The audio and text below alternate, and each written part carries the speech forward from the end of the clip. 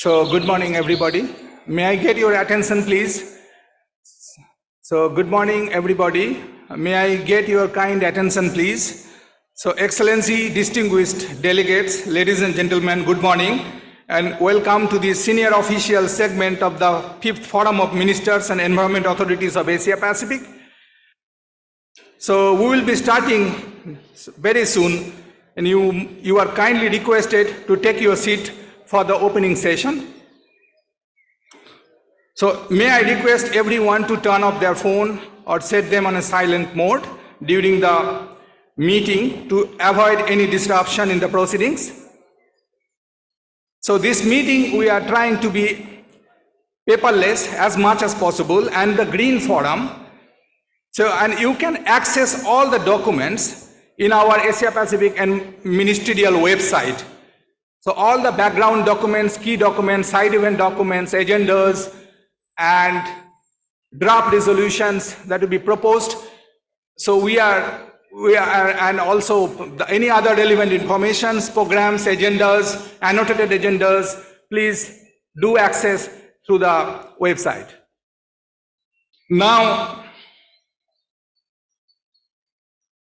Excellency, distinguished delegates, ladies and gentlemen, will you please join me in welcoming our special guest this morning, Dr. Anil Jasinghe, Secretary, Ministry of Environment, Sri Lanka, Mr. Anura Dissanayake, Secretary to the Prime Minister's, Sri Lanka, His Excellency Mr. Firas Kauri, Chair of the Committee of Permanent Representatives Bureau and Ambassador and Permanent Representative of the Hashemite Kingdom of Jordan in Nairobi, Ms. Dichen Sering, Regional Director and Representative, United Nations Environment Program, Asia and Pacific.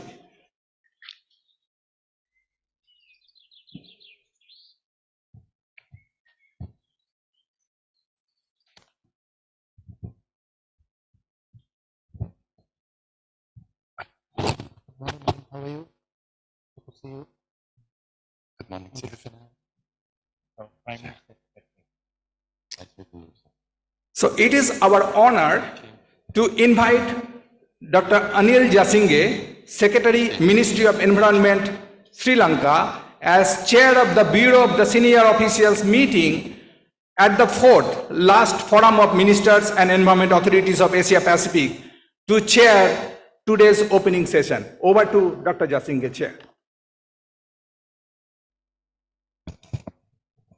Good morning.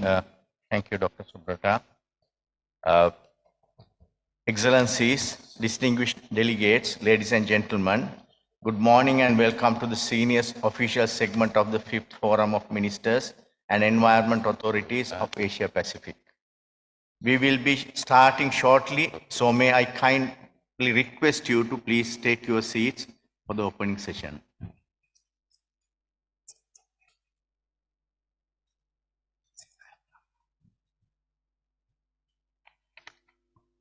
Excellencies, distinguished delegates, ladies and gentlemen, good morning and welcome to the senior officials meeting of the 4th Forum of the Ministers and Environment Authorities of Asia Pacific. My heartiest welcome to all of you. It is indeed my honor to serve as chair of today's opening session. May I invite Mr. Anura Dissanayake, Secretary to the Prime Minister, Sri Lanka, to deliver the welcome address on behalf of the host country, Sri Lanka. Thereafter, it will be my honor to invite Ms. Dichen Sering, Regional Director of Representative and Representative UN Environment Program, Asia and Pacific. His Excellency, Mr. Firas Kauri, Chair of the Committee of the Permanent Representative Bureau and Ambassador and Permanent Representative of the Hashemite Kingdom of Jordan, Nairobi, will deliver the inaugural address. I will now invite Mr. Anura Dissanayake, Secretary to the Prime Minister, Sri Lanka, to deliver the welcome address on behalf of the host country, Sri Lanka.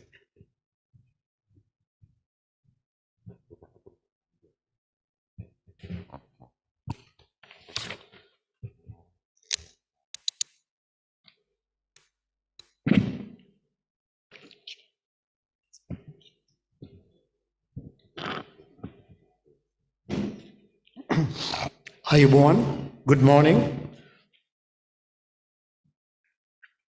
Dr. Anil Jasinghe, Secretary Ministry of Environment, Governor of Sri Lanka, and the Chair of the Senior Officials Bureau of the 4th Forum of Ministers and Environment Authorities of Asia Pacific. Ms. Nachin Desering, the Regional Director and the representative of United Nations Environment Programme Asia and the Pacific. His Excellency Kauri, the Chair of the segment, distinguished guests, ladies and gentlemen. On behalf of our nation, it's with great honor I welcome you to Sri Lanka. Over generations, we celebrate culture, diversity, and wisdom uniquely blended with Sri Lankan hospitality. I believe that the 5th Asia-Pacific Forum of Ministers and Environment Authorities of Asia and Pacific we host here, no exception. In my official capacity as the Secretary to Prime Minister, I try to ensure good governance with governing architecture that is participatory, accountable, transparent, responsive, equitable, inclusive, and follows the rule of law. Yet, I constantly question myself, is human footprint we leave behind nurtures the present? I'm confident that our footprint today do not compromise the rights of our children. Right to live in a safe environment, right for a fresh breath, right for healing handful of water from a river, right to climb a tree and pluck a mesmerizing wild fruit.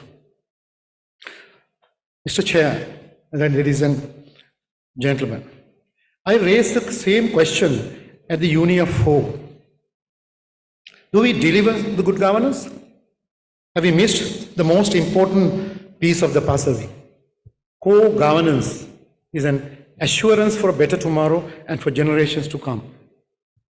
While we are too busy with concern with public expenditure, public administration, and economic affairs, have we capitalized our natural capital?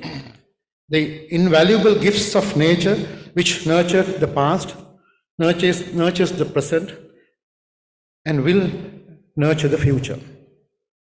As we join the discussions of Intergovernmental Negotiating Committee on Plastic Pollution, parallel to 5th Asia-Pacific Forum here in Sri Lanka, I am pleased that Sri Lanka co-sponsored resolutions on maritime litter and microplastics at Unia 3, followed by a resolution on marine plastic litter and microplastics at Unia 4, which paved the way towards an international legacy, an international legally binding instrument to end worldwide plastic pollution.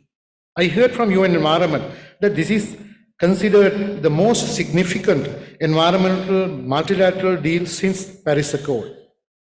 Similarly, following the Unia 4 resolution on sustainable nitrogen management sponsored by the Republic of India, Colombo Declaration on Sustainable Nitrogen Management was agreed on the UN Day in 2019.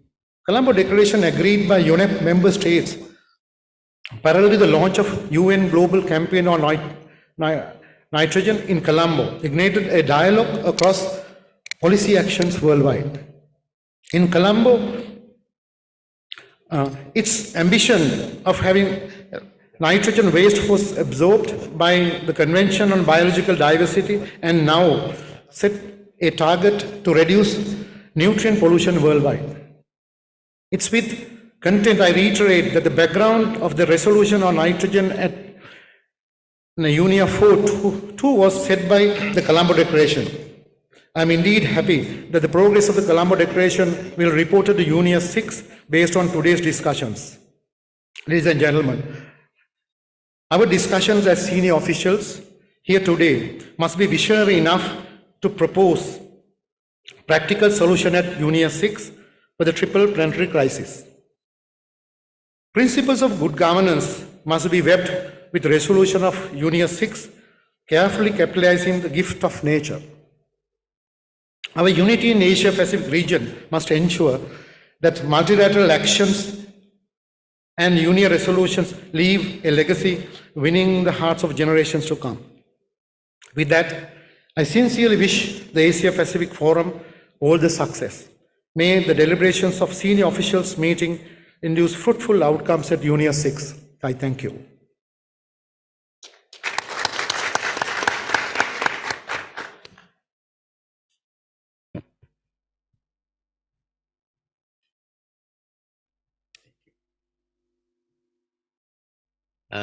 Thank you, Mr. Anuruddha Dissanayake, for your welcome address. Now I will invite Ms. Dechen Tsering, UN Environmental Regional Director and Representative for Asia and the Pacific, to deliver her welcome address.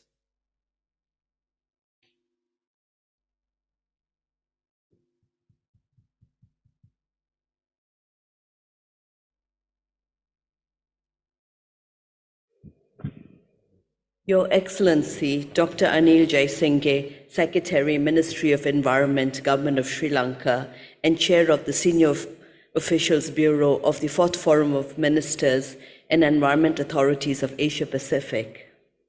Your Excellency, Mr. Anura Dissanayake, Secretary to the Prime Minister, Government of Sri Lanka.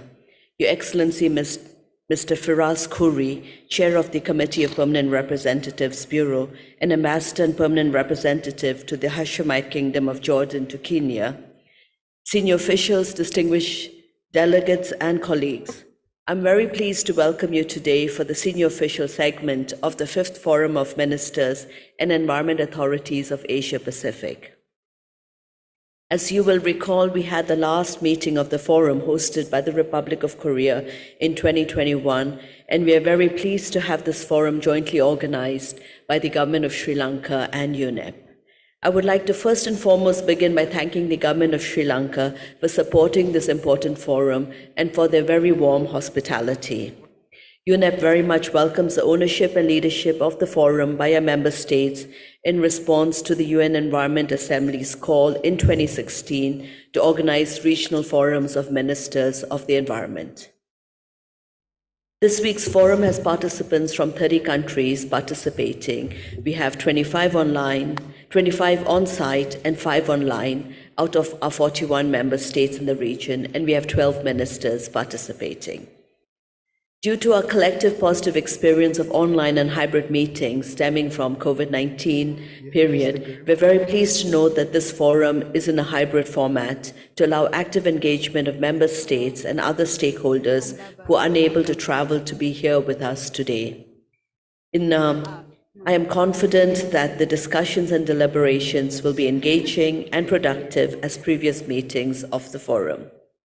The theme for this year's forum discussion and next year's 6th UN Environment Assembly, Effective, Inclusive, and Sustainable Multilateral Actions to Tackle Climate Change, Biodiversity Loss, and Pollution.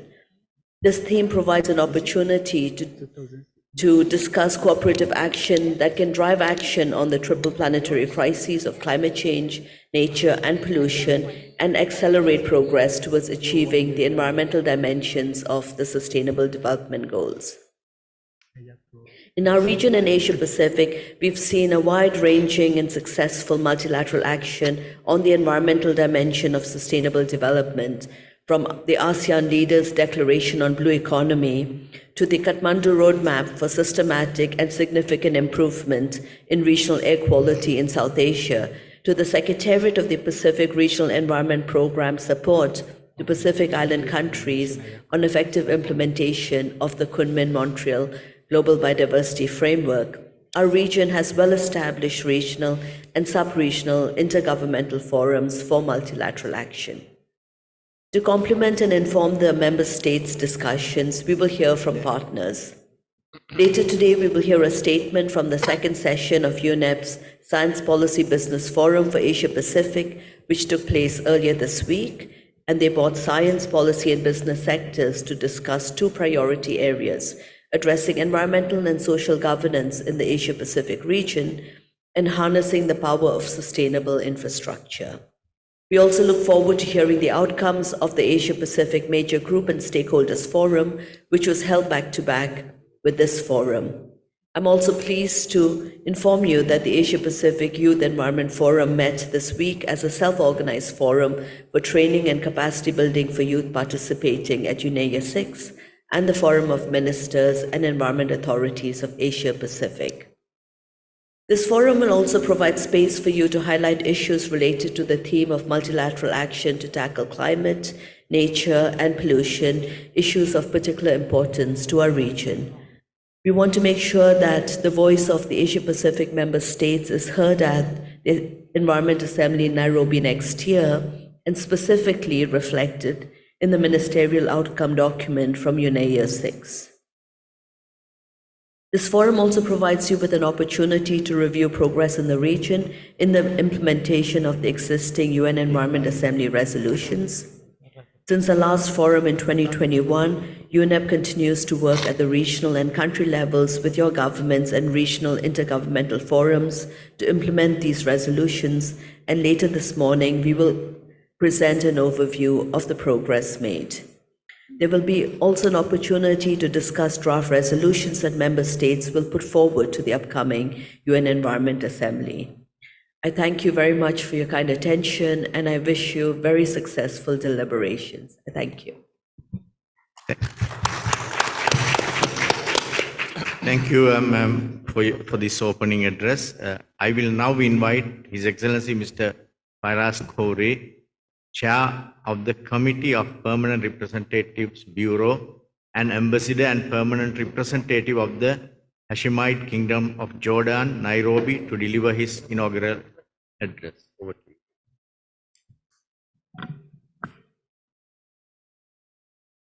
It trolls, so I have to. So, good morning, everyone. First of all, I'm very happy to be here in Sri Lanka, and this is the first time, and I hope it will not be the last time. This very beautiful country. I acknowledge the dignitaries, Mr. Honorable Dr. Anil Jaisinghe, Secretary Ministry of Environment, Sri Lanka, and Chair of the Senior Official Bureau, 4th Forum of Ministers and Environment Authorities of Asia Pacific. Mr. Anura Dissanayake, Secretary to the Prime Minister of Government of Sri Lanka. Ms. Dishan Sring, Regional Director and Representative UN Environmental Program Asia and Pacific. Excellencies, distinguished delegations, representatives of UN agencies and major groups and stakeholders, ladies and gentlemen, good morning again. I am honored to deliver the inaugural address at the senior official segment of the 5th Forum of Ministers and Environment Authorities of Asia Pacific, and I am grateful to the government of Sri Lanka for hosting this important forum and for its warm hospitality. The 6th session of the United Nations Environment Assembly is scheduled to be held from 26 February to 1st of March 2024 in Nairobi, Kenya, with the participation of member states as well as representatives of intergovernmental organizations, UN system entities, and major groups and other stakeholders under the theme Effective, Inclusive, and Sustainable Multilateral Action to tackle climate change, biodiversity loss, and pollution. The three planetary environmental crises of climate change, biodiversity loss, and pollution are jeopardizing and unprecedented scales our collective economic and social well-being and profoundly undermining opportunities to reduce poverty and improve livelihood and quality of life.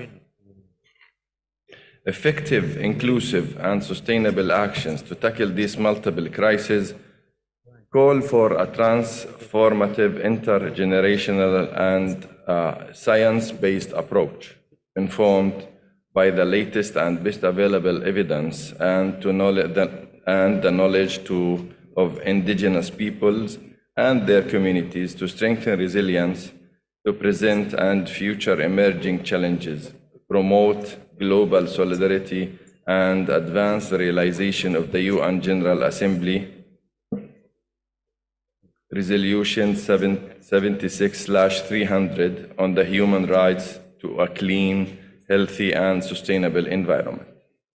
UNIA 6 provides a center stage of environmental multilateralism and reinvigorated leadership that can deliver timely, effective, and inclusive actions commensurate with the scale and speed of response needed to strengthen the resilience to global risks and accelerate the achievement of the 2030 Agenda for Sustainable Development.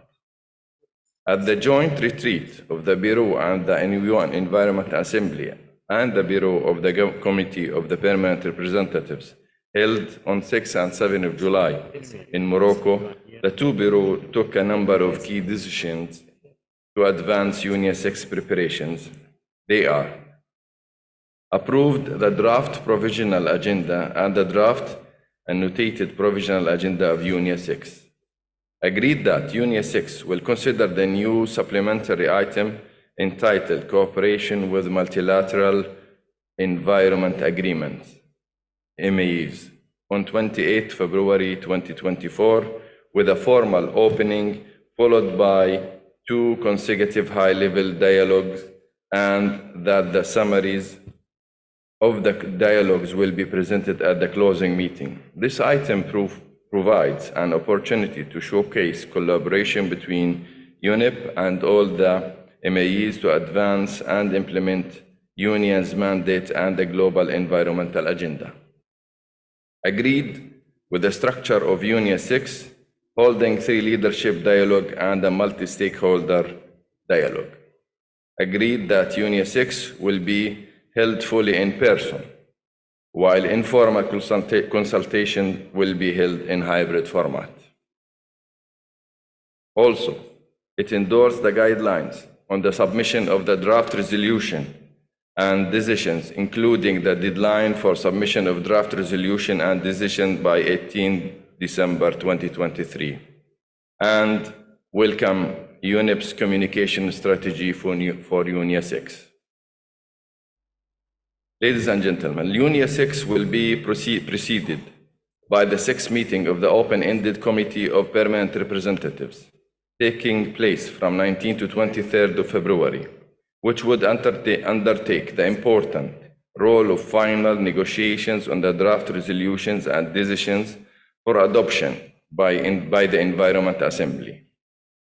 UNIA 6 outcomes must be bold, time-bound, and ambitious to deliver on the current environmental challenges.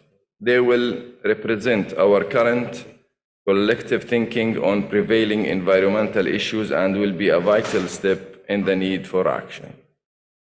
In keeping with the outcome of the CPR-based review, the CPR is expected to devote at least half a day at its upcoming 5-day annual subcommittee meeting to be held from 20 to 24 November 2023 to identify areas suitable for the tabling of the draft resolutions and decisions. It will be an opportunity for member states to indicate early intention to submit draft resolutions and decisions, and where possible, to share supporting concept notes. The intersessional preparatory process for UNIA 6 will be conducted under the auspices of the CPR, and I encourage delegations to respect the deadline that have been established by the UNIA and CPR Bureau for the submission of draft resolutions and decisions. The detailed guidance provided by the Bureau on the submission of draft resolutions and decisions for consideration by the Assembly can be accessed on UNIA 6 website, and I encourage all of you to get familiar with it to ensure a smooth process.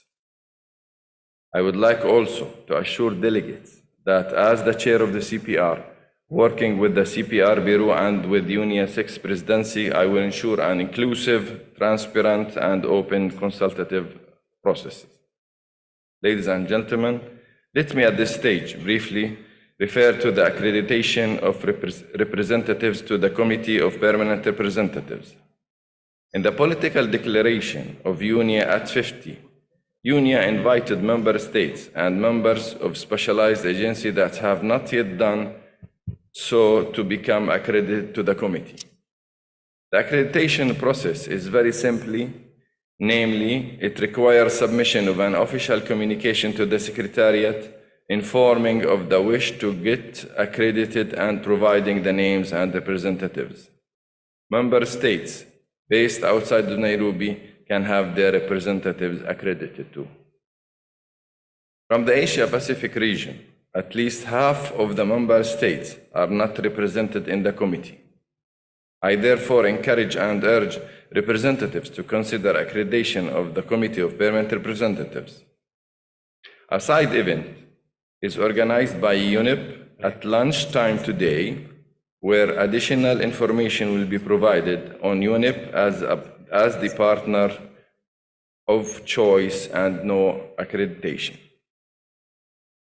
The fifth forum, Ministers and Environmental Authorities of Asia Pacific, a regional preparatory meeting, provide us with a chance to review how our decisions, resolutions have been put into action in the region and help identify the region's inputs to the UNIA 6 in February 2024. I am sure that the fifth forum of ministers and environmental authorities of Asia Pacific will play a critical role in identifying regional environmental agenda for sustainable development and help build a clearer voice from the Asia Pacific region at UNIA 6, as well as across the UN and its processes.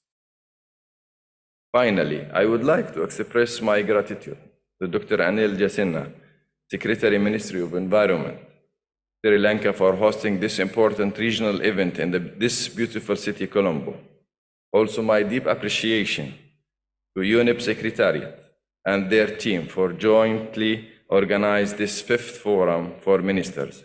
I am also grateful to member states and other stakeholders for participating at the high-level segment of the fifth forum of ministers, both on-site and online. Finally, I look forward to a successful deliberation in the fifth forum of ministers and environment authorities of Asia Pacific, which will lay a very solid foundation for a successful UNIA 6. I thank you.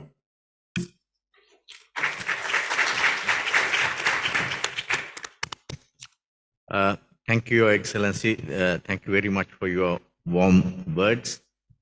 Excellencies, distinguished delegates, ladies and gentlemen, I'm really honored to be here today at this fifth forum of Ministers of Environment Authorities of Asia Pacific. I once again welcome you all in Sri Lanka and hope that you will have a nice day. This forum brings a great value to the region with priorities for the regional environmental agenda, issues related to sustainable development goals, and conveying a clearer message from Asia and Pacific at the 6th session of United Nations Environment Assembly and other UN processes. This forum will discuss the theme of the 6th session of the United Nations Environment Assembly, effective, inclusive, and sustainable multilateral actions to tackle climate change, biodiversity loss, and pollution. I also congratulate Secretariat, the United Nations Environment Programme, for its leadership to jointly organize the forum with the Minister of Environment of Government of Sri Lanka. Thank you once again and look forward to successful deliberation. Let me thank Excellencies Mr. Anura Dissanayake, Ms. Dechen Tsering, and Mr. Firas Khoury for being here with us for the inaugural session. So thank you very much. Please take your respective seats.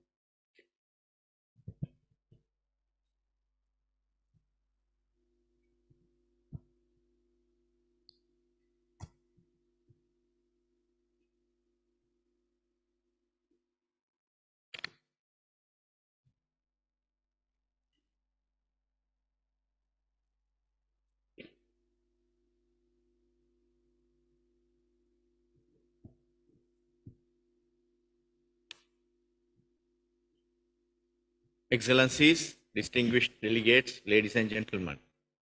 It is my honor now to oversee the election of officers to the senior official segment. We now move to election of the officers of the senior officials meeting of the 5th Forum of Ministers and Environment Authorities of Asia Pacific. The forum will elect a chair and 2 vice chairs to serve as bureau for the senior official segment. I now open the floor for any nominations for the position of a chair and 2 vice chairs. Thank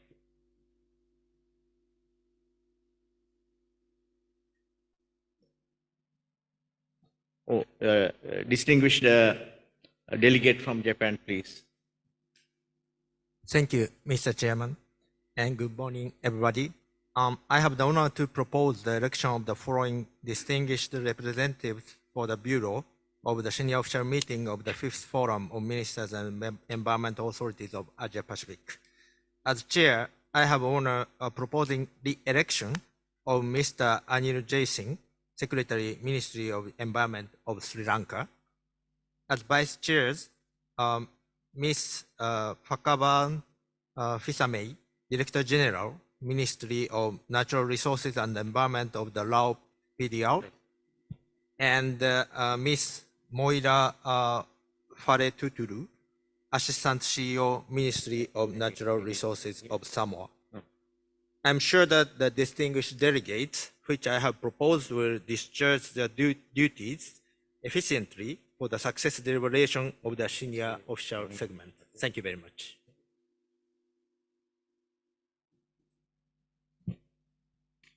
Thank you, Your Excellency. We need to second this proposal. Yeah, delegate from Nairu, over to you, please. Thank you, Chair. Honorable Chairperson, I shall second the proposal of the distinguished member, distinguished representative of Japan.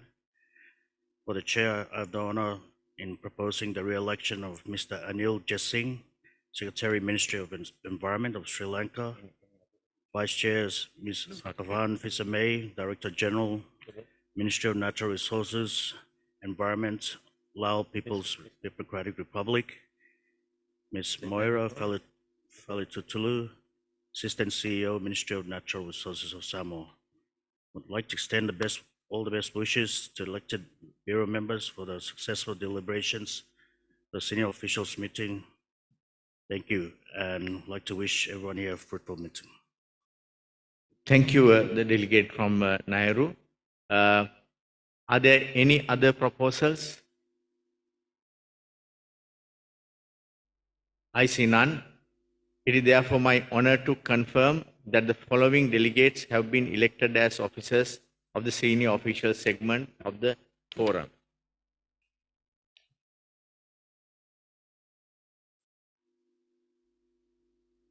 So, I have honor. So, the following are the elected members. Myself as the chair of the bureau, and then Mrs. Maria Faletutulu, Assistant CEO, Ministry of Natural Resources of Samoa, as the vice chair, the first vice, and then also Mrs. Phakawan Fisamay, Director General, Ministry of Natural Resources and Environment of Lao People's Democratic Republic, as the other vice chair.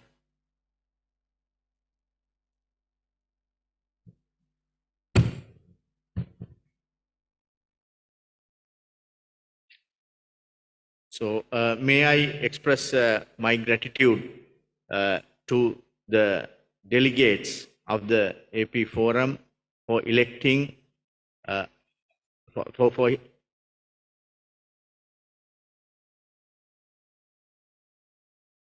for re-election as the chair, and as well as our 2 vice chairs as the vice chairs.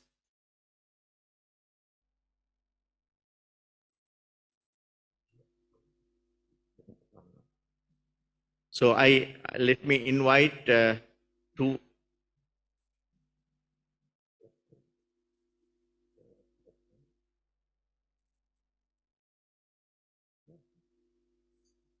Let me invite two vice chair to take their respective seats.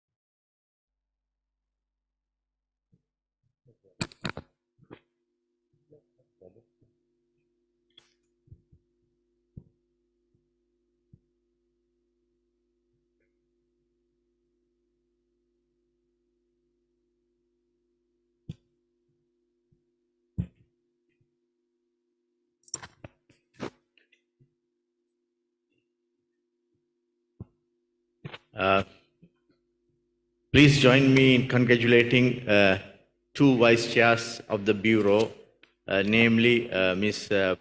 Pakwana Pisami from Lao People's Democratic Republic and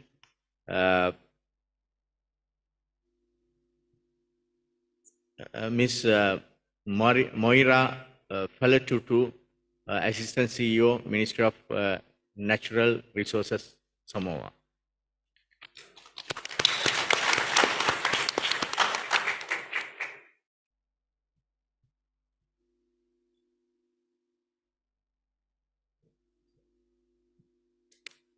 Excellencies, distinguished delegates, ladies and gentlemen, it is indeed an honor and privilege for me to serve once again as the chair of this important forum of ministers and environment authorities of Asia Pacific at its 5th session. For myself and on behalf of the other members of the Bureau, I wish to express our appreciation to the distinguished representatives for the confidence you have placed in us. We have a challenging agenda ahead of us. As the chair of the senior officials meeting, I shall do my best to ensure that this meeting achieves its objectives and produces meaningful outcomes for our future work together. In this connection, I would like to rely on the spirit of cooperation and involvement of all distinguished delegates and the able support of members of Bureau. I also wish to thank the Secretariat for the organization of this forum, and I am sure we can count on its continued good work. I would like to express appreciation to His Excellency Mr. Firas Kouri, CPR Chair, Mr. Anura Dissanayake, Secretary to the Prime Minister of Sri Lanka, and Ms. Dechen Tsering for your valuable open remarks, which will set the tone for the meeting. Before moving to adoption of the agenda, I would like to mention that the forum is being organized on site with opportunity for online participation, and I would welcome your active participation and that of your delegation both on site and online. I understand the Secretariat has already shared information for participation online. Excellencies, distinguished delegates, ladies and gentlemen, let us now turn to annotated provisional agenda item 1C on the adoption of agenda as presented to you in document UNEP/AP ENB Forum 5/L.1.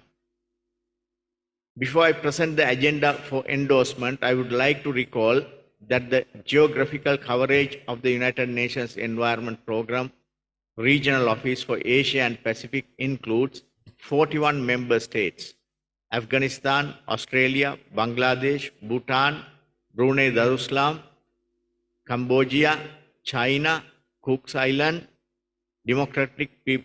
People's Republic of Korea, Fiji, India, Indonesia, Islam Republic of Iran, Japan, Kiribati, Lao People's Democratic Republic, Malaysia, Maldives, Marshall Islands, Micronesia, Mongolia, Myanmar, Nauru, Nepal, New Zealand, New, Pakistan, Palau, Papua New Guinea, Philippines, Republic of Korea, Samoa, Singapore, Solomon Islands, Sri Lanka, Thailand, Timor-Leste, Tonga, Tuvalu, Vanuatu, and Vietnam. Now I open the floor for any comments. Unless I see delegates have any comments, it is so decided. I see no comments, therefore the agenda is adopted.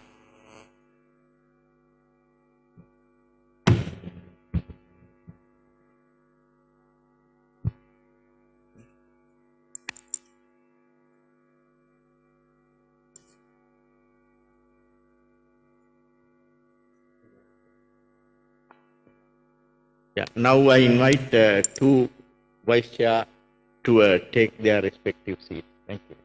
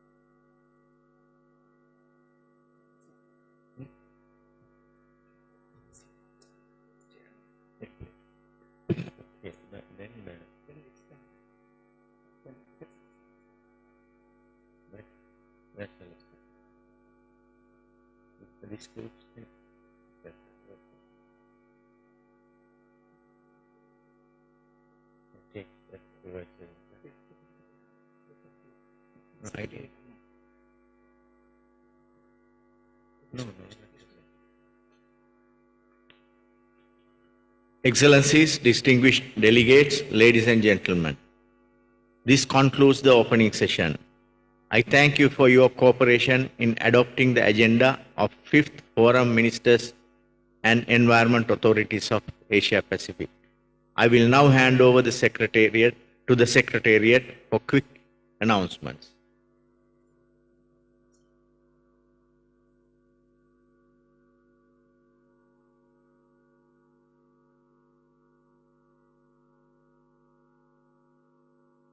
Thank you, Mr. Chair. Announcement 1. There will be 2 side events during the lunch break today from 12:30 to 14 hours. Side event 1, UNEP, your partner of choice, will be in the Lotus Room A. Side event 2, Pacific Climate Change and Ocean Management Initiatives in Lotus Room B. Announcement 2. Considering the tight agenda of senior officials meeting, there will not be a specific tea break. Delegates may choose to help themselves with a cup of tea or coffee in their own convenience. Tea coffee will be served in the section C of the Shangri-La Ballroom. Announcement 3. Delegates, those who are sponsored by UNEP, can collect DSA at the UNEP Secretariat in second floor. Thank you.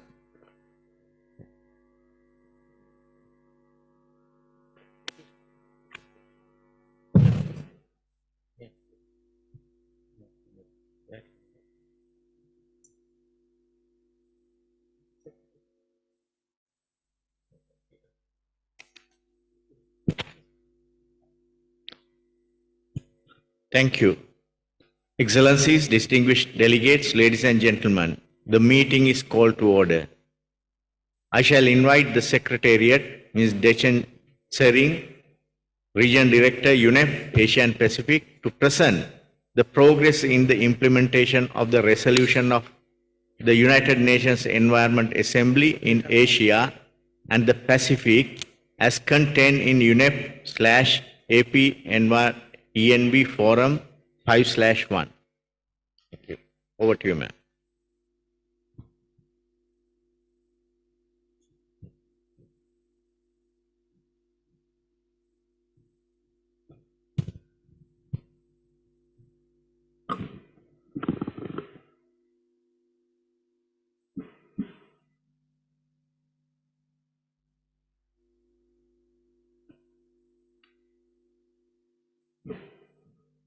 Excellencies, Honorable Ministers, distinguished participants, this presentation will provide an overview of the document, review of the implementation in Asia and Pacific of the resolutions of the United Nations Environment Assembly. This is a key document that's been made available for this forum.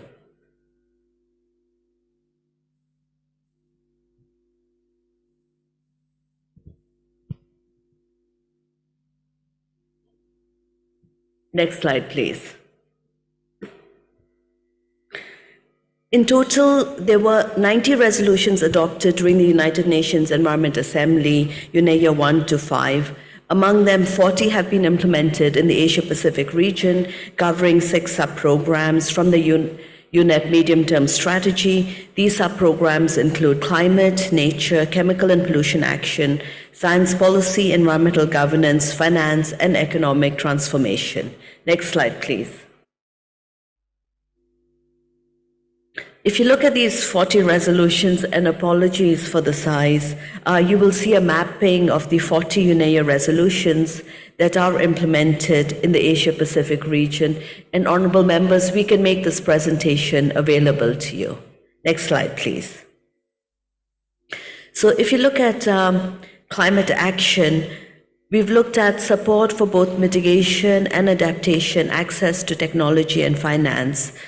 We've done programs on ecosystems-based adaptation in 8 countries, going from Bangladesh, Laos, Timor-Leste. These interventions include rehabilitating degraded riparian zones, riverbeds using climate-resilient species, conserving river islands, greening low-income housing for informal settlers, slope stabilization. We've also done a lot of capacity building and training in many of the countries in the region. For example, in Nepal, we did 400 government officials on ecosystem-based adaptation. We've been working in the Pacific Island countries and building resilience in Palau, Marshall Islands, Tuvalu, Niue, Cook Islands. And here the focus has been climate information and knowledge services. Currently, both Timor-Leste and Maldives are in the process of accessing these funds. There's also been a lot of work with women, renewable energy, building resilience of women in Bangladesh, Cambodia, Vietnam. A large part of the support, again, has been to enhance the transparency frameworks of the UNFCCC. And here we've done a lot of training with government officials. We've also done training to implement nationally determined contributions in countries Bangladesh, Mongolia, Vietnam, Laos, Thailand, Maldives, Fiji, Malaysia. We've done support to countries to improve energy efficiency of appliances. And like in the ASEAN, we're looking at sort of energy standards and harmonization. And there's been work in India, Maldives, Sri Lanka on the uptake of EV technology, providing technical capacity for planning urban public transport systems in Vientiane and Laos. And if you look, when we look at the UNEA resolutions implemented on climate, we're looking at about 18 million invested. Next slide, please. So on climate action, there's been a focus on sustainable management of biodiversity and ecosystems, application of nature-based solutions and ecosystem-based approaches, and online interventions. Much of the support has come through countries from the Global Environment Facility. The focus is coastal marine ecosystems, sustainable blue economy, a lot of work through the Regional Seas Program. This is the coordinating body on seas of East Asia, Northwest Pacific Action Plan, and together with SPREP for the Pacific. In addition, countries in the region have done a lot of work in economic value of impacts and dependencies of agri-food value chains and key sectors. And this is work we've done through the economics of ecosystems and biodiversity. We've also done work in terms of national ecosystem assessments in Vietnam. There's been work that has been done on the One Health, and there will be a side event on it. And then we've done work to help countries meet their obligations both to the Convention on Biological Diversity and to the UNCCD on land degradation. Here we are looking at supporting sustainable agriculture, commodity production, natural capital accounting, green growth, sustainable blue economy, sustainable land seascapes management. Next slide, please. So in chemicals and pollution, these are, of course, in line with the UNEO resolutions related to plastic pollution, marine litter, air pollution, waste management, sand and dust storm. And here there's been a lot of work in terms of supporting countries who've ratified the Minamata Convention on Mercury. There's been a lot of support on market-based solutions and science for policy to manage marine litter and river plastic pollutions. We've included 1,000 hotspots geotagged along both the Ganges and the Mekong River Basin, along with national marine litter plans, city-level plastic assessments, pilot demonstration. We've worked with the Mekong River Commission on a pollution monitoring tool. And here, marine litter monitoring in Cambodia, Indonesia, Malaysia, the Philippines, Thailand, and Vietnam. Through the Acid Deposition Monitoring Network in East Asia and the expansion now to include air pollution, we've done work looking at monitoring both acid deposition and air pollution, and we've also been supporting through the ESCAP-led Asia-Pacific Regional Action Program on air pollution. Support was provided on policies and strategies to accelerate electric mobility in Sri Lanka, Maldives, Vietnam, Thailand, Malaysia, Philippines, and Indonesia. And there's been strengthening capacity building towards a pollution-free planet, a focus on mercury management, marine litter monitoring, air quality monitoring, and clean air solutions. In addition to these various assessments, we're also underway in terms of COVID impact assessments, air pollution assessments, marine river plastic pollution assessments. Next slide, please. So with science policy, there's been a focus in building capacity on shared environmental information systems and access to data for public participation and to report on sustainable development goals, multilateral environmental agreements, state and trend of environment, climate information, knowledge services for resilience, early warning, and to support global priority programs. We've provided support to 24 countries on knowledge and data sharing on SDG Progress Report, and this has also been reported at the 2022 High-Level Political Forum on SDGs and at the recent UN SDG Summit. We're implementing currently a $47 million Green Climate Fund project on enhancing climate information, knowledge services for resilience in 5 Pacific Island countries, in the Cook Islands, in Niue, Palau, Republic of Marshall Islands, and Tuvalu, and this is progressing well. We're also working with the Maldives to develop a climate information early warning systems currently under consideration by the GCF, and this is about 26 million. There's been a substantive support, and I would like to thank member states to global programming priorities and science policy interface.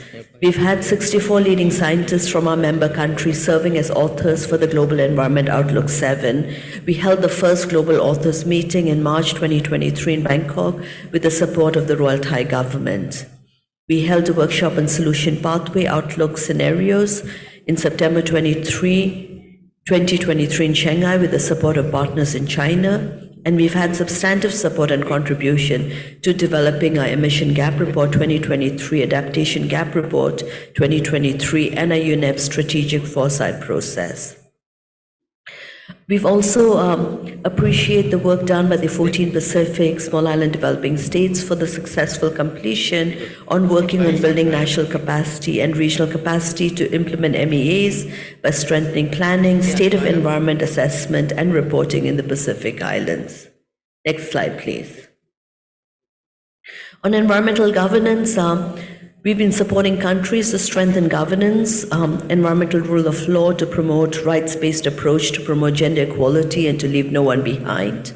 On the resolution 512 on environmental aspects of minerals and metals management and resolutions, 419 on mineral resource governance, we held consultations on mineral resource governance in June 2023 in Bangkok, and this will provide key regional priorities and perspectives.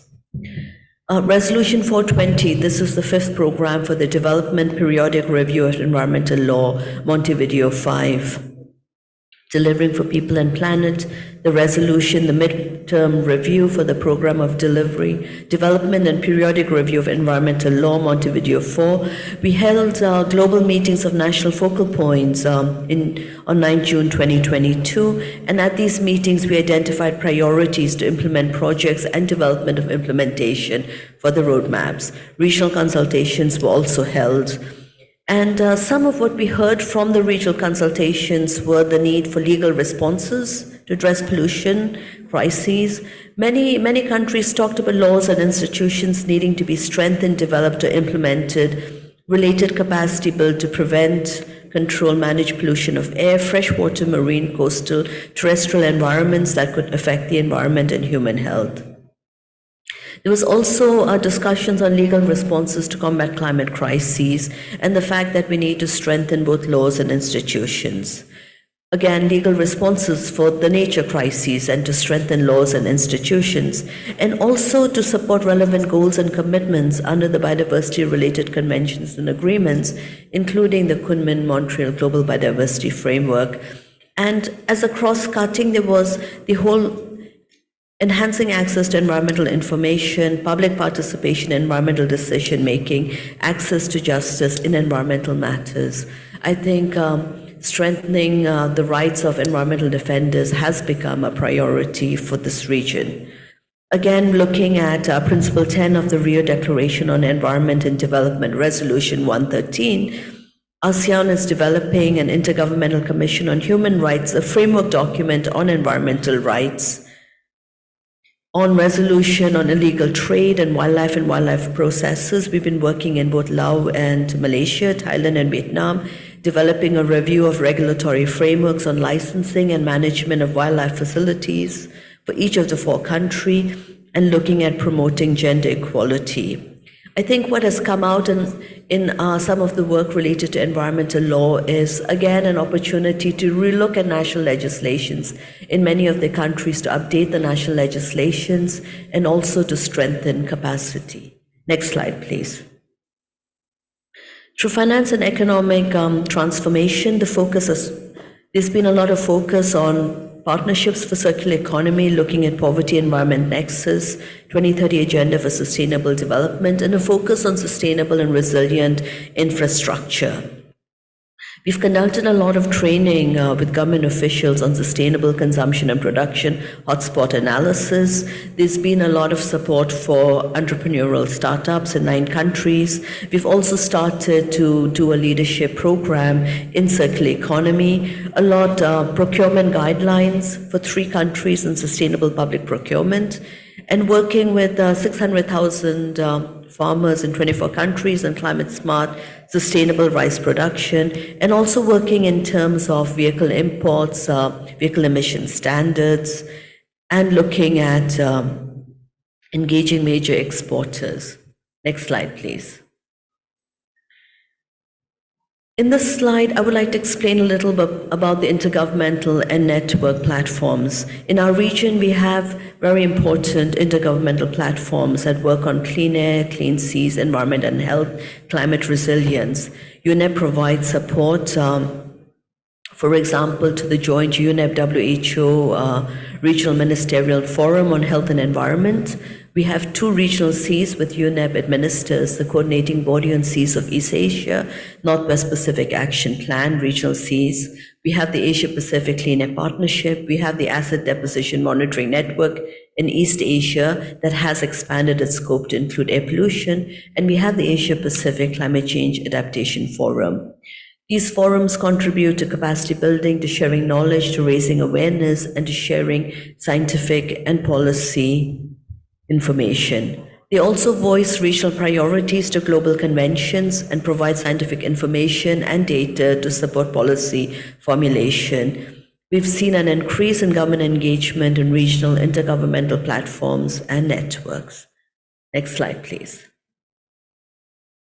On the way forward, we've looked at strengthening commitments for national and regional actions. And here, I'm very happy to see many of our regional intergovernmental organizations. And here we're looking at increasing both national actions and increasing regional engagement with intergovernmental organizations like the ASEAN, ICIMOD, SACEP, SPREP, and others. Here again, on the way forward in terms of implementing resolutions in our region, it's partnerships with the different UN agencies.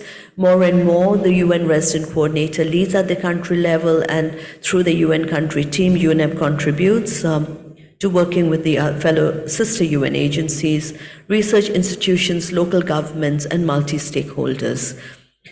In discussing with member states, I mean, there really is a concern of lack of capacity building and lack of data and lack of science. And here we're really focusing UNEP at strengthening research institutions and national institutions and working with them to ensure sustainability. We are also hearing more and more about the need for additional resources for the environment sector, for technology. And we know that this will need both innovative financing and partners to work within the UNEP program of work. And in terms of further alignment, we look to strengthening delivery of UNEP's program of work, adding value to the resolutions that you will discuss at the 6th UN Environment Assembly, the Sustainable Development Goals implementations, and the commitment to global conventions and multilateral environmental agreements.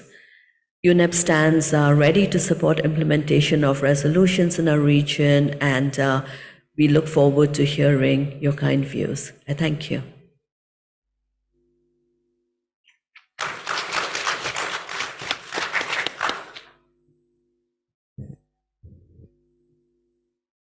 Thank you, Ms. Dechen Sering, for your report. We are in the item number 2, review of the implementation of the resolutions of the United Nations Environment Assembly in Asia and the Pacific. So next, we have to move to country statements, but before that, I will have honor inviting His Excellency Hiroshi Ono to give a summary presentation from the Bureau in preparation for the 3rd session of the Intergovernmental Negotiation Committee, INC3, to develop an international legally binding instrument on plastic pollution held on 2nd October 2023 in Colombo, Sri Lanka. Thank you. Thank you very much, Chair. Dr. Anil Jaisinghe, Secretary, Ministry of the Environment, Sri Lanka. And let me first congratulate you, Chair, and 2 Vice Chairs on the election as the Chair and Vice Chairs of the Senior Officials meeting. It is my honor to inform you of the outcome of the regional consultation for the Asia Pacific states in preparation for the 3rd session of the Intergovernmental Negotiation Committee to develop an international legally binding instrument on plastic pollution, including in the marine environment, or INC3 in short, which was successfully held on 2nd of October here at this hotel.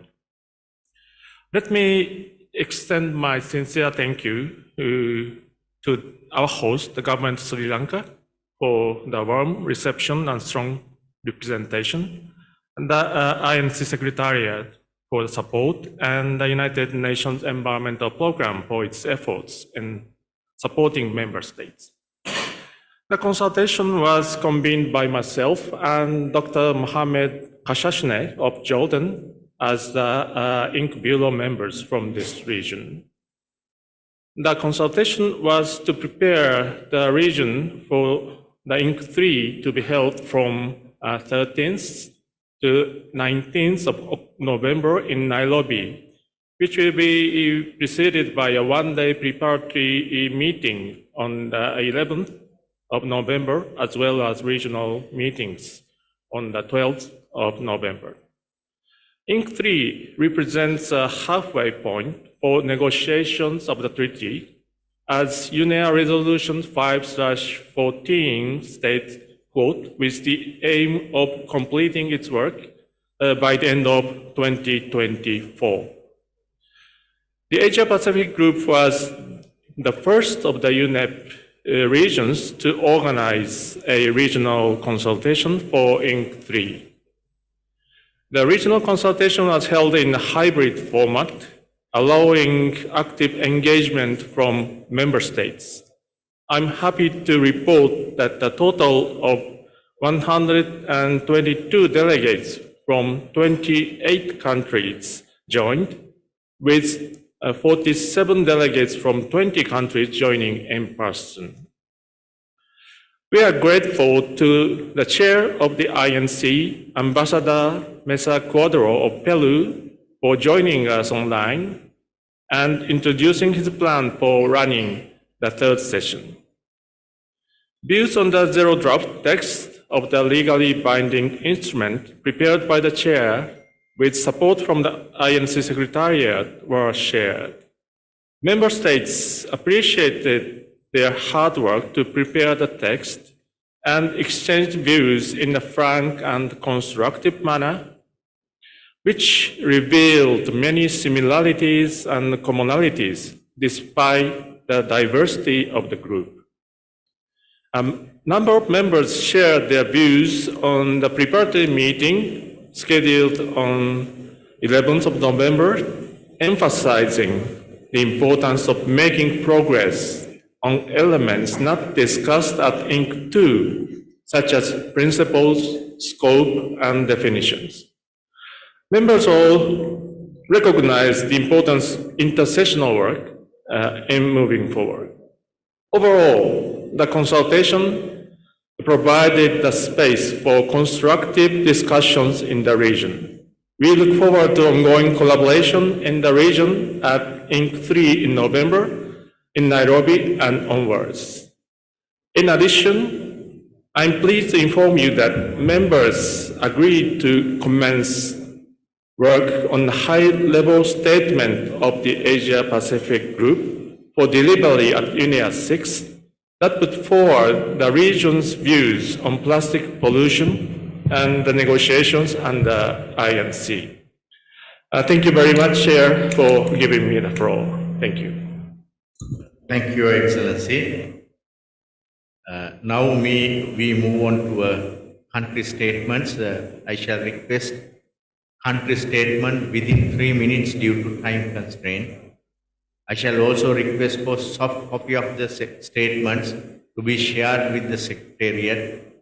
Chair also requests delegations who are unable to read their statements to submit their statements to the Secretariat, and key messages will be reflected in the meeting report.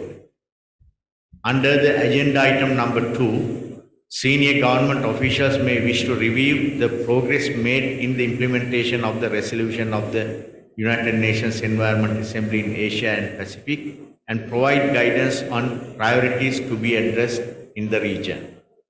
I understand that based on your communications, the Secretariat has prepared the list of interested speakers for the agenda item number 2. So therefore, I shall call on distinguished speakers from the list. So I go by the order given by the Secretariat. So the order is China, Cook Island,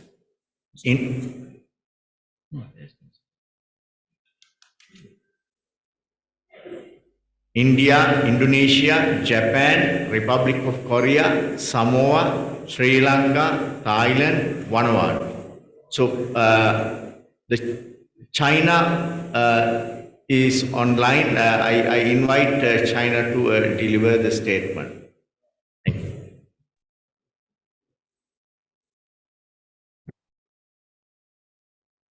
Thank you.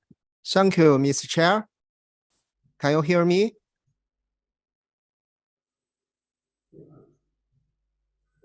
Hello. Thank you, Mr. Chair. Can you hear me?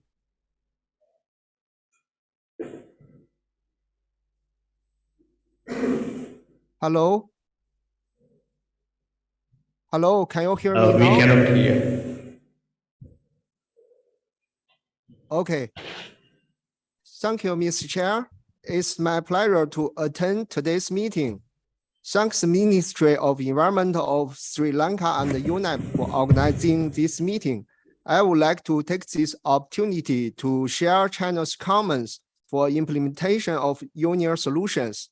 China actively participated in the consultation process of the UNER and to promote the adoption of 14 resolutions and other related outcomes by the conference. After UNER 5, China continued to push relevant process of relevant resolutions, actively participate in meetings organized by UNEP at all levels.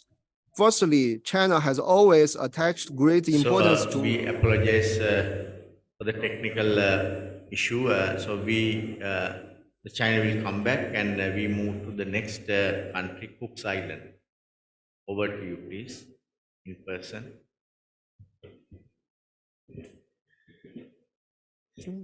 Chair, the Cook Islands is honored to participate in this prestigious forum, and we extend our appreciation and gratitude to the government and people of Sri Lanka and this incredible city of Colombo for hosting of this significant ministers' forum. Today we come together to dialogue on progress we are making to accelerate the efforts to tackle climate change, biodiversity loss and pollution.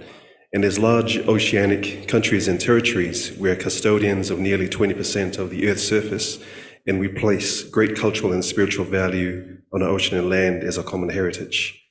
The Blue Pacific has been grappling with the catastrophic human-induced issues for far too long, and we consider the issues this week. The first step should always take a long, hard look at the state of well-being of our most vulnerable. I wanted to just take this opportunity to thank UNEP sincerely for the outstanding support that you have provided for the Cook Islands, which has included capacity building of legal stakeholders, strengthened capacity on the Minamata Convention on Mercury, our national environment data portals, climate information and knowledge and services. And we look forward to continuing our relationship and into the future, especially with the new legally binding global treaty to end plastic pollution. Thank you very much. Thank you. Thank you for confining to just over 1 minute. So next, India, over to you, please. Good morning, Chair, Excellencies, distinguished delegates, invitees and officials, friends, ladies and gentlemen. First of all, on behalf of India, I would like to thank the Democratic Socialist Republic of Sri Lanka and the United Nations Environment Programme for jointly organizing the 5th Forum of Ministers and Environment Authorities of the Asia-Pacific Forum. Since its first meeting, which took place in May 2015 in Thailand, this forum has been playing a very constructive and vital role in strengthening and focusing the priorities, issues, challenges, opportunities, and needs of the Asia-Pacific region at the United Nations Environment Programme and the UN Environment Assembly, despite the huge diversity, including in terms of economic growth and development among the countries of the Asia-Pacific region. As for India, we have been actively and constructively taking part in the meetings of the AP Forum and the UN Environment Assembly.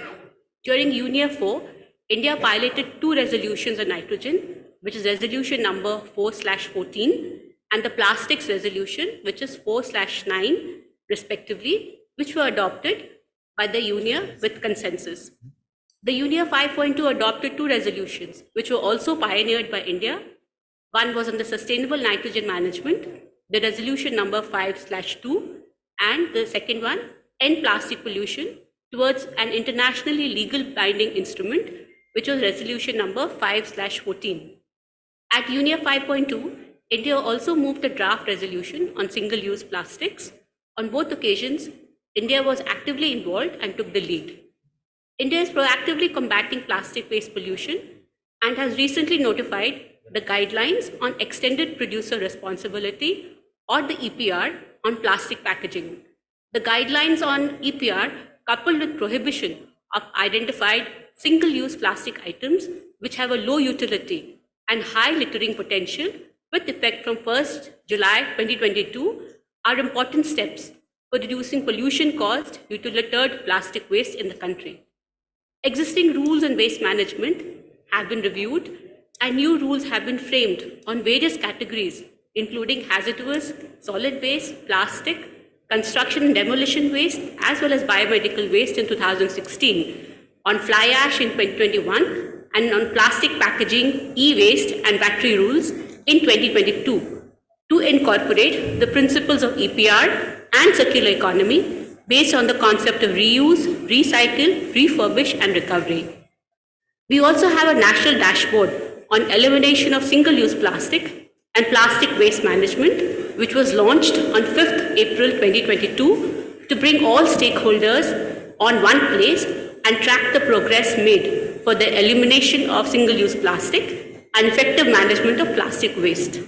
India has also ratified the Minamata Convention on Mercury in June 2018. India ratified 7 new chemicals, which are POPs, under Stockholm Convention for elimination of production and use in October 2020. While tackling plastic pollution, it is important our actions are guided by the principles of national circumstances and capability to allow developing countries to follow their own development trajectories. India also stands for not mandating the intergovernmental negotiating committees for the development of targets, definitions, formats, and methodologies. The provision for immediate collective voluntary action by the country needs to be emphasized. To conclude, I would like to emphasize that any activity under United Nations Environment Programme will be guided by the founding principles of the Rio Declaration on Environment and Development, as well as the founding pillars of the Rio Convention. Thank you very much. Thank you, ma'am. All delegates, I would urge you to confine to 3 minutes as much as possible. There are 2 timers on the screen. If you pay attention to timers, I think things would be better. So China is back. I think our problem is sorted out. So over to you, China.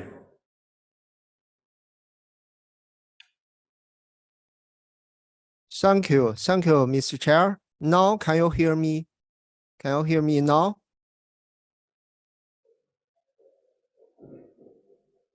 Can you hear me now? Hello?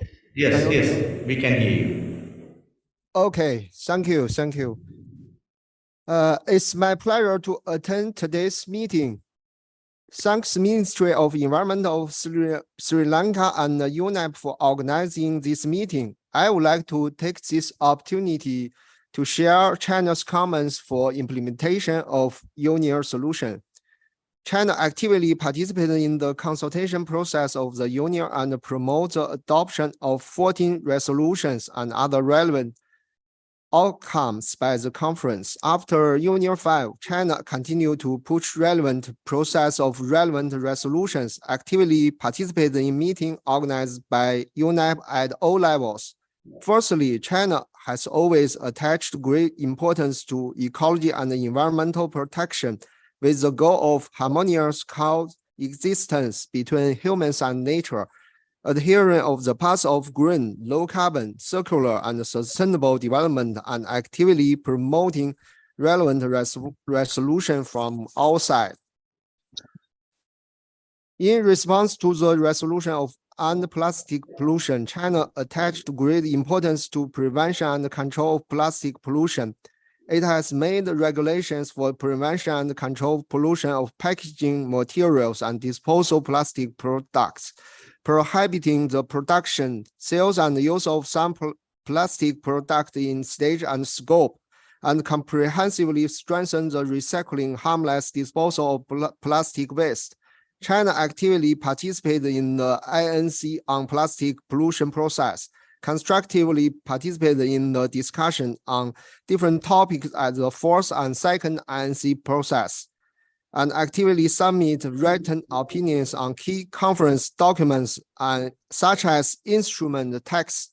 In response to resolution of the Chemical Science Policy Platform, we have always attached great importance to environment management of chemicals and waste.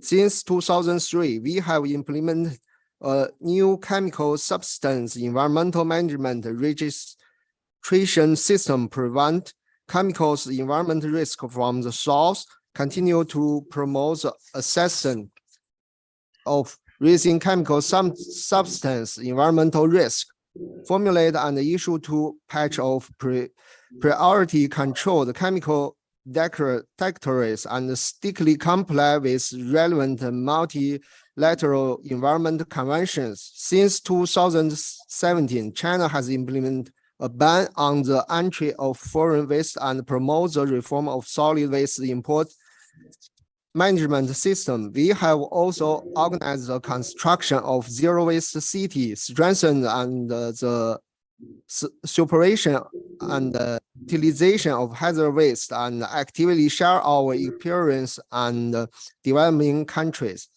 In response to the resolution on sustainable nitrogen management, China continue to promote nitrogen pollution management, promote fertilizer reduction and efficiency improvement, continually improve the level of resolution utilization of livestock, strengthen the focal control of nitrogen pollutant emissions. In response to resolution on mineral and metals, China continue to improve its ability to control mineral and metal pollution, continually improve the standardization and scientific level of pollution prevention and control in tailing ponds, improve the regulation and standard system for pollution prevention and control in tailing ponds.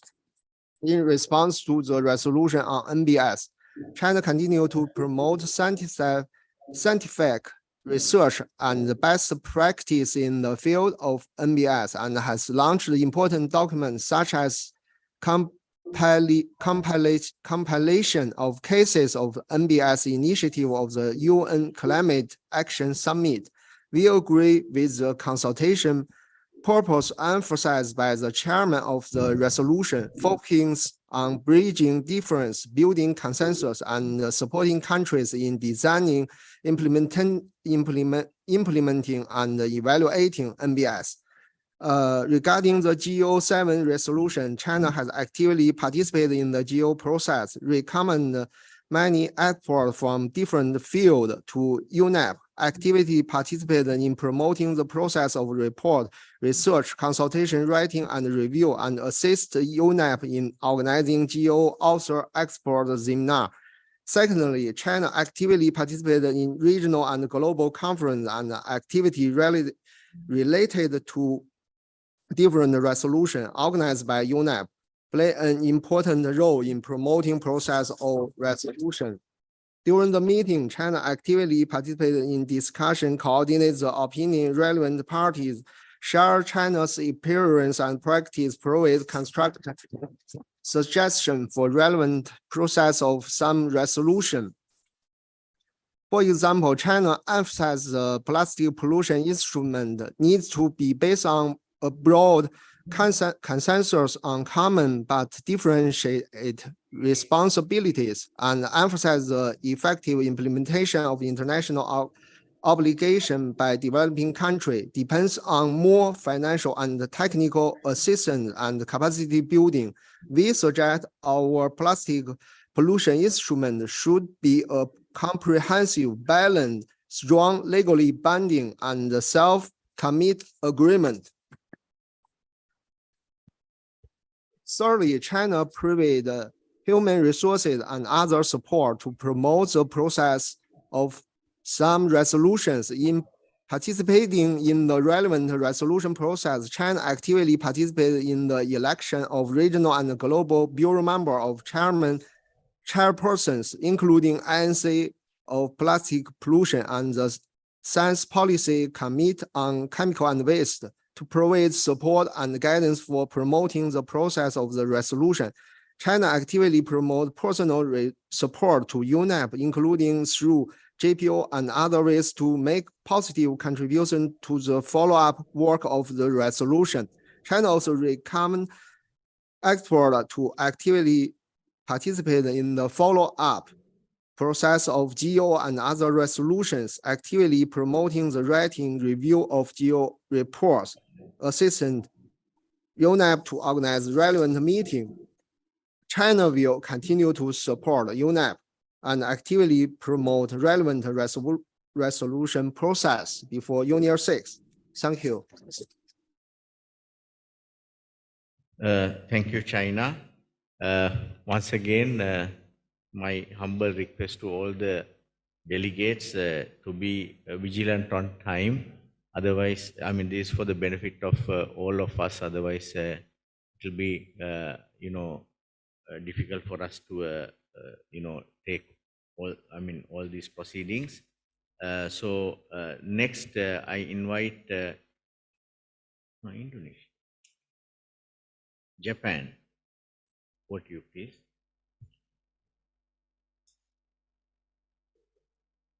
Thank you, Mr. Chair. First of all, I would like to thank the government of Sri Lanka and the UNEP Secretariat for co-hosting this conference. Japan reports on progress on implementation of the Resolution 514 plastic pollution as one of the sponsored countries. With regard to the ongoing INC process, Japan welcomes its progress, including the recent release of the Zero Draft. We also expect significant progress at the upcoming INC 3 next month. In order to complete its work by the end of 2024, our time is quite limited. Therefore, it is necessary to prioritize our discussions and identify the elements that need to be included in the treaty. Japan will engage constructively toward a fair, effective, and ambitious legally binding outcome. In this occasion, I would like to report on progress on other three resolutions. The first one is Sustainable Lake Management, Resolution 54. Japan has been collaborating with the International Lake Environment Committee Foundation, or ILEC, housed at Lake Biwa, biggest lake in Japan. We have been working for capacity building of developing countries, including training on lake management using Lake Biwa as a field. I would like to touch upon a good example of local lake management initiative in Lake Biwa. Local government cooperates with private sectors, residents, and other related parties and develop goals, so-called Mother Lake Goals, or MLGs. Similar to SDGs, MLGs have 12 goals, including climate change, biodiversity loss, and pollution, as well as economic and social aspects. Japan continues to proactively cooperate with other countries, sharing its experiences and knowledge to improve lake management. The second resolution I'd like to report on is Resolution 55, Nature-Based Solutions. Japan commends that the adoption of the definition on nature-based solutions at UNEA 5.2 was a very fruitful outcome. It paved the way for expanding NBS both internationally and domestically. After the adoption at UNEA 5.2, nature-based solutions were used in the decision at UNFCCC COP27, as well as the Kumimoto or Global Biodiversity Framework at CBD COP15. In Japan, nature-based solutions are emphasized in our National Biodiversity Strategy and Action Plan, NBSAP. Japan has updated it last March and located NBS as one of the main vehicles for addressing the interlinked global crisis of climate change and biodiversity loss. NBS is also stressed in our Climate Change Adaptation Plan, revised in May 2023. Japan has been working on the comprehensive and systematic promotion of measures related to climate change adaptation and pointed out the importance of NBS in this process. In addition, we have been working on collecting good practices of NBS. Japan will share our experience in various opportunities, including the NBS consultation organized by UNEP this month. The third one is Sustainable Nitrogen Management, Resolution 414 and 52. In the case of Japan, some areas have excess of reactive nitrogen and needs to be reduced, while some other water areas have shortage of nutrients because of the current strict regulation nitrogen that has affected marine fishery resources. So it is necessary to consider not only reduction but also management of nitrogen in accordance with regional characteristics. Japan intends to formulate the National Action Plan, and the MOEJ is currently coordinating with the Finance Ministry for securing its budget. As such, Japan commits to actively working on implementation of UN resolutions. We'd like to continue cooperation with other countries, especially with Asia-Pacific countries, in order to tackle triple planetary crisis. Thank you very much. Thank you. Next, Republic of Korea. Over to you, Korea, please. Thank you, Chair. Let me first thank you, Sri Lanka and UNEP Regional Office for organizing this forum. Korea hosted the previous session of this Asia Pacific Forum as a hybrid meeting during COVID-19 pandemic. So only a few member states were able to attend in person due to travel and quarantine restrictions at that time. Sri Lanka was one of them, Taking this opportunity, I wish to express my sincere gratitude to Sri Lanka for your kind support and contribution to the fourth forum. Also, congratulations on hosting the fifth forum. The outcome of the fourth forum made a substantial regional input to UNEA 5.2. The historic resolution on plastic pollution was one of the key accomplishments. Today, I'd like to share several of Korea's recent work for delivering on the UNEA outcomes for the Asia-Pacific community, focusing particularly on pollution action. Korea has long been dedicated to fight air pollution, partnering with Asia-Pacific neighbors and UN agencies. Korea is an active member of regional partnerships to fight transboundary air pollution, including NEACAP, the ENET, and ACAP. Korea initially proposed an UN International Day of Clean Air for Blue Skies. On 7th of September this year as well, Korea sponsored UNEP's commemoration event to raise awareness of air pollution at the regional and global level. Earlier this year in June, we co-hosted the Climate and Clean Air Conference with UNEP Regional Office. Korea gained very intensive policy experience while dealing with the serious air pollution in metropolitan areas. Through such occasions, we intend to share the experience and discuss progressive solutions with regional partners. In the meantime, for almost 20 years, Korea has been cooperating with Japan and China to address yellow dust under the framework of a tripartite environment ministers meeting. In recent years, Mongolia joined this science and research-oriented partnership. We will continue working together to create a region-wide yellow dust monitoring and prevention network. I thank you.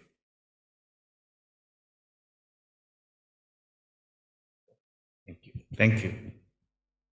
Next, Samoa, please. Thank you, Mr. Chair. Distinguished delegates, ladies and gentlemen, Talof and warm greetings from Samoa. And we echo our sincere gratitude and appreciation already expressed to the UNEP and Secretariat for hosting this important forum, and more so the government and people of Sri Lanka for the warm hospitality and for co-hosting this event. With specific reference to the implementation progress of Resolution 2/4, roles, functions, modalities for UNEP implementation of Samoa Pathway as a means of facilitating the achievement of the SDGs. Samoa appreciates the support of UNEP in partnership with SPREP enabling the 14 PICs, Pacific Island countries, including Samoa, to develop and enhance our national environmental information portals to address critical information gaps and to support the key national policy and decision-making. It also supported the development of our national environment monitoring and assessment reports. National assessment reports, such as our State of Environment report, to inform our national strategic development planning and response frameworks to address the key issues and recommendations that are coming out of our SOE assessments, which also enhances the country's capacity to facilitate the achievement of our relevant SDGs and reporting obligations to MEAs. In this light, Samoa reaffirms the need for the continuation phase of this support to ensure the sustainability of technical capacity and streamlining of the benefits from these initiatives going forward. Samoa also reaffirms the support for collective, urgent, bold actions towards progress of Resolution 5/14 to end plastic pollution, to advance the draft zero of the instrument to ensure it is feasible, affordable, and approachable to support the needs of our small island states. Samoa drafted its National Circular Economy Policy 2023, yet to be finalized, with support from our partners in its efforts to manage and minimize waste. We seek support for taking this initiative further, to implement relevant activities and to enhance the collaboration with our private sector partners and engage with our communities. Samoa looks forward to the continuing partnership with UNEP and all regional and international partners to address these triple planetary crisis issues in a more inclusive, effective, and sustainable manner. Thank you. Thank you. Next, Sri Lanka, please.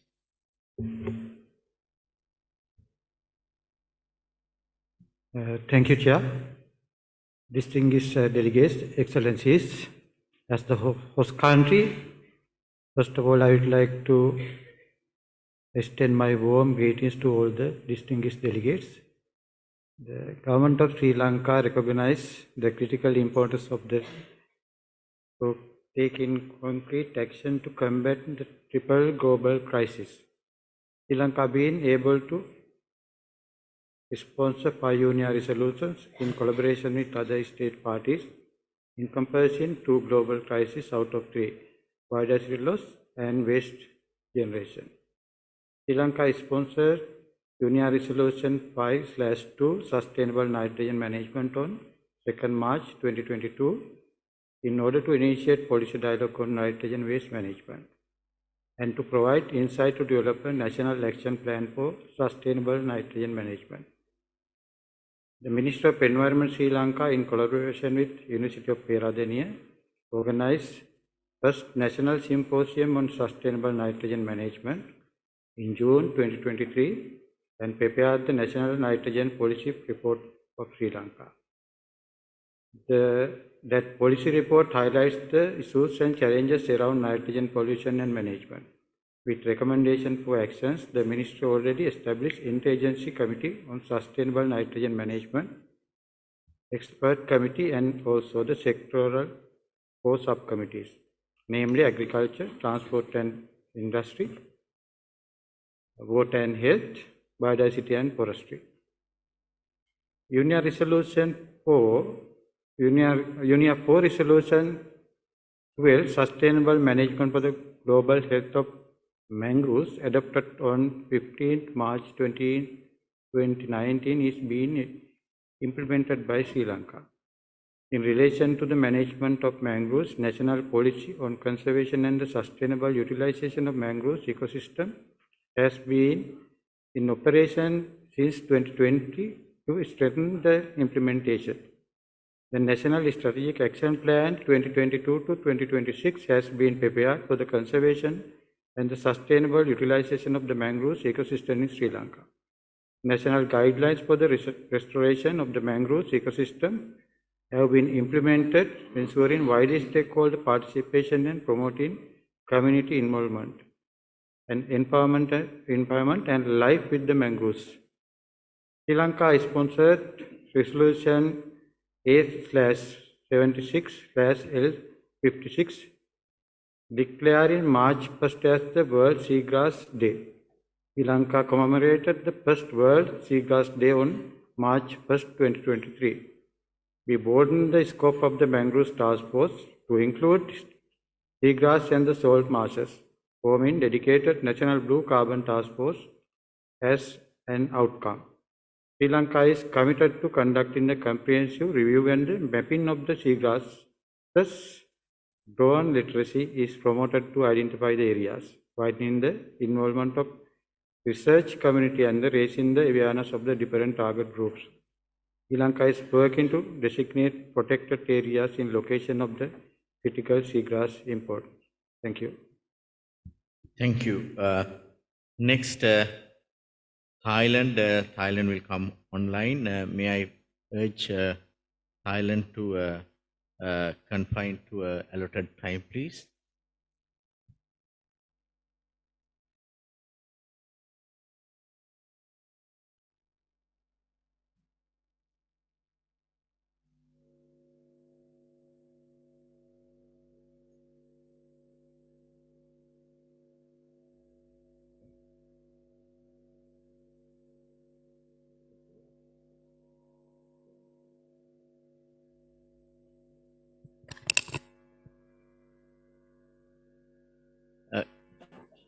Your Excellency, please go ahead.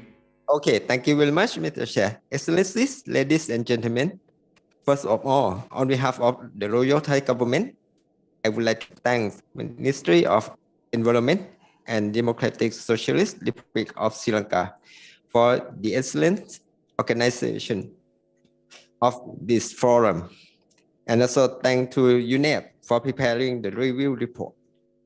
In response to the progress made in the implementation of the Union resolution, transboundary air pollution is an important issue, and Thailand has continuously implemented air control and PM2.5 reduction measures by improving implementation within the country and strengthening international cooperation. Last year, at the 7th session of the Committee on Environment and Development, has adopted regional action program on air pollution as a platform for improved air quality management. I believe that this program will promote regional and sub-regional collaboration on controlling air pollution for the assurance of the health and well-being of the people. Plastic pollution is another one of the most challenging issues and has been set up as a national agenda. Thailand has conducted the national collective actions and implementation against plastic pollution towards fulfilling Thailand's goal and international obligations since prior to the INC process commencement. Recently, Thailand is moving toward becoming a perfect bio-circular green economy by formulating a law to rapidly promote the circular economy in the management of packaging waste. This would be beneficial not only to mitigating plastic pollution, but also to other environmental problems. Thailand has put our utmost effort in combating plastic pollution at all levels. We therefore fully support the INC process and will actively engage in the upcoming process. Finally, Thailand would like to encourage UNEP and other partners to support collaborative efforts in the region, especially in promoting and integrating sub-regional collaboration actions to strengthen our regional contribution to addressing global environmental crisis. We are looking forward to working with all stakeholders to put resolutions of the UN Environment Assembly into action for sustainability and prosperity in the region. Thank you very much, Mr. Chair. Thank you very much. Now I have my pleasure to invite Vanuatu.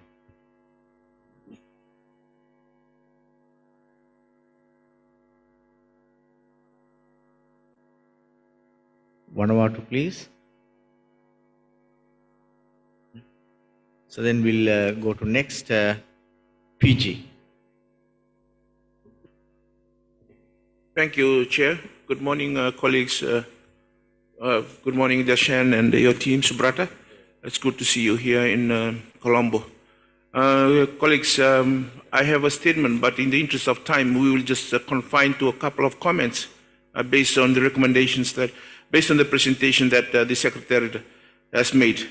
At the outset, let me just say how privileged we are to be here, and we thank you sincerely for the government of Sri Lanka for the beautiful hosting since the arrival of our delegation into this beautiful country.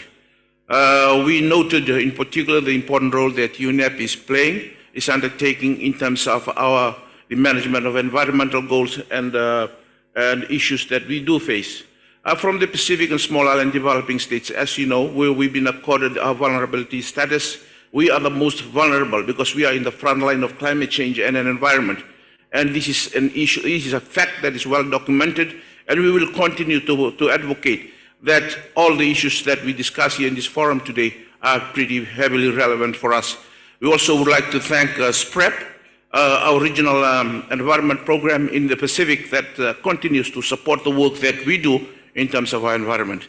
Going into the presentation this morning by Dashan, let me say that we fully support the 40 resolutions, and in the interest of time again, we cannot go into each individual progress, but we would like to say that our overarching support in terms of its implementation, full and effective implementations of these 40 resolutions. We noted in particular that there are a number of countries that are sponsoring these resolutions, and what would be the guidance of the Secretariat in terms of how we can also co-sponsor these resolutions, noting the importance of these resolutions to our sustainable development. The second point that we would like to make, Chair, is the point of where the rubber hits the road. This is where Dashan mentioned in particular the issue of capacity building, data, the reliable data for small island developing states. We really need the support of UNEP to create pathways that will enable us, to strengthen our capacities. We are notable of our weak domestic absorption capacities that reflects the whole implementations of our climate and environmental projects. But we are thankful to UNEP for your continuing role in collaboration with SPREP. So, as we all know, we are racing against time. The gap is getting wider, and we really have to come out with meaningful resolutions, some meaningful way forward pathway for us that we can take back forward to support these 40 resolutions that are before us. I thank you, Chair. Thank you very much. Your voice was very loud and clear. So next, I call upon the last statement that is from Iran. Over to you. Thank you, Chair. At the outset, let me thank Government of Sri Lanka for organizing and for hosting this meeting, and I extend my thanks also to the UNEP Secretariat for its great contribution in preparation of this meeting and the review of implementation in Asia and Pacific of the resolution adopted by the UNEP in this respect. Regarding Resolution 2/21 on combating sand and dust storm, I would be pleased to update the distinguished representatives of Asia Pacific on the most recent developments in this respect. In line with the UN General Assembly Resolution 77/171, the Islamic Republic of Iran hosted the second International Conference of Combating Sand and Dust Storms on 9 and 10 September in Tehran. This event was supported and jointly organized by Iran and the UN system, including around 20 UN agencies and other regional bodies and organizations. Many ministers and high-level delegations from various countries across the world, as well as the head, senior officials and experts of UN system and international and regional organizations actively participated in this conference. The conference provided an opportunity to address the key challenges posed by sand and dust storms as a major threat and concern to many parts of the world, to share knowledge and best practices to combat this phenomenon, to identify practical solutions and concrete actions to increase resilience, also to promote regional and international cooperation and partnerships to combat sand and dust storms as a major concern. Tehran Declaration was one of the achievements of the conference which was finally adopted. Therefore, it's suggested that the final report of this meeting, as well as the UNEP report, include an update and a fresh reference to the said important conference. Thank you, Chair. Thank you. Thank you. We close this session and then we move to item number 3, the regional input to the 6th United Nations Environment Assembly outcome. And then there's a small announcement. Dr. Subrata, small announcement. Thank you. Thank you, Chair. Since we don't have coffee break, so the tea coffees are available in the next door. You can have and come back again with that. So whenever you feel, it is available whole day. So whenever you feel, please go out and have it and come back. So because of the interest of this, we will keep continuing these proceedings. Thank you for your kind cooperation. Thank you. Excellencies, distinguished delegates, ladies and gentlemen. Agenda item 3A, 6th United Nations Environment Assembly theme, effective, inclusive and sustainable multilateral actions to tackle climate change, biodiversity loss and pollution. So I shall invite the Secretariat, Ms. Malin Nilsson, Deputy Regional Director, UNEP, to present the theme of the 6th session of the United Nations Environment Assembly, effective, inclusive and sustainable multilateral actions to tackle climate change, biodiversity loss and pollution as contained in UNEP/APENV Forum 5/2. Thank you.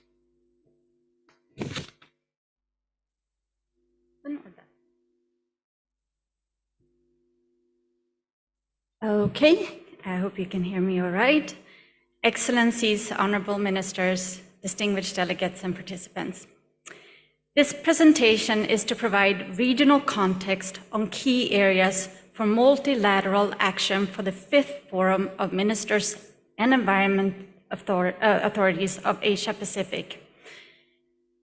I wish I could give you all the content that is contained in the background paper, but due to time constraints, I will give you an overview of the key takeaways in the paper. And one of the main messages that is contained in this document is that there is an urgent need to address the 3 planetary crises: the crisis of climate change, the crisis of biodiversity and nature loss, and the crisis of pollution and chemical waste. Furthermore, many countries in the Asia and Pacific region are not on track to achieve the Sustainable Development Goals by 2030, emphasizing the necessity for accelerated actions. The good news is we can address this. There are many opportunities for scaling up multilateral actions to address the triple planet crisis, support the implementations of UNEA resolutions, and accelerate progress towards the SDG, building on commitments made at Stockholm +50, UNEP at 50, and UNEA 5, as well as under various multilateral environmental agreements. Now, let us look at some of the key opportunities across climate, biodiversity, and pollution. So starting with multilateral actions to tackle climate crisis, and there are 5 areas here that I'd like to speak to. And the first one is raising ambition and just energy transition. Countries in the Asia and Pacific region are making political commitments to reduce greenhouse gas emissions and move towards carbon neutrality and net zero targets. But the majority of these pledges lack the necessary ambition and updates to effectively scale scale down greenhouse gas emissions. And despite abundant renewable energy resources in Asia, the transition to decarbonized economy is not happening at the pace required to meet the 2030 targets.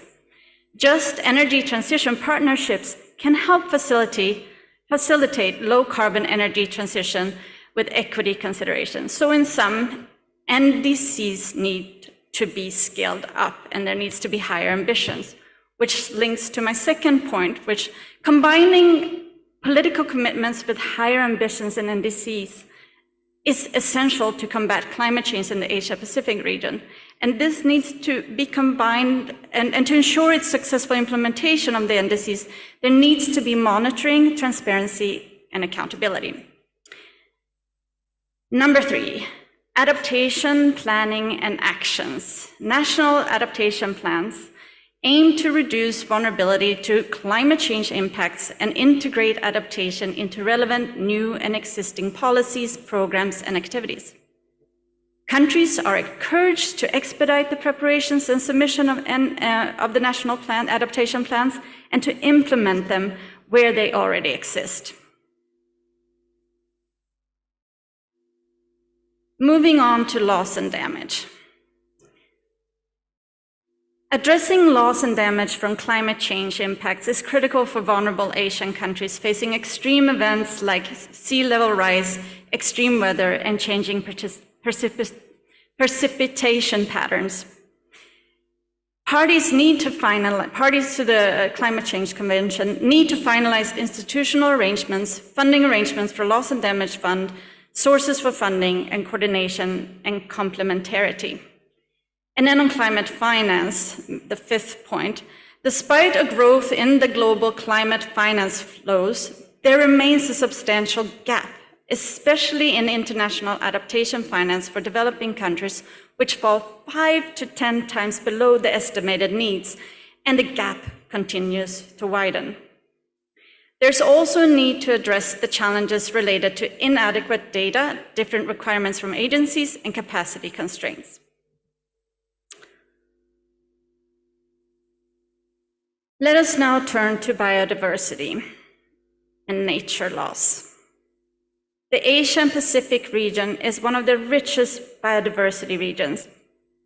Yet, it's not meeting its commitments to protecting its ecosystems and nature. And so, I'd like to highlight 4 areas of potential action to address this. First is accelerating the implementation of the Kunming-Montreal Global Biodiversity Framework. In order for us to address the nature crisis, the successful implementation of the biodiversity-related multilateral agreements is key. And the Kunming-Montreal Global Biodiversity Framework, adopted last year at the CBD COP15, provides a guiding framework for the implementation of multiple biodiversity-related MEAs in a coordinated manner. With the adoption of the new Global Biodiversity Framework, the accelerated efforts towards implementing the framework, including the revisions and implementation of national biodiversity strategies and action plans in line with framework, is essential. Various initiatives and mechanisms have been established to support the parties' efforts towards the effective implementation of the Global Biodiversity Framework, including the following: GEF Global Biodiversity Framework Early Action Support Program, number 2, NB-SAP Accelerated Partnership, number 3, Kunming Biodiversity Fund, and 4, GEF Global Biodiversity Fund.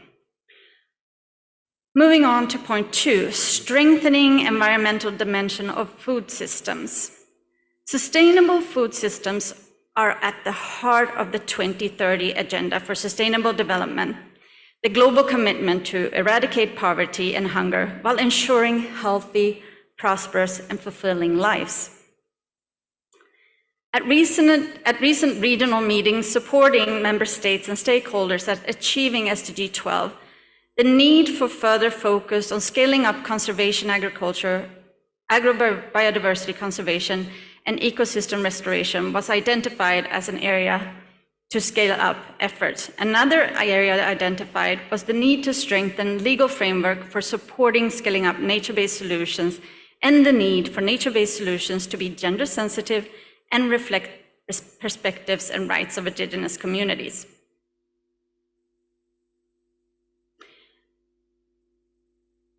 Moving on to the third point, which is strengthening environmental dimension of One Health approaches. The environment, human health, and animal health are deeply interconnected. Changes in one area can have significant impacts on the others. For example, deforestation can lead to habitat loss, increasing the likelihood of zoonotic diseases. Thus, there is an urgent need to enhance environmental sector stakeholders' understanding and to step up engagement in One Health-related initiatives. And the fourth point, strengthening regional governance and transitioning to sustainable blue economy. Safeguarding the health of our ocean is essential to securing their ability to provide rich natural capital that is essential for a successful transition to a sustainable blue economy and realize the right to a clean, healthy, sustainable environment. To address these challenges in a coherent manner, there is a need to strengthen regional ocean governance through an enhanced role of regional mechanisms, such as UNEP's Regional Seas Program. Finally, let us turn to pollution and the waste crisis. And here I have three priority areas for actions, and the first one is the plastics crisis. The consequences of the plastics crisis are particularly dire for the Asia-Pacific region, where up to 12 million metric tons of plastic waste leak into oceans and rivers every year. The paper highlights two areas for scaling up actions. One, political will. We would like to commend the existing political will to demonstrate it in some of the countries in the region in addressing plastic pollution. Yet, further action needs to be taken to improve waste management infrastructure and shift consumption patterns into the face of globally increasing demand for plastics, urban growth, and economic development in the region. Member states in the region are also encouraged to take stronger commitments and enforceable regulations at both regional and national levels. And then two, safe and just transition to circular economy of plastics. This is another area to scale up action. This includes establishing trigger systems to accelerate the transition, implement extended producer responsibility programs, encourage sustainable product design and packaging, and foster innovation in recycling technologies. Also advocating for producer and consumer education and sustainable plastic use, and finally, strengthening partnership with industry leaders for sustainable supply chains. The next area is clean air for all of Asia and Pacific. Strengthening multilateral cooperation and collective action is critical to turn the tide on air pollution and realize the right to a clean, healthy, and sustainable environment. Air pollution is usually considered as a local issue addressed through domestic regulation or occasionally using regional policies in higher income countries. But there is increasing understanding that local air quality can be significantly impacted by human and natural activities outside their jurisdiction. There is an opportunity to scale up intergovernmental efforts to reduce pollution that includes elevating the role of existing mechanisms like the Asset Deposition Monitoring Network. Moving on to chemicals-related work and MEAs, there is a need and opportunities for increased multilateral action to address the impacts of chemicals and ensure a healthy environment for all. That includes support member states in the region with implementation, compliance, and reporting under chemical and waste MEAs, scaling up multilateral actions through accelerating party status to the Minamata Convention on Mercury, and financing mechanisms. In closing, let us underscore that the three planetary crises of climate change, biodiversity loss, and pollutions are interrelated and often transboundary in nature. This highlights the urgent need for collective, global, and regional action to ensure the right to a clean, healthy, and sustainable environment. Addressing in these interconnected challenges requires shared regional cooperation and learning. Regional cooperation will be critical in mitigating the common social, economic, and environmental threats, as well as advancing sustainable development and building greater resilience in dealing with future shocks in the Asia and the Pacific region. Let me finish by highlighting opportunities to further strengthen effective, inclusive, and sustainable multilateral action to tackle the triple planetary crisis. It includes supporting regional and sub-regional forums, further strengthening the linkages between global and regional environmental governance mechanisms, further strengthening the coordination of developed partner engagement with these intergovernmental entities, building and strengthening capacities at the regional and national levels on integrated environmental assessment, early warning, and information systems, strengthen the integration of human rights-based approaches in all efforts to tackle the triple planetary crisis to leave no one behind, and finally, facilitating the exchange of good practices and lessons between relevant secretariats of these intergovernmental entities. I thank you. Thank you very much. Now, I shall request for country statements within 3 minutes due to time constraint. Please share soft copy of the statement with the Secretariat. We need this for preparation of the meeting report. So I understand that based on your communications, the Secretariat has prepared the list of interested speakers for the agenda item number 3A. So I will confine to the list already submitted, the countries and agencies. Starting from Australia, I heard Australia is ready online. Yeah, the order is Australia, India, Japan, Republic of Korea, Sri Lanka, Vanuatu, Isimod, Spread, and IGs. Over to you, Australia.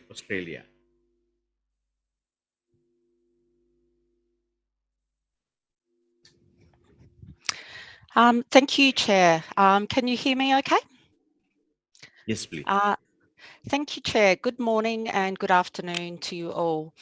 I would like to express my appreciation to the Government of the Democratic Socialist Republic of Sri Lanka and the UNEP Asia Pacific Office for all their hard work in organising this event. I do apologise that the Australian Government cannot attend here in person, but we are pleased that we are able to attend in the hybrid format. Today and tomorrow, we look forward to hearing more about the views of countries in our region on key environmental issues at this meeting and to engaging with you all closely in the lead up to UNEA 6. My hope is that actions from UNEA 6 will serve to do a number of things, including demonstrating our commitment to addressing the triple planetary crises of climate change, biodiversity loss and pollution, forming strong and binding actions for the implementation of UNEA resolutions, and complement and strengthen existing efforts in other multilateral fora. Taking a consistent and joined-up approach across multilateral environment agreements is key to ensuring our efforts are focused. It is important that the outputs at UNEA 6 do not duplicate efforts elsewhere and instead address genuine gaps in global efforts. I believe that a vital policy space which cuts across the 3 pillars of action for UNEA 6 is the challenges that are facing our ocean. A healthy ocean is the foundation for a healthy planet. Australia is a member of the high-level panel for a sustainable ocean economy, and we have committed to sustainably managing 100% of the ocean area under national jurisdiction. Australia's National Sustainable Ocean Plan is currently well under development, and we are keen to share our experiences globally. Our ocean is experiencing the impacts of climate change, including melting sea ice, sea level rise, marine heat waves, and ocean acidification. The impacts of rising sea temperatures are particularly evident in their impacts on our coral reefs. Australia is working domestically and internationally to combat the impacts of climate change on coral reefs, particularly the Great Barrier Reef, through our Reef 2050 long-term sustainability plan, which will invest over $4.4 billion in the Great Barrier Reef from 2014 to 2030. This plan includes actions to improve water quality, strengthen partnerships and stewardship, reduce fishing-related risks to protected and threatened species, and it will also strengthen management of the reef. It will support a number of projects to help the reef adapt to a changing climate. As a founding member of the International Coral Reef Initiative, Australia, represented by our Great Barrier Reef Marine Park Authority, is also working with member states to preserve our coral reefs and also the coral reefs around the world. Pollution is also a major issue impacting the ocean. To combat this, Australia is working with the UNEP process to develop a treaty to combat plastic pollution. Plastic pollution is a global problem that requires strong global solutions, including a treaty that addresses the whole life cycle of plastics. In recognition of this important treaty-making process, Australia recently contributed $3 million to UNEP to support the Intergovernmental Negotiating Committee process. Protecting the biodiversity of our ocean is also critical. The agreement of the Biodiversity Beyond National Jurisdiction Treaty earlier this year was a milestone achievement in the protection of our ocean. In recognition of the importance of a treaty, Australia ratified it in the margins of this year's UN General Assembly. Only by working together can we solve the triple planetary crises. I look forward to collaborating with you all in the lead up to UNAIA 6. Thank you. Thank you, ma'am. Now it's my honor to invite India. Excellencies, distinguished delegates, invitees and officials, friends, ladies and gentlemen. A holistic approach is required while addressing the global environmental challenges of climate change, biodiversity loss and pollution, guided by the founding pillars of the Rio Convention, especially CBDR-RC, equity, justice, national circumstances and priorities. The present crisis of climate change, biodiversity loss and pollution can only be tackled through a different development paradigm that accords due importance to environment and climate. Even though we are not part of the problem, India is a part of the solution and is doing more than its fair share for tackling the triple environmental challenges of climate change, biodiversity loss and pollution. But there are also other important environmental challenges beyond the triple ones at the global level, at the regional level, at the national level and even at the local level.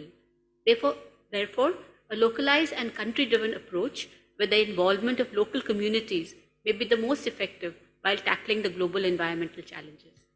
In developing countries like India, the best defense against the contemporary environmental challenges is economic development. Despite the importance of economic growth and development, India has progressively continued decoupling of economic growth from the greenhouse gas emissions. As for India, a broad policy framework on environment and climate change is laid down by the National Environment Policy 2006, which promotes sustainable development along with respect for ecological constraints and the imperatives of social justice. We are mindful that environmental sustainability must underpin our development activities. As such, we are addressing national and global environmental challenges on priority. The COVID pandemic has decelerated global efforts for achieving the SDGs, particularly in several developing countries. However, India remains steadfast in its resolve to ensure high levels of human development to its citizens. India has made strong strides towards ensuring housing for all, clean drinking water in every home, access to energy, clean cooking fuel, and elimination of hunger and poverty towards achieving the SDGs. India has also shown its commitment towards the UN 2030 Agenda on Sustainable Development and SDGs, despite having the lowest per capita CO2 emissions among the big economies. We have launched an ambitious green energy transition towards 500 gigawatts of non-fossil capacity by 2030, and we're already moving along a low carbon path of development. But we need to strengthen international cooperation to address the challenges of climate change, nature and biodiversity loss, and pollution, waste, and also contribute towards the Sustainable Development Goals. Looking ahead, we need to make a strong collective effort towards clean energy transition, reducing pollution and waste, promoting resource efficiency, protecting our forests, our wetlands, and other critical ecosystems.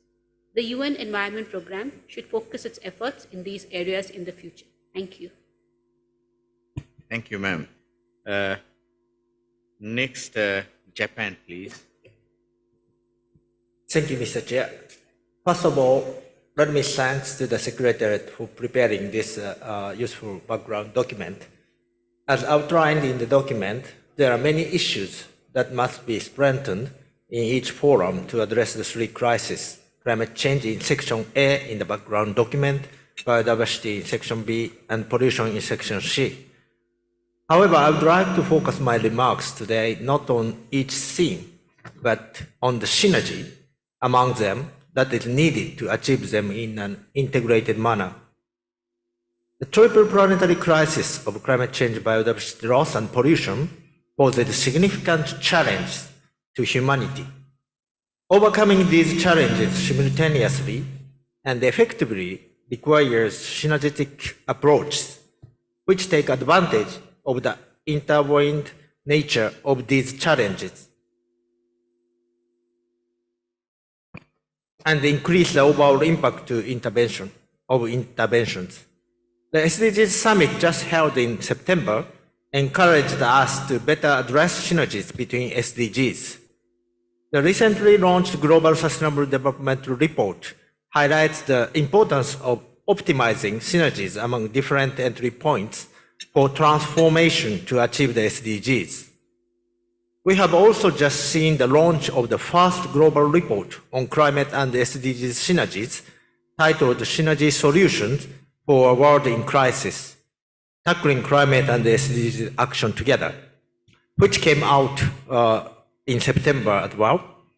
This report concludes that seeking win-win synergies by tackling the climate and sustainable development crisis together is the only way to correct the course we are on. With this background, I would like to point out that this background document does not mention synergies at all. To achieve the SDGs as a whole, we need to bring in the synergy perspective. I hope you understand the importance of synergies. Then you might have a question that, so what can we do to promote synergies in concrete terms? Well, I answer that we have to accumulate good examples and develop methodologies how to identify synergetic actions. I'm going to speak in more detail about this in a later session, but let me mention here that Japan would like to propose a resolution to promote this synergetic approach at UNEA6. We are aiming to work with like-minded countries to expand synergetic actions in cooperation with efforts made at the UN Global Conference on Strengthening Synergies. In addition to the synergies, Japan would like to highlight the importance of circular economy in order to address the triple crisis. In the background document, there is section D on circular economy after climate change, biodiversity, and pollution. As stated in the introduction in the document, overconsumption of materials and natural resources causes 45% of greenhouse gas emissions and 90% of biodiversity loss. Of course, in order to tackle plastic pollution, circular economy is a key. Therefore, promoting a circular economy is absolutely crucial to overcome the triple crisis. However, circular economy is not included in the current draft of the Ministerial Declaration for UNEA 6, So Japan strongly insists that as an input from the Asia Pacific region, circular economy should be included in the ministerial declaration. Thank you very much. Thank you. Next, I invite Republic of Korea.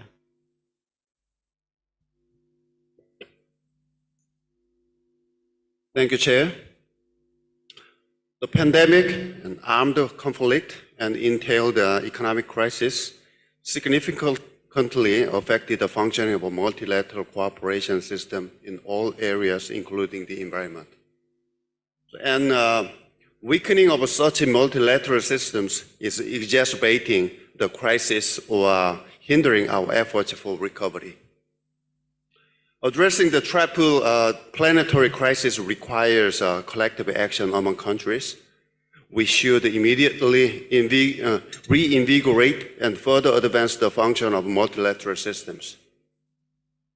In this respect, Korea welcomes and supports the theme of UNEA 6 and this Asia-Pacific Forum.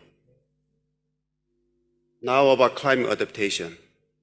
As Assessment Report 6 and other scientific surveys commonly warned, the pace of global warming is overwhelmingly fast. Today, extreme weather events are striking across the globe, including our region. Building resilience of our economy and society is the most immediate task, along with significantly strengthening our mitigation action. Adaptation strategies need to be developed at local and national level, fully considering different circumstances and priorities. But multilateral exchange and technical assistance can substantially help countries enhance relevant capacity. Last month, Korea hosted the Global Adaptation Week 2023. The program included intergovernmental dialogues, expert forum, and stakeholder events addressing main policy issues in national adaptation planning and sharing best practices. We are planning to share the key deliverables from the discussion at the COP28 with a view to contributing to enhancing global adaptation practices. In our pursuit of achieving 2030 NDC and 2050 carbon neutrality, Korea is accelerating the energy transition by actively employing carbon-free energy sources. At the 78th UN General Assembly last month, Korean President Yoon announced the plan to launch a carbon-free alliance. This initiative is envisioned as an open platform to promote the transition to sustainable, accessible, and affordable carbon-free energy sources by sharing technologies and resources. Through such multilateral actions, Korea aims to contribute to achieving the global climate goal and bridging the energy divide in the region and the world. Now about climate finance. The international community has been gathering political will and developing instruments to strengthen climate action. But latest reports and major statements on climate action identify that the key enabler of climate action is resources. Developing countries' efforts for climate action and sustainability should be backed and enhanced by adequate financing. And this job can be done most effectively by multilateral funding mechanisms. To this end, Korea pledged to contribute to additional $300 million to the Green Climate Fund. We are also set to boldly scale up our official development assistance for environment and climate-related projects, which we call Green ODA. So in the process, we will be actively partnering with multilateral environment funds, development banks, and regional and international organizations to take advantage of their network, resources, and expertise. I thank you. Thank you. Sri Lanka, please. Thank you, Mr. Chair, distinguished delegates, ladies and gentlemen. Actions of Sri Lanka to overcome the triple planetary crisis are holistic, long-term, and very widely.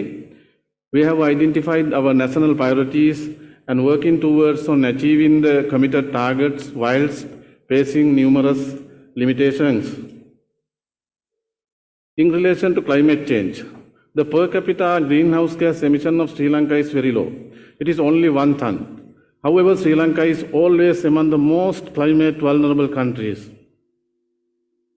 As mitigation measures, Sri Lanka has committed to increase the forest cover up to 32% by 2030 and reduce greenhouse gas emissions by 14.5% by 2030. The updated National Climate Change Policy of Sri Lanka is at present in public hearing. Our National Adaptation Plan is under review to update it up to 2030. Honorable Ranil Wickremesinghe, His Excellency the President of Sri Lanka, is very keen on addressing climate change.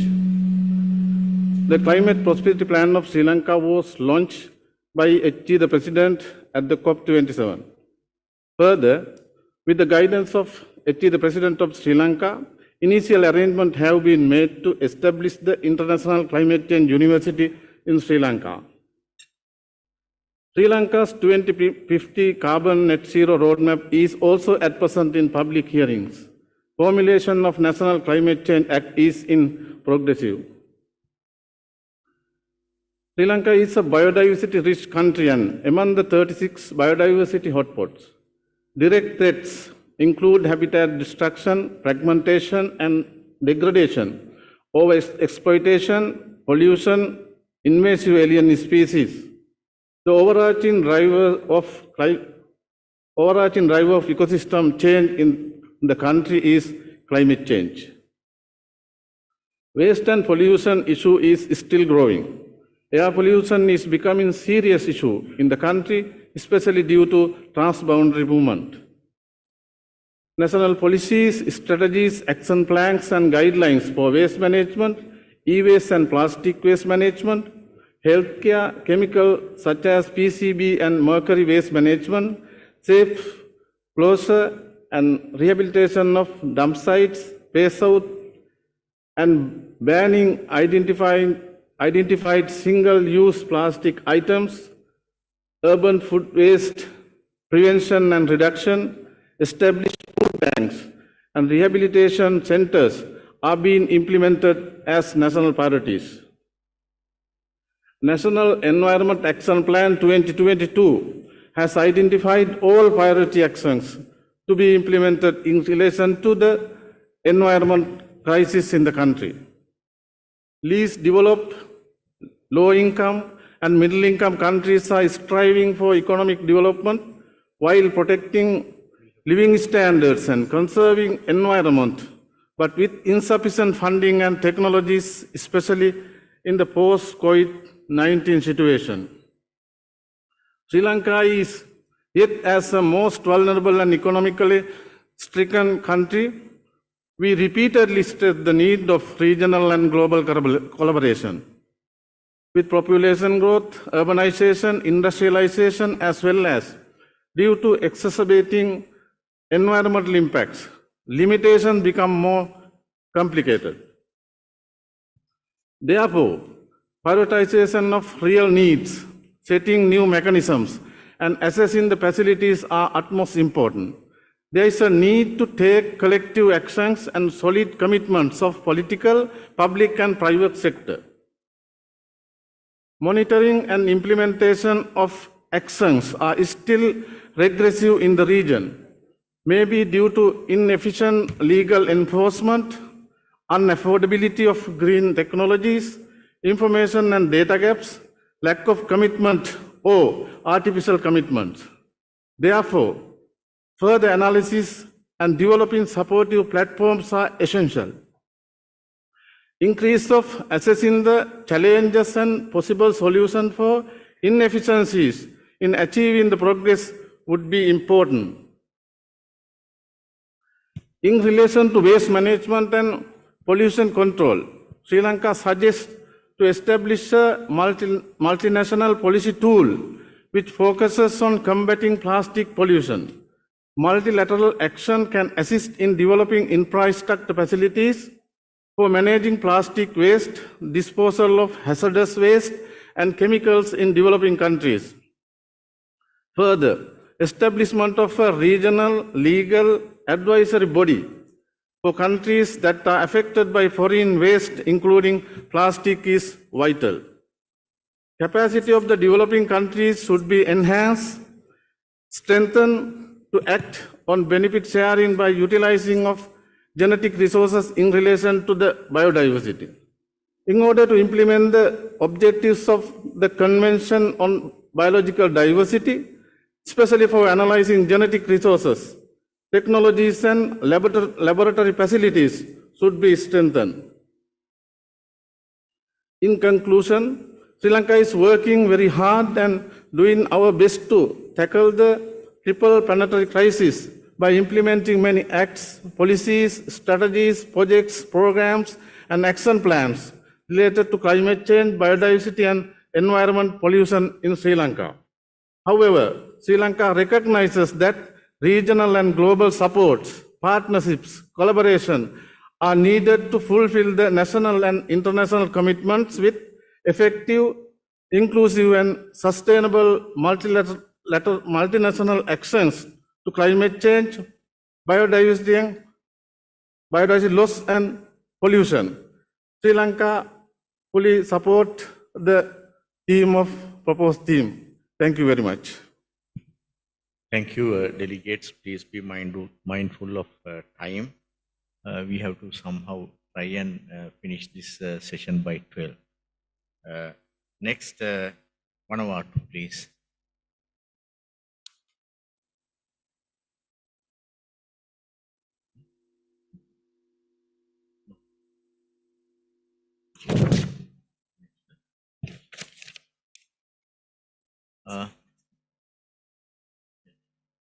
Okay, we'll move to next the organizations starting from ICIMOD. Thank you, Chair, Excellencies, distinguished delegates, ladies and gentlemen. Speaking on behalf of ICIMOD, the International Center for Integrated Mountain Development, a regional intergovernmental institution based in Kathmandu, working for 8 regional member countries in the Kush Himalaya region, Afghanistan, Bangladesh, Bhutan, China, India, Myanmar, Nepal, and Pakistan. We congratulate UNEP for its commendable and consistent effort to effectively address the triple planetary crisis that is impeding the process of SDGs. We also thank the Democratic Socialist Republic of Sri Lanka for hosting this event and for the great hospitality offered. The Hindu Kush Himalaya, also known as the third pole, is rich. It provides water, biodiversity, and cultural resources for billions. Yet the SKS is also known the most vulnerable and fragile region in the world. The extent of the impact of the triple planetary crisis hitting this region is hard to overstate. With the potential to affect 1/4 of humanity, nearly 2 billion people living in the region, failure to change course by decarbonizing economies, reversing nature loss, and limiting pollution hold enormous global consequences of which we must understand. Recently, ICIMOD report revealed that this region has already witnessed 65% faster melting of snow and glacier than previous decade, leading to an increased frequency of water-induced hazards and disaster. And at current emission trend, it is foreseen that 2/3 of all our glacier will be gone by 2100. Wildlife, rivers, spring, rangeland, and forests across the region are degraded or disappearing.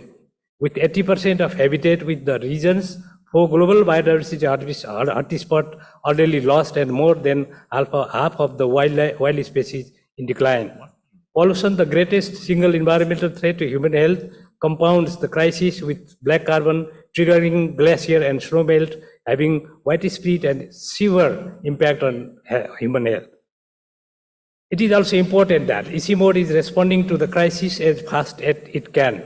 It has formulated a new strategy, 2030, entitled Moving Mountain, to emphasize the scale of the tasks ahead of us, addressing climate change, biodiversity loss, and clean air, while ensuring the just and equitable transition for mountain livelihood and economies are our urgent focus area. In close collaboration with our regional member country, we have laid out 3 strategic opportunities addressing the risks of climate change and pollution on cryosphere, water, land, and air, transforming mountain livelihood and economies, and restoring critical ecosystem, accelerating regional and global action for sustainable mountain development. EC Board appreciates the effort to formulate the sustainable multilateral action to tackle triple planetary crisis of climate change, biodiversity loss, and pollution in Asia and Pacific. To reiterate, this crisis has enormous consequences for the HKS, with resource support economy of an estimated annually $3.5 trillion USD.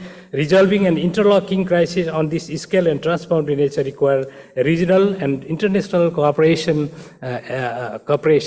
For this occasion, EC Mode has embarked on a journey to develop a high-level regional institutional mechanism. This mechanism aims to foster multilateral cooperation and collaboration among the 8 HKS countries, as no single country can resolve the triple planetary crisis faced by HKS alone, and coordinated efforts are much needed in addition to national response. We have made big strides, but EC Mode requests support for the initiative from regional ministries, UN agency, and other stakeholders. We must continue to promote this vital forum for regional cooperation among HKS parties, building on all the work done to date as we lead up to the next Mountain Ministerial Summit in February 2024.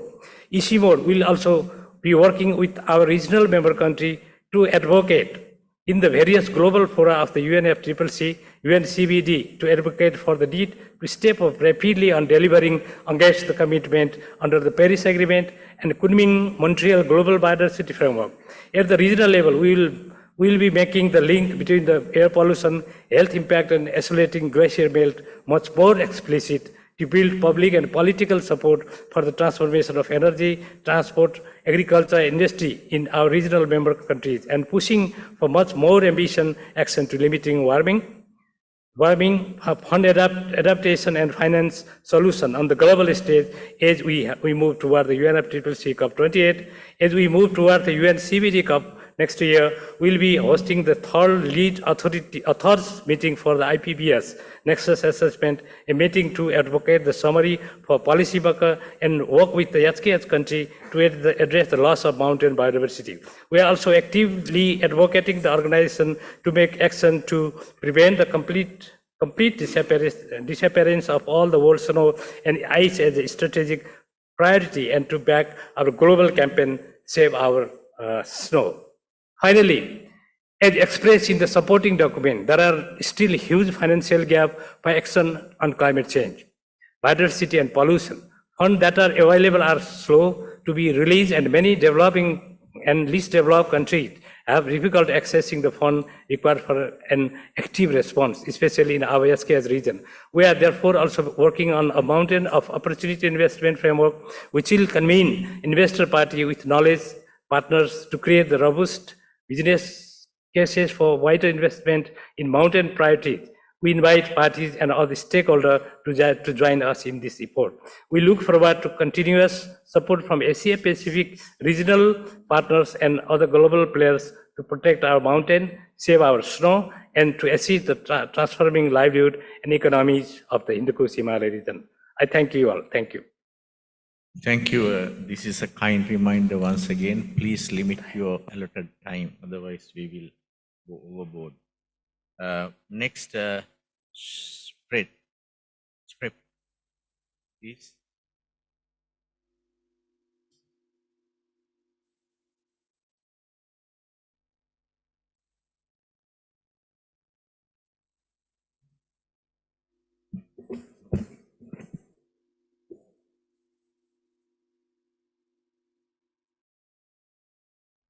Thank you. Thank you, Chair. All protocols observed, and thank Sri Lanka for the wonderful hospitality since our arrival at the airport. SPREP has enjoyed 30 years of partnership and association with UNEP since our inception, and we look forward to the next 30 years of working with UNEP and our members on environmental issues. The Pacific Island region, we consider ourselves the Blue Pacific continent. Our jurisdictional area is equivalent to the land area of Canada, China, and the USA combined. We have put in place the 2050 Blue Pacific strategy that was approved by our leaders last year as the way that we will accelerate SDG implementation in our region. It will also be the way that we address the triple planetary crisis. 2 of the 7 thematic areas under the Blue Pacific strategy are climate and disasters and ocean and environment. On climate change, we stick to our call that the Pacific is under a state of environment emergency, and we are asking our partners and members to continue to advocate for 1.5 to stay alive.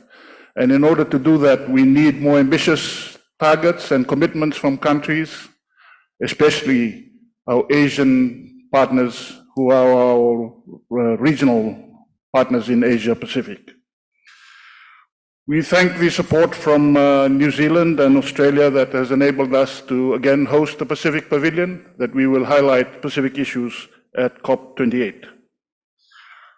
We have established the Pacific Climate Change Center to help us to work on climate change issues. Weather Ready Pacific is an initiative in the region that will continue the work that is being done through UNEP and SPREP in partnership with GCF on the 5-country on climate information. The Pacific fully supports Australia in the COP31 bid that they will be they are making to further Pacific initiatives. On global biodiversity framework, we will implement through the Framework for Nature Conservation in the Pacific. We are strengthening linkages with food security and natural resource development, sustainable development of natural resources. On waste, INC, we have a 2-year program funded with the help of Australia that has helped us to prepare for INC. Thank Japan for the continued association with JICA to address waste management in the region. And we are working with UNEP to expand the Moanataka partnership into a global partnership on shipping to arrange waste, to address waste. On oceans, the Pacific continues to provide global leadership. That started at UNCLOS, where Fiji was the first signatory. At the recent BBNJ, the Federated States of Micronesia were the first country to sign. This will continue as we address BBNJ and also looking forward to UNOC 3 in 2025. Thank you very much. Thank you very much. Next, we will play a video from IGS.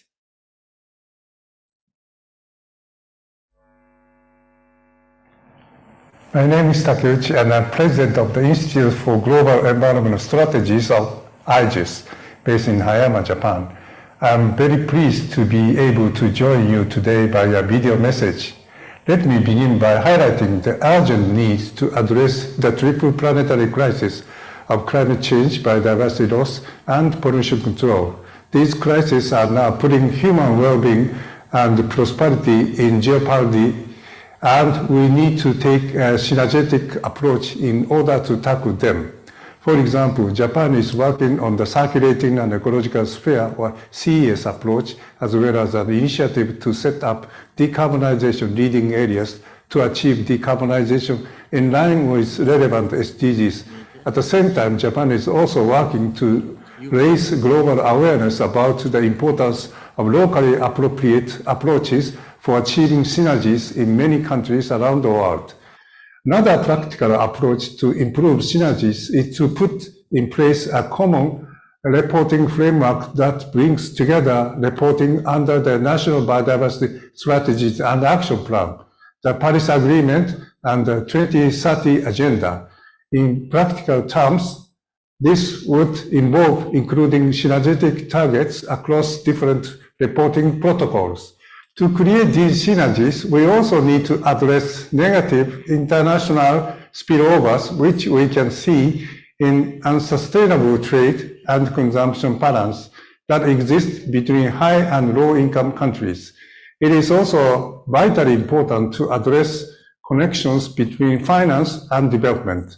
Such connections are gaining attention due to the increasing debt burden faced by many countries. For example, UNCTAD has recently warned that over 3.3 billion people live in countries that spend more on interest payments than on education, health, or the environment.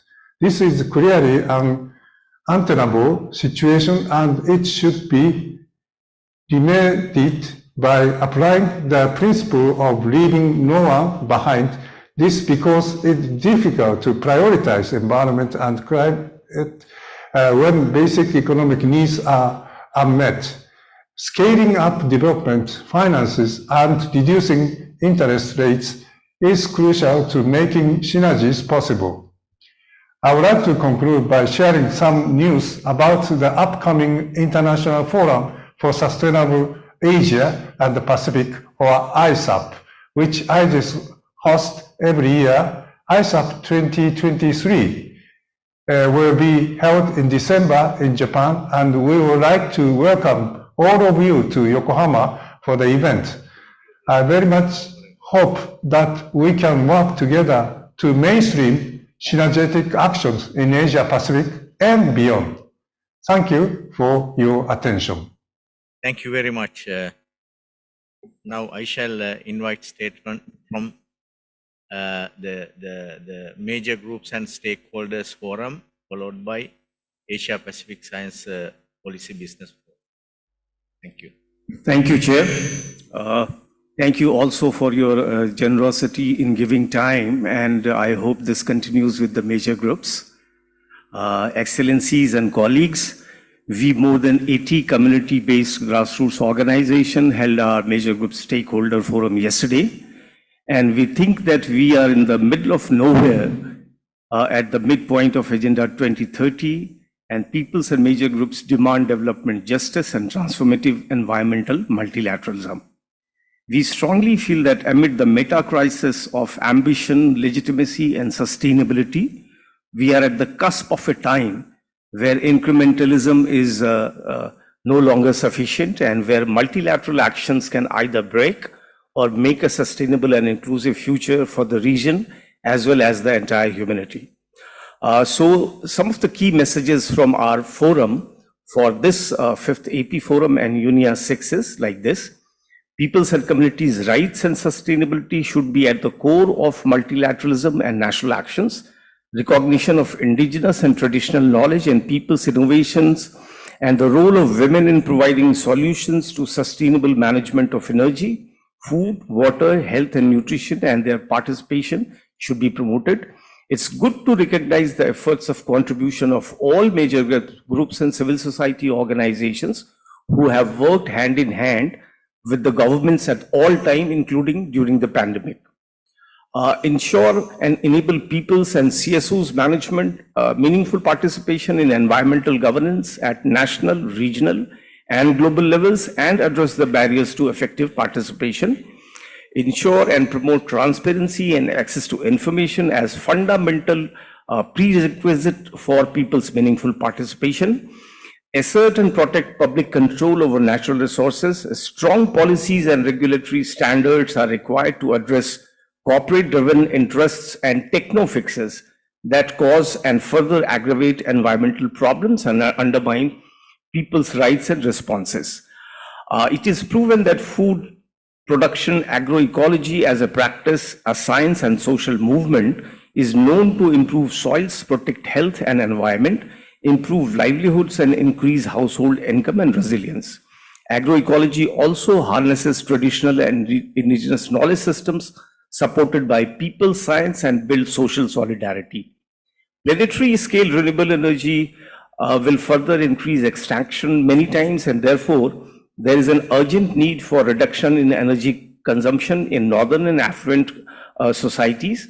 Mega-scale renewable energy projects restrict energy democracy, localization, and people's participation. Just transition plans must be developed in social dialogue with the workers and trade unions to ensure that fundamental labor rights, social protection, job security, and training opportunities for workers affected by global warming and climate change policies are guaranteed. Nature-based solutions as a concept that is widely misused to justify false solutions such as GMO and geoengineering that aim to manipulate biological and climate systems to technologically address the biodiversity, environment, and climate crisis that we are currently facing. We strongly condemn and oppose these dangerous distractions and call on the UN and member states to support, enable, and promote genuine solutions. Member states and the private sector should also commit no harm and protection to environmental and human rights defender. Thank you so much. Thank you very much. I think we have to give a little time for major group children and youth. It's a request, so I will allow, but please limit to 3 minutes. Thank you, Honorable Chair, for the floor. I am Shamla Salim from Sri Lanka, representing the voices of Asia Pacific children and youth through the Children and Youth Major Group. Firstly, we stand before you today to address the vital outcomes of the Asia Pacific Youth Environment Forum 2023, a momentous event held on the 1st and 2nd of October at the UN compound in Sri Lanka. We would like to extend our deepest gratitude to the Ministry of Environment, Government of Sri Lanka, UNEP, UN country teams, and the over 9 UN agencies whose unwavering support made this forum possible. Secondly, the Youth Declaration emanating from this forum embodies the aspirations and requisites of the youth in our region. Foremost among our appeals is a call for member states to put forth a resolution dedicated to meaningful engagement of children and youth in the decision-making process concerning the environment.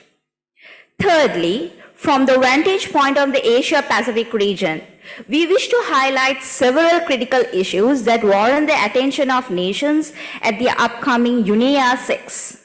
For your attention, 3.1, one of the gravest challenges facing the region is air pollution, and we want this tackled with urgency. 3.2, protecting the environmental health rights defenders. 3.3, democratizing the access rights, including of participation to information and to justice. 3.4, subsequent procedures on environmental aspects of minerals and metals must prioritize addressing the violation of human rights of children and child laborers involved in mining activities. Fourthly, we want to reiterate the draft resolutions for UNEA 6 must ensure complementarity with relevant departments such as operational agreements, frameworks, and work programs within the broader UN. Finally, we strongly encourage member states to consistently utilize the major groups and stakeholders mechanism for involving civil society stakeholders meaningfully in the execution of UNEA's resolutions. It is crucial to uphold and incorporate the Unified Civil Society Engagement Framework, which is the major groups and stakeholders mechanism, into all draft resolutions for UNEA 6. Thank you. Thank you very much for keeping to time. Yeah, Asia Pacific Science Policy Business Forum.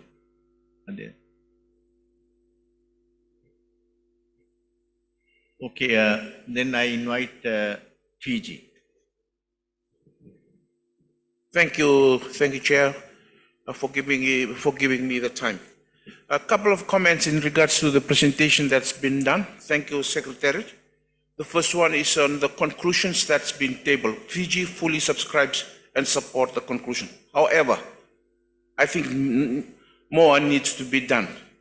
And one of the issues that is lacking is the sea logistics capacities that the Kotaro-san from the distinguished delegate of Japan has mentioned. We feel that there needs to be a strong emphasis on the synergies, outlining the linkages between the three goals, the environmental goals, the climate goals, and the sustainable development goals. We feel that it's deeply lacking because at the global level, we are going through a very interesting time, an opportunity for us to synergistically combine all these issues at the global level that will enable small island developing states like Fiji be able to see a clear pathway to implement these issues. So we really would like to support the proposals from the government of Japan, if that can be part of the final report that's going up to UNES 6. The second issue is on the plastic crisis that we are facing.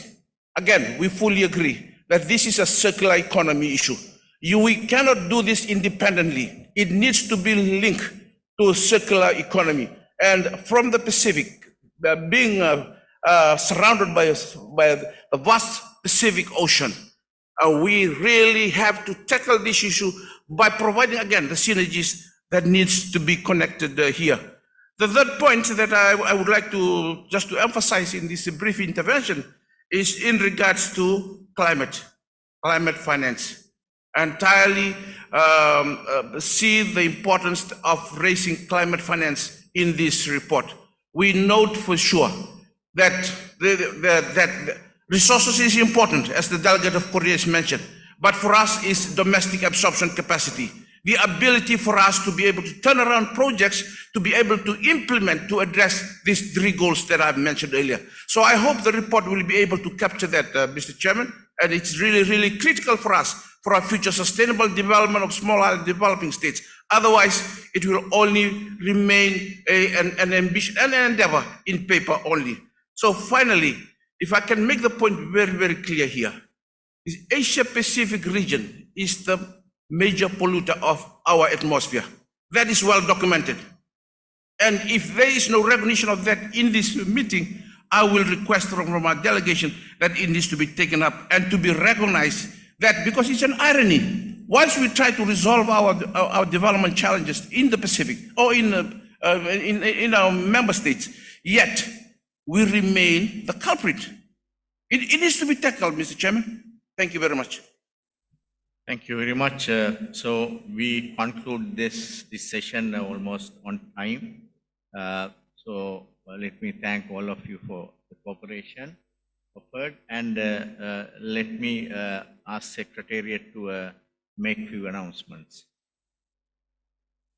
Thank you, Mr. Chair. Before you move, there are basically three announcements, distinguished delegates. Announcement 1. Your lunch will be served in the section C of the Shangri-La Ballroom, just next to this ballroom area. The Secretariat kindly requests the delegates to have a quick lunch and join the next session on time. Announcement 2. Delegates are invited to visit the exhibition of innovative eco-friendly products of Sri Lankan origin. Exhibition is in the foyer area next to the ballroom. Announcement 3, I repeat the announcements on side events. There are 2 side events which will be held during the lunch break. Side event 1, UNEP, your partner of choice, will be in the Lotus Room A in the first floor. Side event 2, Pacific Climate Change and Ocean Management Initiatives. It will be in Lotus Room B. Both Lotus Room A and B are in the first floor, ladies and gentlemen. Thank you. Thank you. Thank you.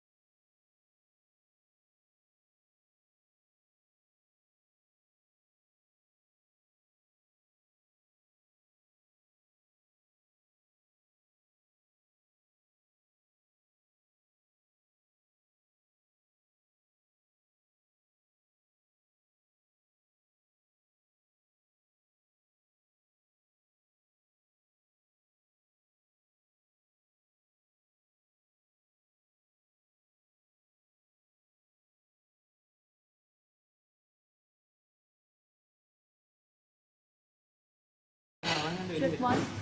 Check one.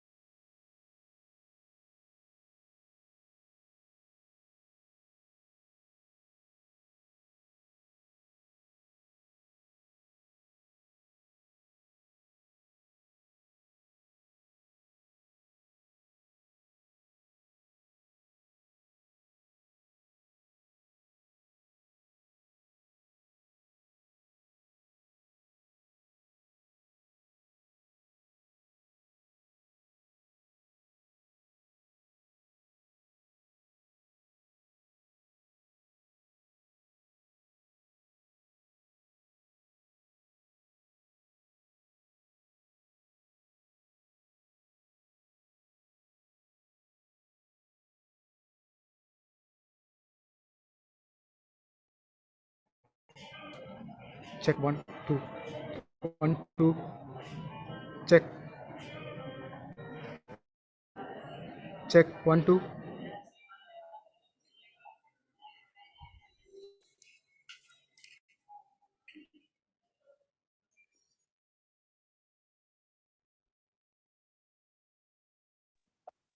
Testing 1, 2, 3.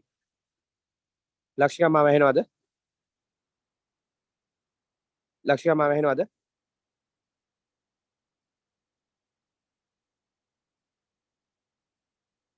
Testing 1, 2, 3. Mama henwada?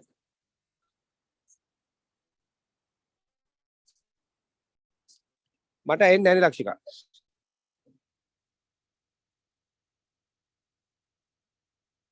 Lakshika මට ඔයාව එන්නේ නැහැ.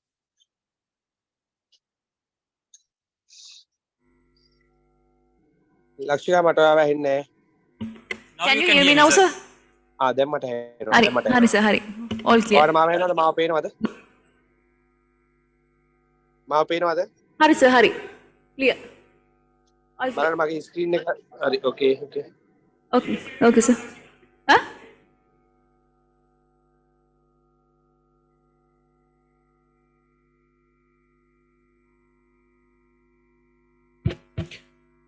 සමාව හෙනවද?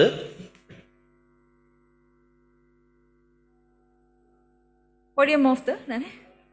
Oshadi sir. चलो gain बोलो. He's logging again.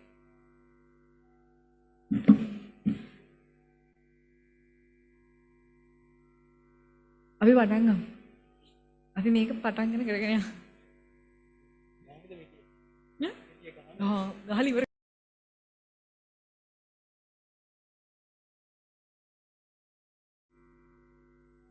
Oshadi sir, can you hear me? Lakshika, can you hear me? Yes, I can hear you. Can you hear me, sir? Yes, I can hear you well. Okay, thank you, Head sir. table mic check කරන්න, head table mics. Okay, checking. Can you hear me, sir? Yes, I can hear you, Astela. Can you check the conference mic system on table? Okay, checking now.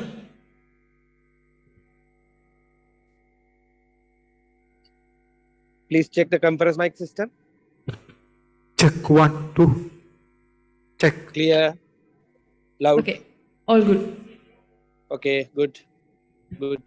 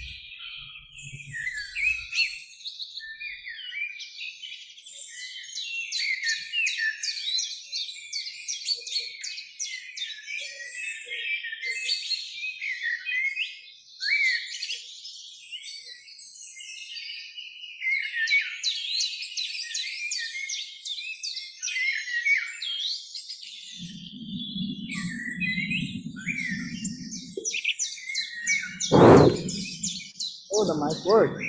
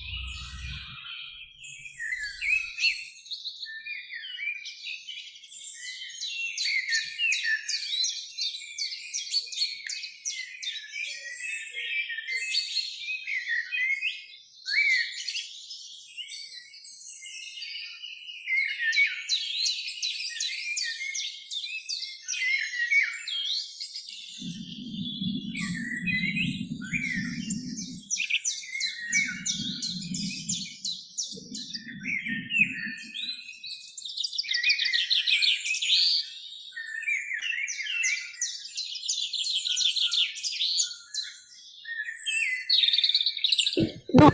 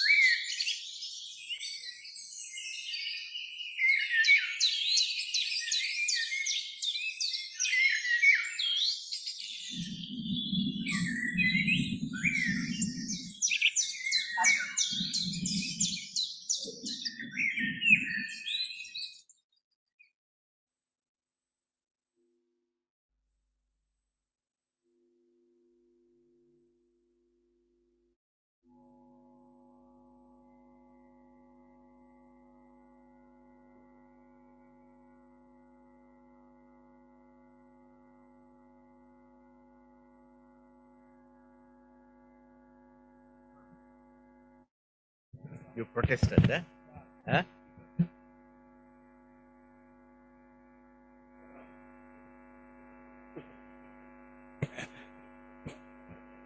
So we are going to start now. Please take your seat and we'll be starting right away.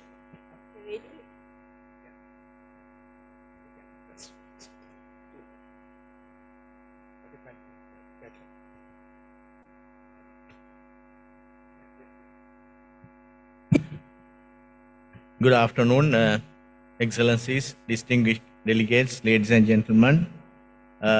Hope you are back from lunch and you are happy. So we are in the agenda item number 3, the regional inputs to 6th United Nations Environment Assembly outcome. We are continuing.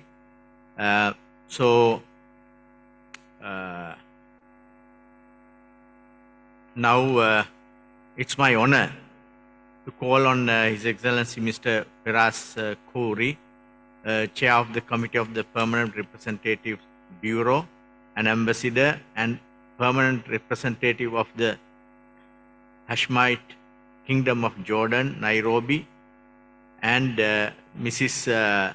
Radhika Ochalik, Director Governance Affairs Office, Nairobi, and Mr. Stedler Trengove, Principal Legal Officer, UNEP, to provide an overview, including process on submission of resolutions at the annual subcommittee meeting and at UNIA 6 process. I believe this is a very important segment. So I would like to thank His Excellency Mr. Khoury, Ms. Radhika, and Mr. Stedler for consenting. So now I would like to invite His Excellency Khoury to present. Thank you. Thank you, sir. Good afternoon, everyone. I'm happy again to be here again. As we mentioned before, that the Bureau of the UN Environment Assembly and the Committee of Permanent Representatives at a joint retreat took place in Morocco in early July, approved the guidelines for submission of draft resolutions and decisions for UNIA 6. Many of you might be quite versed with the guidelines as it builds on the previous guidelines and will establish practice from past UNIAs. The guidelines are also based on the review of the working methods of the Committee of Permanent Representatives, known as the CPR-based review, which is an extremely useful guide for the work of UNIA and the CPR. Without prejudice to the rules of procedure of UNIA and the right of member states to submit proposals, the guidelines are there to facilitate the work of CPR and UNIA. I would like to appeal to you for a concerted effort to respect the proposal deadline of 18th of December for the submission of all drafts. This will ensure that the Committee of the Permanent Representative is well placed to undertake the intersessional preparatory work for UNIA. The upcoming annual subcommittee meeting of the Committee of Permanent Representatives to be held from 20 to 24th of November will have time allocated for member states to announce their intention to submit draft resolutions or decisions. I encourage delegations to come prepared to inform of the potential draft resolutions they have. Please note that the submission of draft proposals should accompany a concept note providing the rationale for the submission of the proposal. This will facilitate the informal consultations. The informal consultations on the draft proposals will be held under the auspices of the Committee of Permanent Representatives through the subcommittee meetings of the committee and chaired by co-facilitators to be identified once the Bureau of UNIA and the CPR have a full picture of the drafts that have been submitted. The Secretary of the Governing Bodies of UNEP will shortly explain the process for submission of draft resolution. I wish you a fruitful discussion, and I'll give the floor now to Ms. Radhika.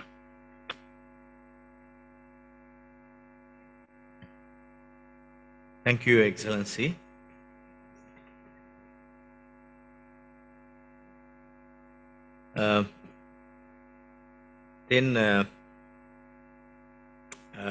Ms. Radhika Chalik, over to you.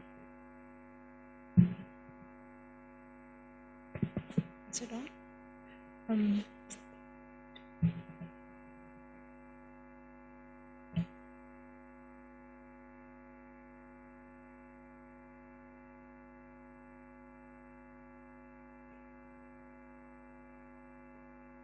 They have it, right? They're going to project it, but it's not projected. So I can start?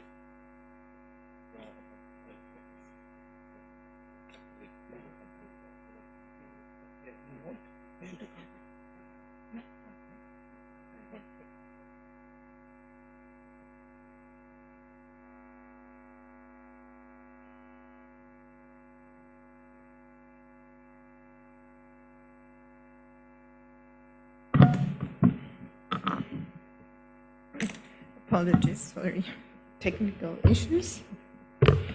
Okay. Good afternoon, distinguished delegates, excellencies, ladies and gentlemen. As mentioned, I'm Radhika Chalik. I'm the Secretary of the Governing Bodies at UNEP, and thank you for the opportunity to quickly go over the guidelines for the submission of draft resolutions and decisions for submission to UNEA 6. So you would have probably seen the guidelines that is made available online as a meeting document for this meeting. One of the mandates that we have to respect is UNEA Decision 5/4, in which UNEA strongly encouraged member states to submit draft resolutions at least 10 weeks before the open-ended Committee of Permanent Representatives, hence by 11 December 2023. So that's a deadline that's been proposed or decided by UNEA in Decision 5/4. Now, another decision that is important for member states to bear in mind is the CPR. It's called the Committee of Permanent Representative-Based Review.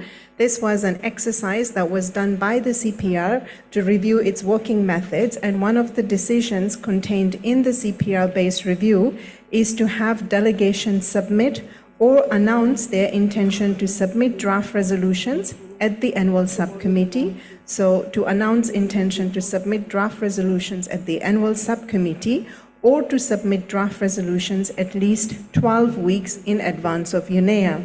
So looking at the date for UNEA, 12 weeks in advance would be by 18 December. So in the guidelines that has been circulated, we are looking at two mandates that have been given to the Secretariat and to Member States by the UNEA and by the by the CPR-based review, namely 11 December and 18 December deadlines for submission of draft resolutions. Now, in terms of the submission of the draft resolution, we have looked at past practice and practice from other intergovernmental bodies and have determined the process for submission of draft resolution. It has to be done by the main sponsor of the draft resolution through a note verbal, also providing the word version of the draft and indicating who the main sponsor is, as well as who the additional sponsors to the draft resolution or draft decision are. The submission should include a concept note as mandated in the CPR-based review with the following information. If, as much as possible, they should reflect the information that is indicated there on the screen in terms of the content of the concept note. Namely, rationale for the submission, why this draft is important and it needs to be submitted to UNEA, relationship to UNEA 6 theme, relationship to UNEA's program of work, linkage to the Sustainable Development Goals, emerging global issues that may have an impact on the environment, relationship to the previously adopted UNEA resolutions and decisions, any relation to other intergovernmental fora, possible financial implications and financial requirements if the draft is adopted. So what are the financial resources required to implement the resolution? And identification of main stakeholders for the implementation of the resolution if it's adopted by UNEA. All drafts that are submitted, as well as the concept notes, will be made available on a UNEP resolutions portal, which was previously known as the PaperSmart portal. Each draft resolution page on the resolutions portal will include information such as the member state main sponsor focal point, who are the additional sponsors. The background documents will be made available there, as well as different versions of the draft will be uploaded on the portal throughout the negotiation or informal consultation process. Now, also based on the CPR-based review process, what has happened is that the process has welcomed the provision of the Secretariat providing something called the technical note. So based on the submission of the draft resolutions, UNEP Secretariat will provide or compile technical notes for each of the drafts that's been submitted.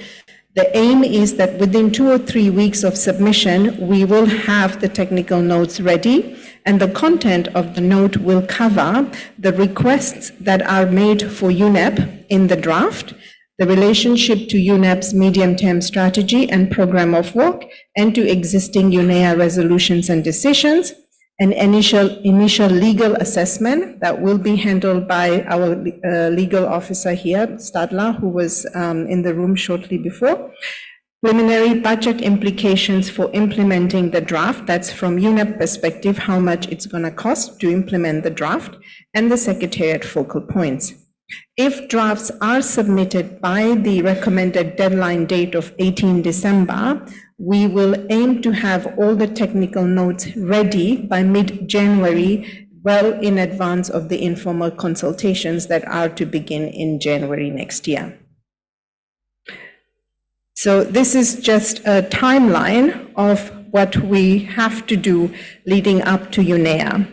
The annual subcommittee meeting is supposed to take place, annual subcommittee meeting of the Committee of Permanent Representatives. As you may know, this is the intersessional body of UNEA, and it prepares for UNEA. So the annual subcommittee meeting of the CPR is to be held on 20 to 24 November. Half a day during the 5 days of meeting will be devoted to preparations for UNEA, and this will be the opportunity for member states to announce their intentions to submit draft resolution. The idea is that this will allow other delegations to know what is coming forth for UNEA and to collaborate, to co-sponsor, and to consolidate proposals, as well as to avoid duplication of work. So if announcements are made at the annual subcommittee, it gives time for delegations to also sort of figure out which way to go and what is expected during UNEA. From the Secretariat side, in advance of the annual subcommittee, we will make unedited English versions of the ED's progress report. These are mandated progress reports for UNEA from previous UNEA resolutions. We will make those reports available before the annual subcommittee. And the idea again is that these reports will help member states in their thought process as they're preparing for UNEA to see what proposals should be submitted. So after the annual subcommittee, we'll begin the intersessional period, which goes from annual subcommittee all the way to the open-ended committee of CPR, which is to be held in February. Now, the open-ended CPR is from 19 to 23 February, and UNEA is the week after, from 26 February to 1 March. So in between, from annual subcommittee to the open-ended CPR will be the stage, which is the intersessional period. Draft resolutions to be submitted by 18 December, technical notes to be provided by early January, and then from January leading up to the open-ended CPR, the Bureau of UNEA and the Bureau of the CPR will look at the whole picture, will determine the clustering of the draft resolutions, and will help identify co-facilitators who will then start the informal consultations on the drafts from mid-January leading up to the open-ended CPR. The actual negotiations will happen during the open-ended CPR, whereby we will have capital representation. And the idea is any drafts that are agreed during the open-ended CPR, they are recommended to UNEA for adoption. Those drafts that might require additional time for negotiation, they will be allocated to a committee of the whole that is created during the week of UNEA. So just as I mentioned previously, we have the UNEP resolutions portal, previously known as the PaperSmart portal. This is a password-protected portal made available for member states as well as observers. So if you don't have access to the portal, I would suggest to use this period leading up to UNEA to ensure that you already have your username and password and access to the portal. And lastly,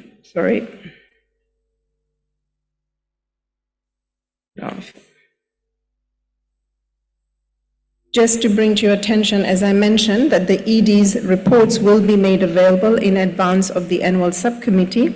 We have already a very robust website for UNEA 6, and information is being provided as they become available. So the documents for UNEA 6 are available at this link on the UNEA 6 website. I wanted to take this opportunity, though not linked, to inform member states that registration for UNEA 6 has already started, and also we have the process for submission of side events ongoing right now. Thank you, Chair.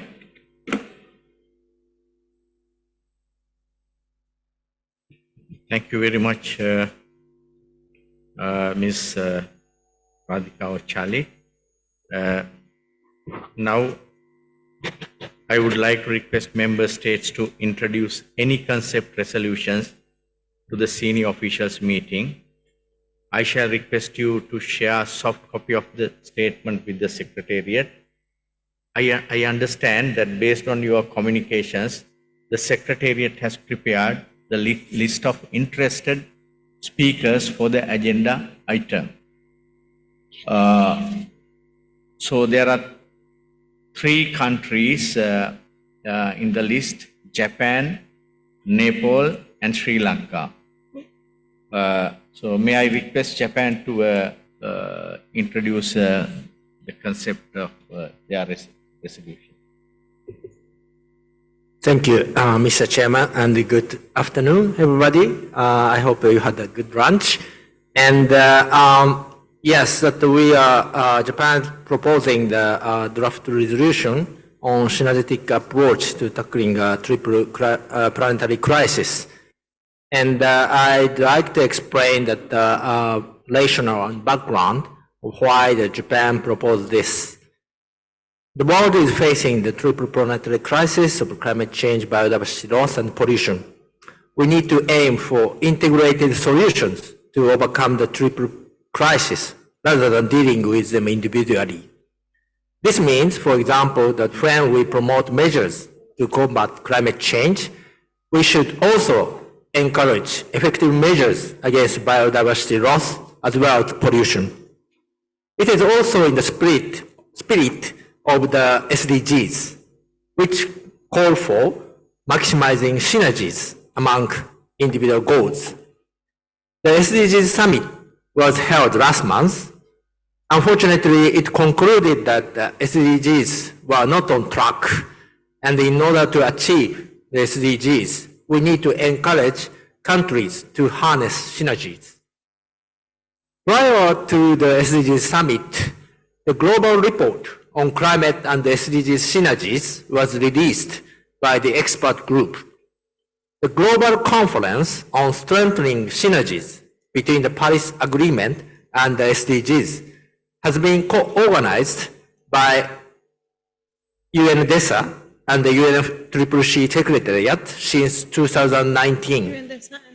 This report outlines specific recommendations for promoting synergies.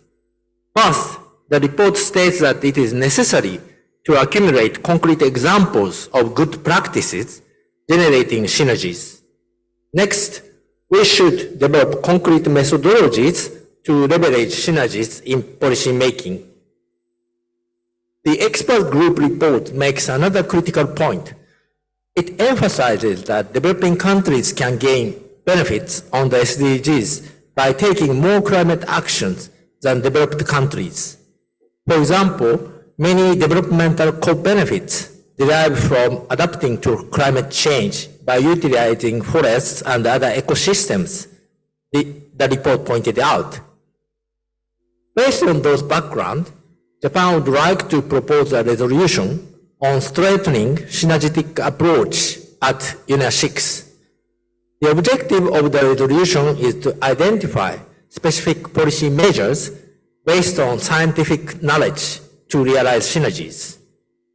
The draft resolution declares that in addition to the SDGs, we should promote the 1.5 degree target of the Paris Agreement, the 2050 vision and the 2030 mission for a nature positive economy, as well as measures to address pollution through synergetic approaches in each member state.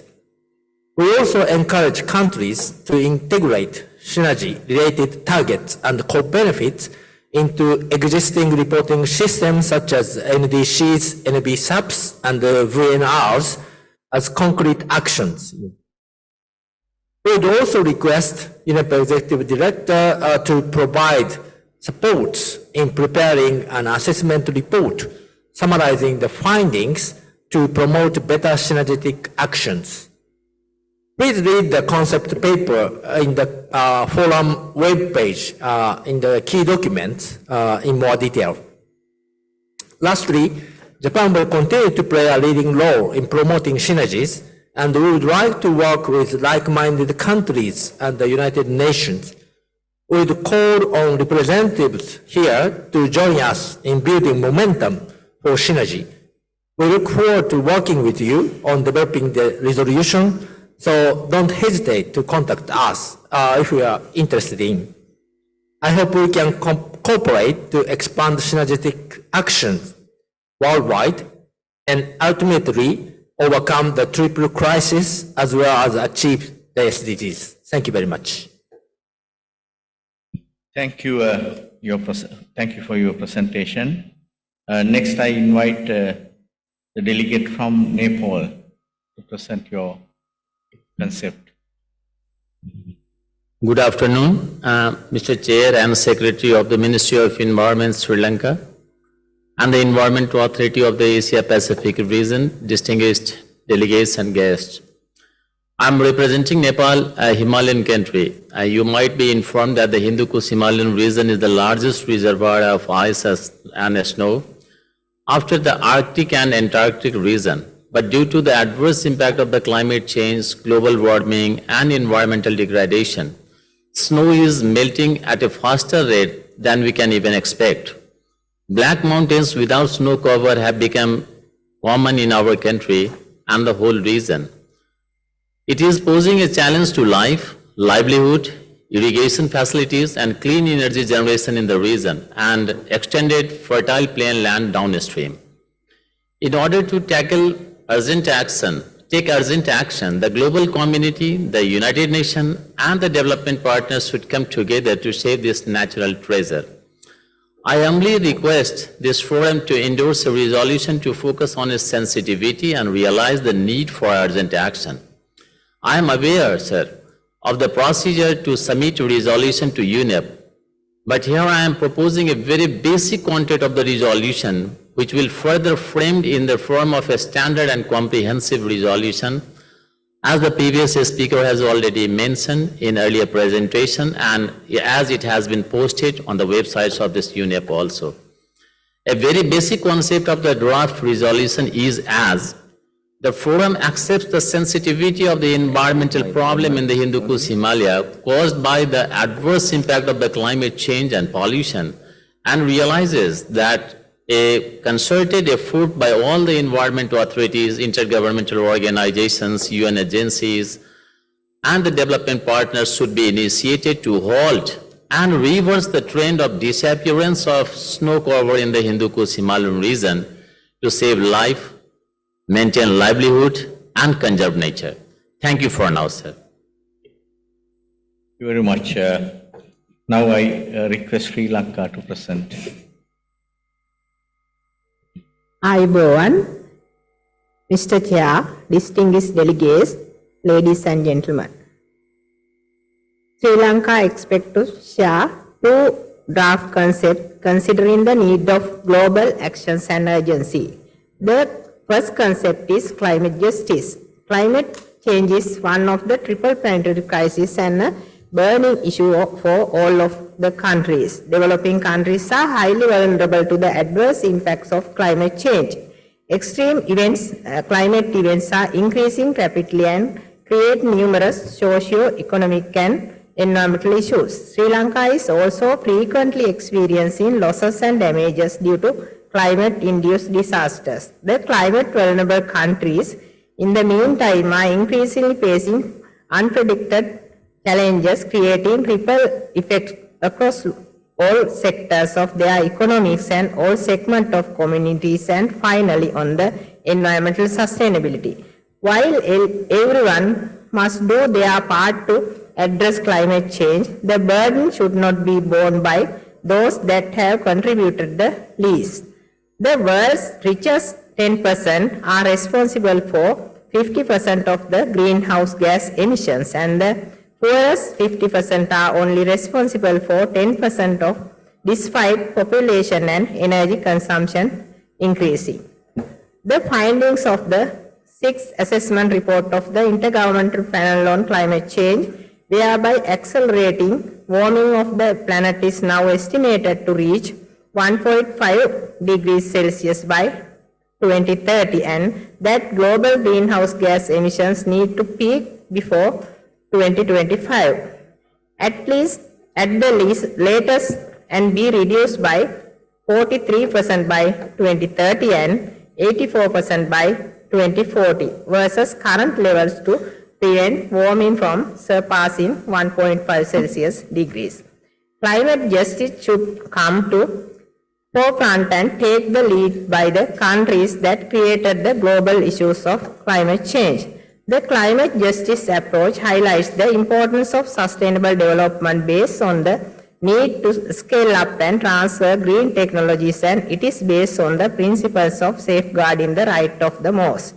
Secondly, Government of Sri Lanka would like to suggest a concept on sustainable management of cascade system. We are acknowledged already that FAO designated globally important agricultural heritage systems. Are unique land use ecosystems and landscapes full of life and globally significant biodiversity, resilient ecosystems, and valuable cultural heritage managed by farmers, herders, fisher folks, and tribals. Among the FAO designated Sri Lankan globally important agricultural heritage is distinct because of the village tank cascade system, an ancient and intricate water management system that have been in place for millennia. These are ancient irrigation structures that link man-made tanks in a cascading sequence, and a unique feature demonstrating the adaptability of ancient communities of water scarcity, ensuring optimal utilization of water resources, particularly in the dry zones. Their relevance in the modern world extend beyond their historical significance, offering insights into sustainable water resource management and adaptive strategies for climate change. The cascade system management also is linked to UNEA resolution on sustainable lake management, and it can be aligned with the new UNEA's resolutions, taking into account the possibility of supporting integrated water resource management, biodiversity conservation, climate resilience, socio-economic benefits such as food security, community participation, and pollution control. Thank you very much. Thank you.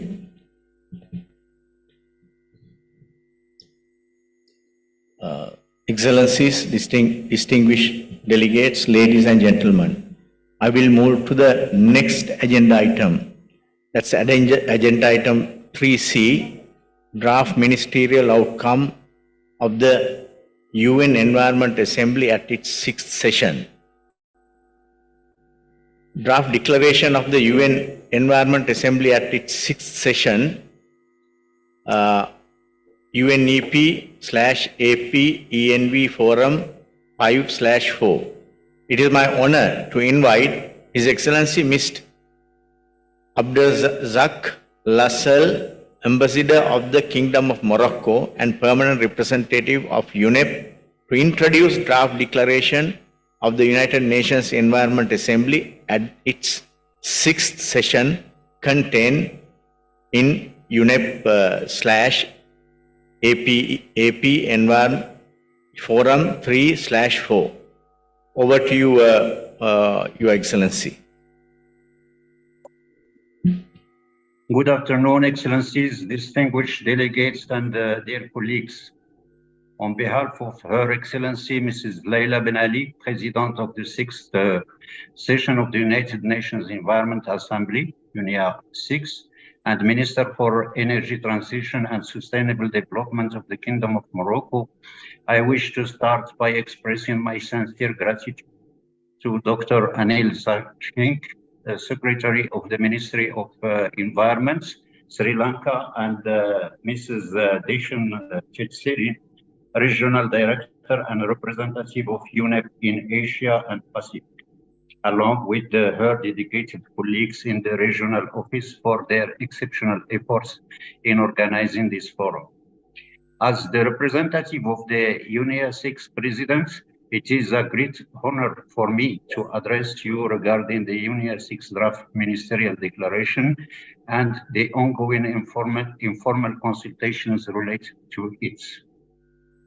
The Zero Draft Ministerial Declaration, circulated on May 8, was prepared on the basis of the background notes on the theme of UNEA 6, which has been shared with member states following the agreement of the UNEA Bureau on the theme of UNEA 6 at the joint UNEA and CPR Bureau meeting held on the 30th of January 2023, as well as the mandates resulting from the declaration and resulting resolutions adopted at the international meeting held in 2022-2023 and taking into account future perspective.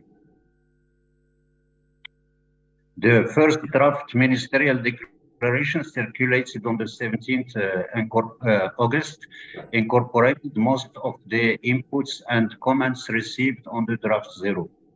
While aiming for a concise text, written in simple, non-UN language that can be easily accessible and well understood to the wide public.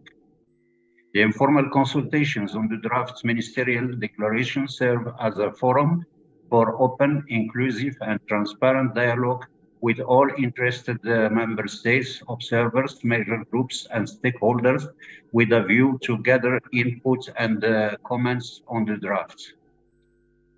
As you may recall, the first informal consultations on the Zero Draft Ministerial Declaration took place on June 20th, followed by the second informal consultations on the first draft ministerial declaration held on 26th of September. As announced at the second informal consultations, the presidency plans to circulate the second draft of the ministerial declaration by mid-October, together with a revised roadmap for the informal consultations. As has been the practice, presidency will hold the pen on the drafting of the ministerial declaration. Also, as per past practice, there will not be any line-by-line negotiation of the draft ministerial declaration. The presidency will aim toward a balanced and consensual text based on the inputs and comments provided by delegations. If needed, smaller group negotiation will be held later in the process. On behalf of the President Leila Ben Ali, I encourage all delegates to actively participate in the formal consultations on the draft ministerial declaration, which are held in a hybrid format to facilitate the participation of delegates in Nairobi as well as capital-based delegates. I wish you a fruitful discussion and I thank you all. Thank you, Your Excellency.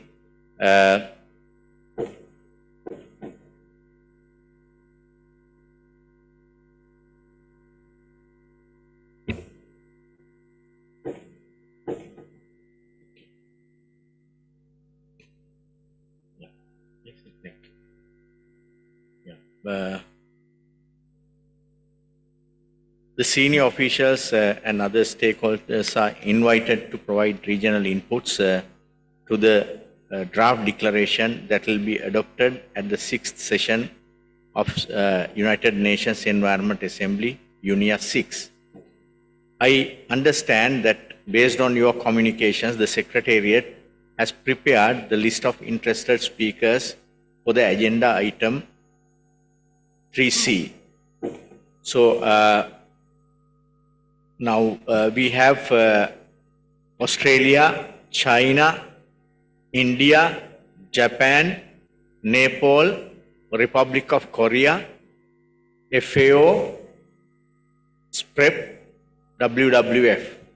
So I kindly request all of you to confine to 3 minutes in the interest of time constraints. So therefore, I will start from 2 online presentations, starting from Australia. Over to you, Australia. Thank you, Chair. Just checking that you can hear me okay? Yeah, I can hear. Thank you. Thank you, Chair. I would like to firstly commend the UNEP Secretariat for their efforts to date in developing the UNEA 6 Ministerial Declaration. Australia is pleased with progress to date on the Ministerial Declaration, and I look forward to working with member countries, especially those in the Asia-Pacific region, to reach consensus on this declaration before UNEA 6. It is Australia's view that the Ministerial Declaration should focus strongly on the UNEA 6 theme of effective, inclusive, and sustainable multilateral actions to tackle climate change, biodiversity loss, and pollution. It is also Australia's view that the document should remain succinct and not grow much further beyond its current 4-page length. This will allow the Ministerial Declaration to be an accessible resource and better allow the key messages in this declaration to be shared across the global community. In developing the Ministerial Declaration, Australia notes that there should be a focus on delivering the agreed targets aimed at reducing environmental degradation, particularly all pillars of the CBD's Global Biodiversity Framework, including the 30 by 30 commitment and the 2030 Agenda for Sustainable Development. Australia would also like to see the cross-cutting nature of climate change and its impacts on the environment included, reflecting the increasing focus of UNEP's work on the climate-environment nexus. Finally, we would like to see the Ministerial Declaration strongly emphasise the leadership role UNEP plays on many global issues, including the health-environment interface through One Health, reducing pollution, including plastic pollution and the Science Policy Panel, and playing a facilitative role with other international organisations to ensure a joined-up approach to global environmental governance. We look forward to working with you all on this in the lead up to UNEA 6. Thank you, Chair. Thank you very much for keeping on time. Then over to China, please. Thank you, Ms. Chair. Good afternoon, IB delegates. I would like to share China's comments for Ministerial Declaration of UNEA 6. As we know, the Ministerial Declaration is an important document planned for adoption by UNEA 6 will provide guidance for UNEA 6. China actively joined the UNEA 6 Ministerial Declaration process, pay more attention to the progress and provide comments on both zero and the fourth draft. Next, we have general 3 comments for declaration. Firstly, we appreciate the inclusion of relevant expression in Kunming-Montreal Biodiversity Framework in the draft Ministerial Declaration. The Kunming Framework is crucial for reversing the loss of biodiversity and achieving the vision of harmonious coexistence between humans and nature by 2050. We hope all countries will work together to accelerate the implementation of the Kunming Framework, set up goals corresponding to the framework goals from different levels, and promote the implementation of framework through strong policy plans. Sufficient financial resources, scientific and effective monitoring and evaluation system. Secondly, we emphasize that climate change is a global challenge that requires international community to work together to tackle. China calls on all parties to adhere to the goals and institutional arrangement set out in the UNFCCC and its parent agreement, as well as the principle of fairness, common but differentiate responsibilities and respective capacity, and to adhere to the equal emphasis on mitigation and adaptation. Unilateral measures such as trade barriers and decoupling will undermine global collective efforts to tackle climate change.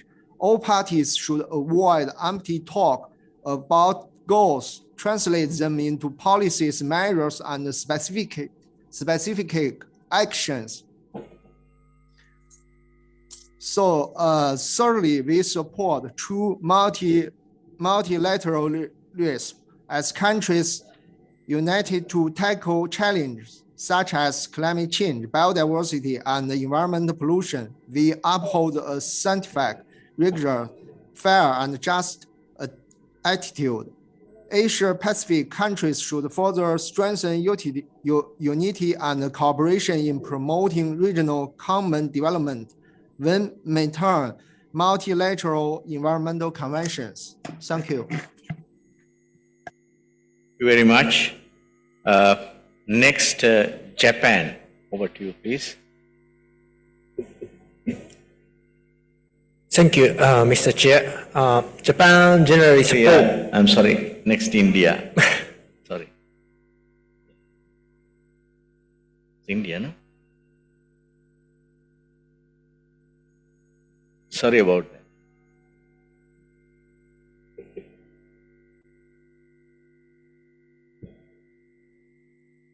Good afternoon, Excellencies, distinguished delegates, invitees, officials, friends, ladies and gentlemen.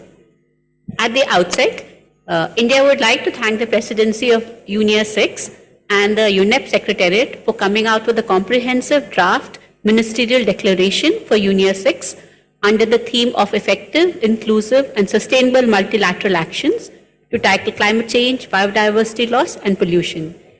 India has been actively taking part in the informal consultations on the drafts of the ministerial declaration and has already submitted its comments on the declaration. Other than the three planetary environmental crises, India feels that we are also facing other environmental challenges like land degradation, waste management, ocean acidification, etc. And to pull out from the vicious trap of the three planetary environmental challenges and other crises, the developing countries need a big push from the developed countries in terms of finance, technology, capacity building, etc. In the first draft, they have suggested to mention the need of US $5.8 to $5.9 trillion in the pre-2030 period required for developing countries, in particular for the need to implement their NDCs, as well as the need of USD 4 trillion per year for clean energy technologies by 2030 to reach net zero emissions by 2050. Further, in the first draft, we have also suggested incorporating Rio Conventions, sustainable lifestyles for climate action, and global efforts towards attainment of the 2030 Agenda for Sustainable Development. Developed countries and developing countries cannot be treated on an equal footing, as the present climate crisis is a direct result of historical emissions. Therefore, it is necessary that the climate actions should be guided by the Rio principles.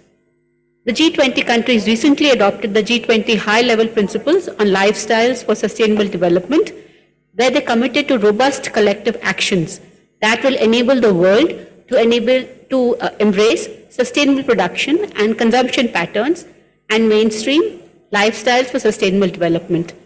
At the upcoming UNIA 6, we are considering piloting a draft resolution on sustainable lifestyles for United Nations Environment Assembly called Behavioral Nudges Towards Sustainable Lifestyles. In the Kunming-Montreal Global Biodiversity Framework, nature-based solutions and/or ecosystem-based approaches were mentioned.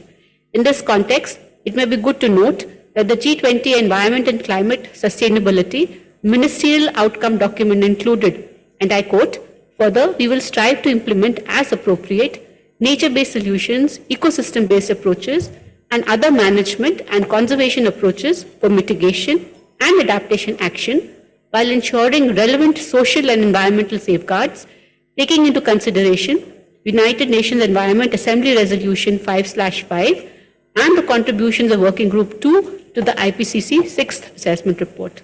To conclude, I would like to emphasize that for effective, inclusive, and sustainable multilateral actions to address climate change, biodiversity loss, and pollution, efforts at the global level, regional level, national level, and even local level may be guided by the founding pillars of the Rio Conventions and the 27 principles of the Rio Declaration on Environment and Development. Thank you. Thank you, ma'am. Next, Japan, please. Yes, thank you, Mr. Chair. Japan generally supports the first draft.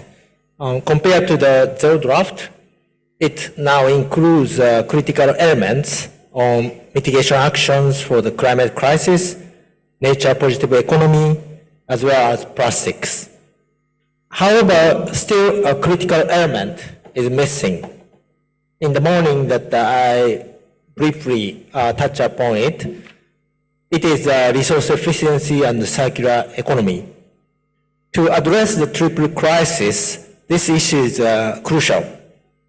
Resource efficiency and circular economy has the potential to reduce 45% of our GHG emissions. It also contributes to achieving nature positive economies because 90% of biodiversity loss and water stress impacts come from extracting and processing of natural resources.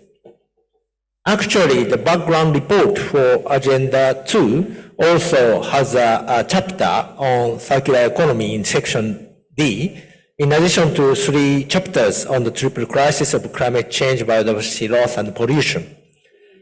Japan has been promoting 3R and assists Asia-Pacific countries on waste management.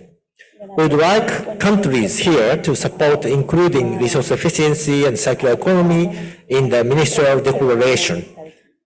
In the description of RECE, cooperation with the private sector also needs to be included, we believe. Secondly, we should add a significant IPCC finding, that is, peaking out by 2025.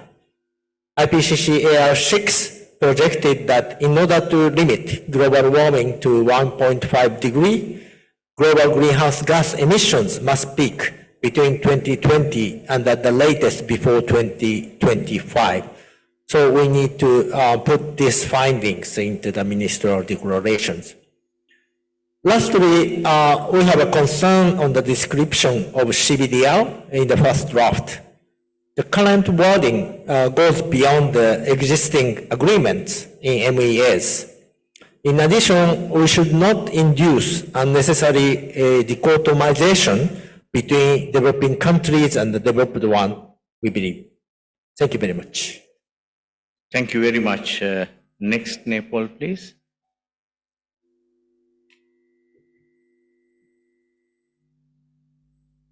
Thank you. Mr. Chair, environmental authorities, distinguished guests, and representatives of the development partners, ladies and gentlemen. As I have already mentioned in the Agenda 3B, I am reiterating the same here too. After looking at the draft ministerial declaration of the United Nations Environmental Assembly at its 6th session, found it comprehensive, touching on most of the issues and problems that we all have been facing since the emergence of the problem caused by the triple planetary crisis. Within the geography of the Asia and Pacific region, we have a subset of a special geography, which is the Hindu-Kush-Himalayan region, comprising either whole or part of 8 countries of the region. Being the highest place on the planet Earth, this region faces the problem more and before than faced anywhere on the globe. Disappearance of the snow cover at a faster rate than ever is a matter of concern to us. Excellencies, following a globally accepted principle related to climate change of leaving no one behind, we should not delay addressing the issues of this very special region by paying global attention. So I request this forum to give a place in the proposed ministerial declaration of the UNS6 because it deserves, otherwise any delay will leave us with regret only. Thank you, sir. Thank you very much. Now I request Republic of Korea.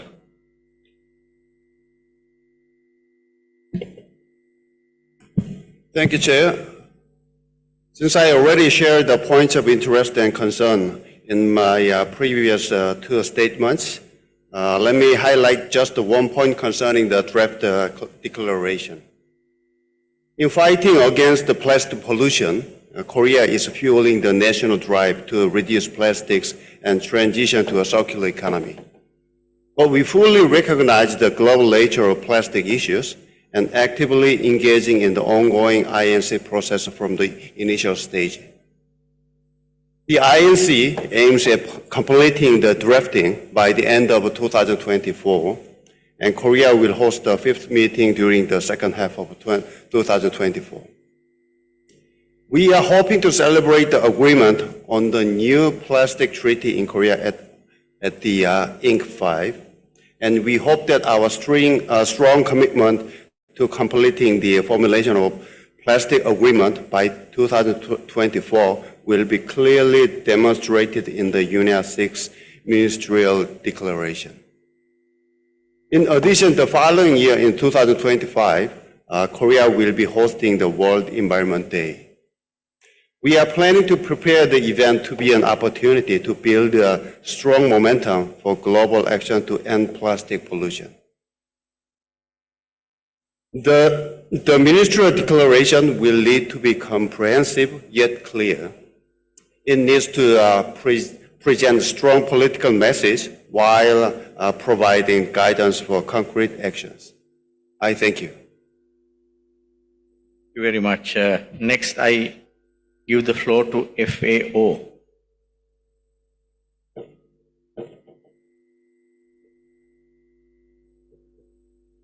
Thank you very much, Mr. Chair. Senior officials and distinguished guests, I would like to thank the government of Sri Lanka and UNEP for hosting this event and for the opportunity to contribute. FAO welcomes the emphasis on food systems and One Health in sustainable multilateral actions to tackle climate change, biodiversity loss, and pollution, and in promoting circular economy in the Asia-Pacific region. Agriculture, encompassing crops, livestock, fisheries, aquaculture, forestry, and food supply chains, are suffering from and also driving the triple planetary crisis. In all national pathways of food system transformation, FAO supports building resilience to climate change and mitigating other risks such as pests and diseases, pandemic disease spillover, and market price shocks, to name a few. Food systems transformation is a top priority to achieve food and nutrition security and to ensure sustainable livelihoods, especially for the 100 million smallholder farmers who produce 80% of the world's food. At the same time, countries are looking to raise climate ambition, aiming at carbon neutral and net zero agri-food systems. FAO member countries have recently adopted the FAO Strategy on Climate Change 2022 to 2031 that aims at more efficient, inclusive, resilient, and low-carbon agri-food systems. Recognizing the consequences of land use changes and unsustainable agricultural intensification on forests, ecosystems, and biodiversity, which in turn increases exposure to and vulnerability to climate change, pandemic disease spillover, and disasters that jeopardize efforts to end hunger and poverty. FAO member countries also set objectives to transform agri-food systems to be nature positive within the four betters, which are at the heart of the FAO strategic network and framework. Better production, better nutrition, better environment, and better life, leaving no one behind. The triple planetary crisis and the recent global COVID-19 pandemic, including associated global economic impacts, highlights the importance and need to collaborate across sectors and among ministries. This is the essence of One Health. Additionally, although traditionally established to address zoonotic diseases, antimicrobial resistance, and food safety, the updated definition of One Health provided by the One Health High-Level Expert Panel and endorsed by the quadripartite, including FAO, UNEP, WHO, and WOA, now clearly aims to engage the environment and wildlife sectors to protect the health of people, animals, wildlife and domestic, and the environment. We invite all of you to attend our One Health side event this evening at 6 p.m. to learn more about this important new area of collaboration that requires the engagement and collaboration from the environment sector. The FAO strategy on mainstreaming biodiversity across agriculture sectors, the voluntary guidelines for mainstreaming biodiversity into policies, national and regional plans of action on nutrition, the FAO UNEP co-leadership of the UN Decade for Ecosystem Restoration, as well as FAO global assessments of water, soil and water pollution from agriculture are a few more examples of FAO's actions to tackle climate change, biodiversity, and pollution, and areas that are also being incorporated into FAO's and others' One Health areas of work at regional level. In February 2024, Sri Lanka will host the FAO 37th Asia-Pacific Regional Conference, the ministerial meeting on food and agriculture in the region, and including our 47 member countries in the region. Shifting towards more efficient, inclusive, resilient, low-carbon agri-food systems, halting and reversing biodiversity loss in agriculture, addressing water scarcity are main themes of the regional conference, as FAO member countries translate the national pathways for food system transformation into action. Additionally, FAO, UNEP, WHO, and WOA are jointly rolling out the One Health Joint Plan of Action in the Asia-Pacific region, and this will involve ministries of environment, agriculture, and health to collaborate at national level to address threats to health and the environment. Particular attention should be given to Action Track 6 of the Joint Plan of Action, which aims to integrate environment into One Health, focusing on protecting, restoring, and preventing ecosystem degradation, providing relevant training programs for the environment sector to understand their role and contribution to One Health, and integrating environmental knowledge and data and evidence in One Health decision-making. FAO recommends the ministerial declaration reiterate the importance of sustainable multilateral actions for food system transformation and promoting One Health approaches that are crucial and critical to address this triple planetary crisis that we face. Thank you for the opportunity to contribute to this important event. Thank you. I now request SPREP, organization SPREP, to speak.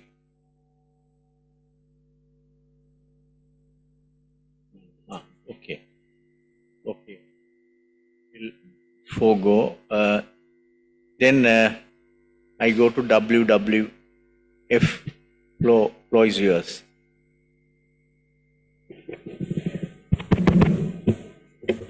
Thank you, Mr. Chair. Good day, Excellencies, distinguished delegates, stakeholders, and partners. Thank you to the government of Sri Lanka and UNEP for leading the organization of this very important event. WWF welcomes the first draft of the UNEA 6 Ministerial Declaration and commends the President and members for the draft, which serves as a good basis for an ambitious political outcome at UNEA 6. WWF calls on member states to kindly consider our inputs on the different parts of the declaration as indicated in our full submission that had been previously submitted earlier and available at the UNEA 6 website. To keep within today's intervention time limit, I would just like to mention one paragraph regarding 9D, where the proposed text as follows: develop an international legally binding instrument to end plastic pollution based on a comprehensive approach that addresses the full life cycle of plastic as resolved in UNEA Resolution 5/14.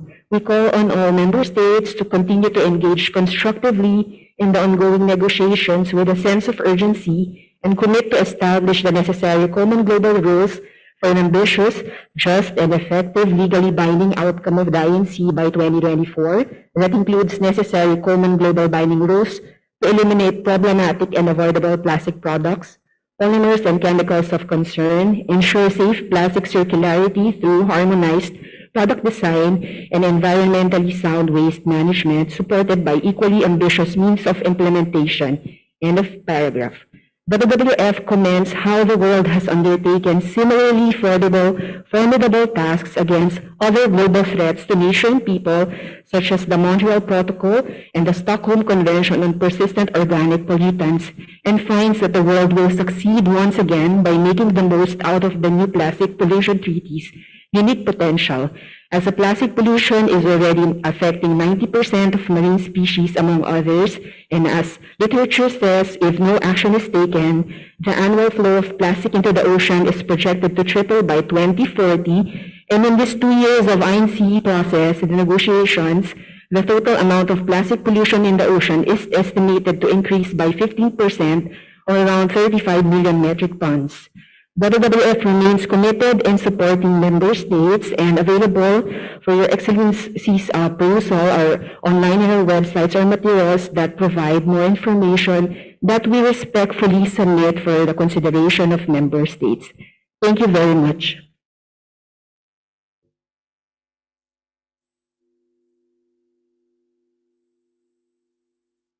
Thank you. Next, I invite Iran to speak. Thank you, Chair. Just a short intervention. We ask for highlighting the importance of combating sand and dust storm in this ministerial declaration.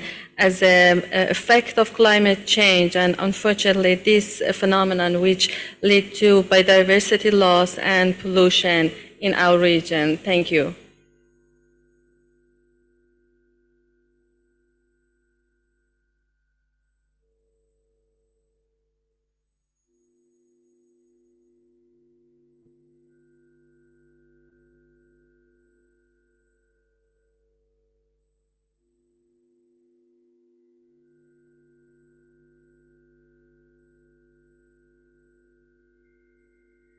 Okay, thank you very much. Next, I give the floor to major groups and stakeholders. Please, as the last speaker. Dear Chair, Excellencies, distinguished delegates, and ladies and gentlemen, I am Prem Singh Tharu from Asia Indians People Pact, speaking on behalf of the major groups. We thank to the UN Environment Program and the Ministry of Environment of Sri Lanka for hosting the 5th conference.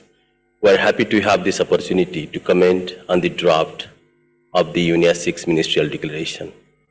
We welcome the theme, effective, inclusive, and sustainable multilateral action to tackle climate change, biodiversity loss, and pollution. It brings a spotlight on the 3 biggest crises we are faced today and invites effective, inclusive, and sustainable multilateral action to address these.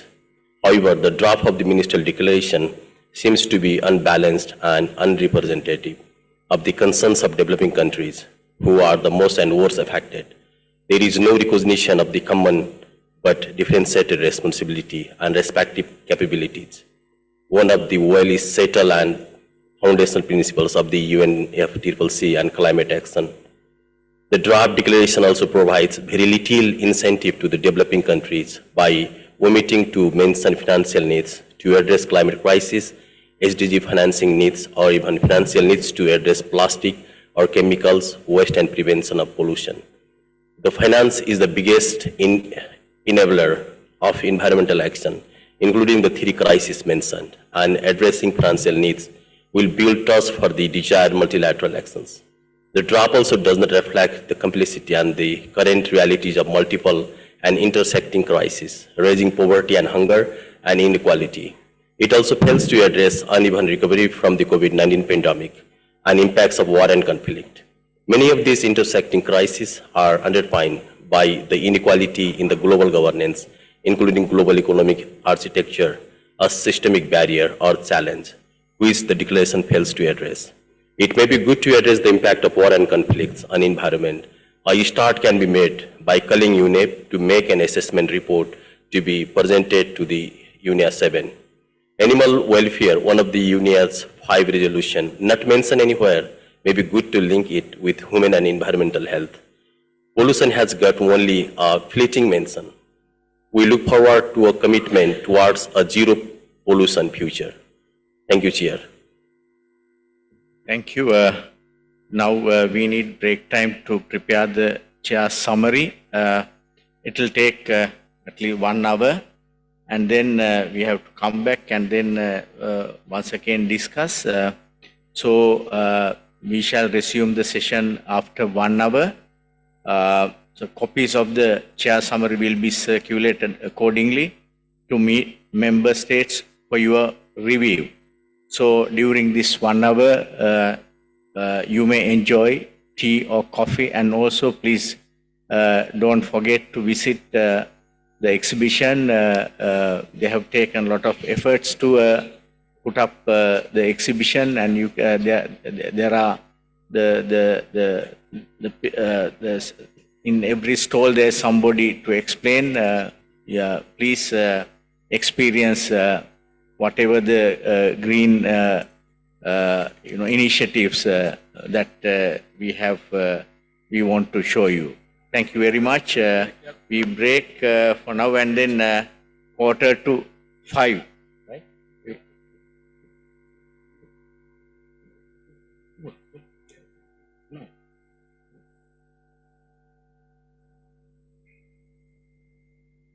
So please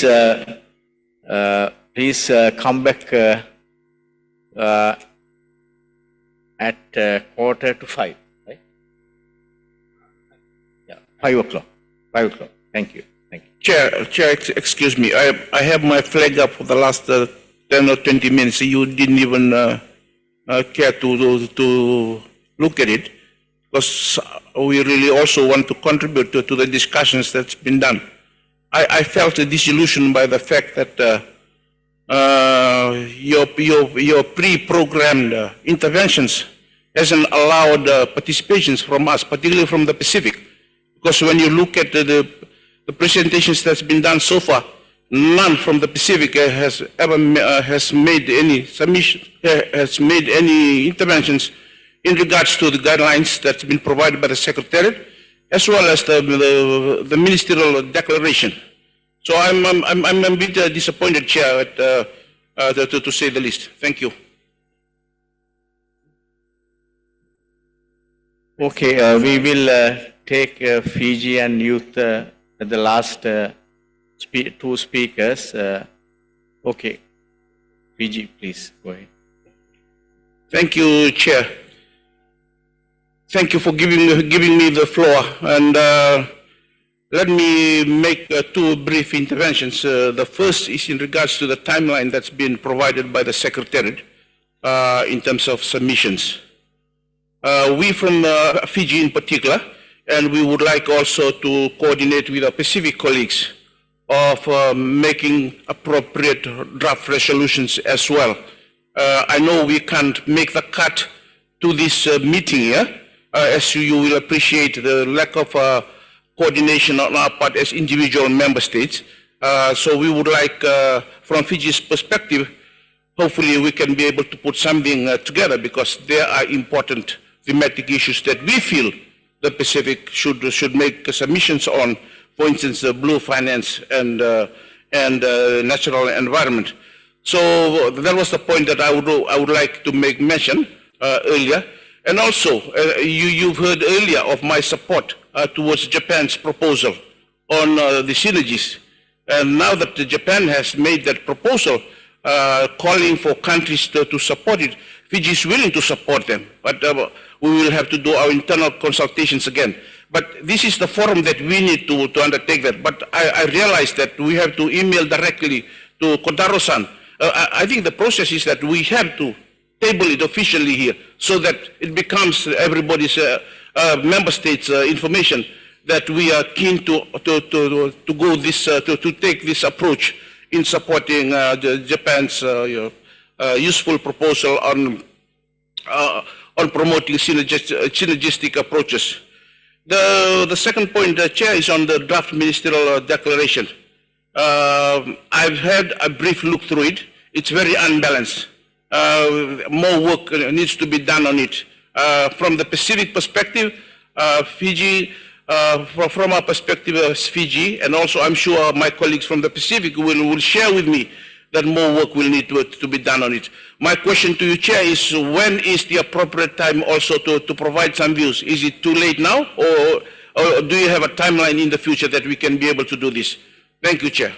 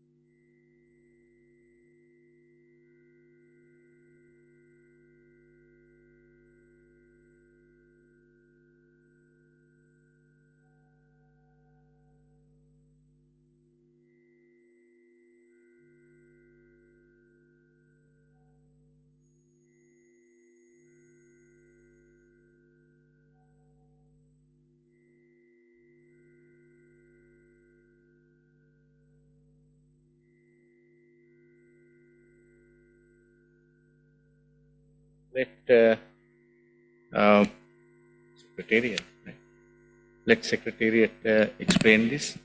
Thank you, Mr. Chair. With respect to the question from the representative of Fiji on contribution or input to the draft ministerial declaration, just wanted to outline that the process is led by the UNEA president and in particular the PR of Morocco in Nairobi. And the informal consultations on the draft ministerial declaration is taking place in Nairobi. The consultations are held in a hybrid format. So we try and have the consultations in the afternoon to factor in the time difference in the various locations. And as the drafts go through various iterations, the draft is circulated by the UNEA president to all member states. And the request for inputs on the draft is also made through that letter. All the inputs that are provided are made available on the website, on UNEA 6 website. Would be happy to show the website later on to the delegations if they're interested. And all the inputs that have been received are made available. So I would kindly request delegations that as the process moves forward to participate in the informal consultations on the draft ministerial declaration, as well as to provide inputs through the consultation process led by the UNEA president. Thank you, Mr. Chair. I hope that will address your concern, delegate from Fiji. Next, I request youth and children group to speak. Thank you for your kind consideration, Honorable Chair. I'm Sakura Takahashi from Japan, representing the voices of Asia Pacific Children and Youth through the Children and Youth Major Group. Firstly, we wish to extend our heartfelt appreciation to the UNEA 6th Bureau and the esteemed member states for their receptive embrace of our recommendations, seamlessly leading them into the first draft of the ministerial declaration. Furthermore, suggestions on the first draft, meticulously compiled, have been submitted in written form and are readily accessible through the UNEA 6 portal for your perusal. Our unwavering conviction revolves around the premise that each environmental objective warrants a definitive timeline. Consequently, we advocate for the inclusion of a reference to the pre-industrial level timeframe when alluding to the imperative of limiting global warming to 1.5 degrees. Such precision shall extricate us from ambiguity and conspicuously delineate the commitments of ministers with regards to climate action. Moreover, it is incumbent upon us to highlight the gravest climate-induced catastrophes, such as droughts, changing rain patterns, and heat waves, among others, to ensure the comprehensive assessment of regional and sub-regional consequences of climate change. We also advocate for the refinement of the focus within paragraph 9.c, which pertains to just and sustainable energy transition. We propose a shift in emphasis towards the facilitation of constructive dialogues to facilitate cooperation among all stakeholders striving for this energy transition. It is also imperative to maintain a balanced approach across all environmental facets addressed within the declaration. In light of the pressing crisis of plastic pollution, we call for a more robust reference to an international legally binding instrument to embrace the obligations of states to confront this formidable environmental and health emergency. The ministerial declaration must reiterate the keeping focus of a comprehensive life cycle perspectives in assessing its impacts on all ecosystems, while also confirming the resonance of upholding human rights and adhering steadfastly to the polluter pays principle. We hold the belief that it is crucial to remain attuned to significant developments within the broader United Nations framework when discussing sustainable consumption and production, as outlined in paragraph 11. Thus, we earnestly request the incorporation of language pertaining to the Green Jobs for Youth Pact, a visionary initiative born out of the international meeting of Stockholm Plus 50 in June 2022, jointly spearheaded by UNEP, ILO, and UNICEF.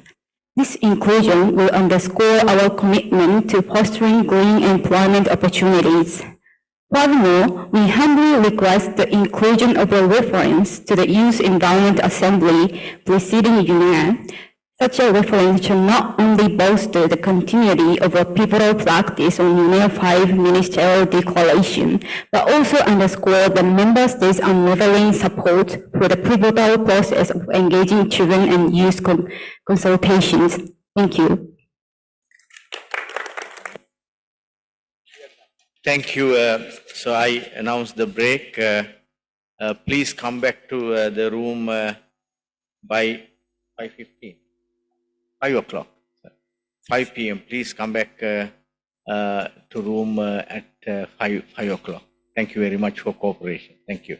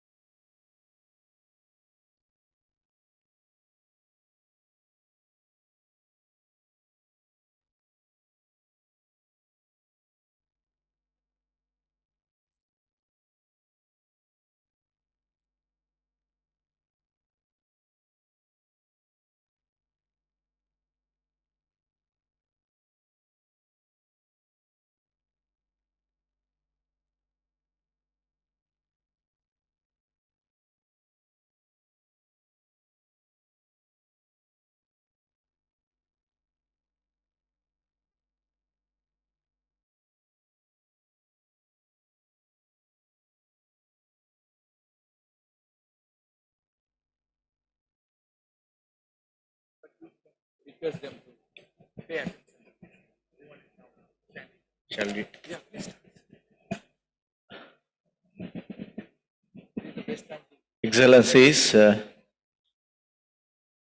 ladies and gentlemen, can we all sit?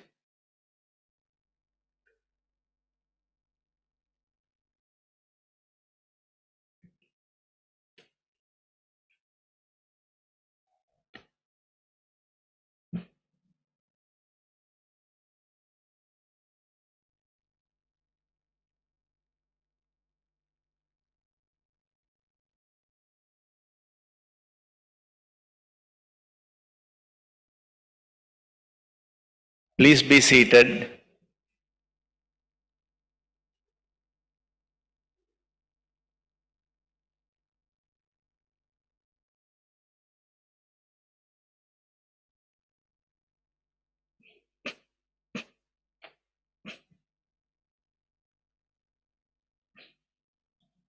Okay, now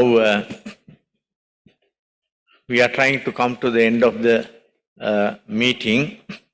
Agenda number 4, endorsement of chair's summary of the senior officials of the 5th Forum of Ministers and Environment Authorities of Asia Pacific. Now, as you all know, we are late by about 1 hour. We will have a side event as well as soon as we finish this meeting.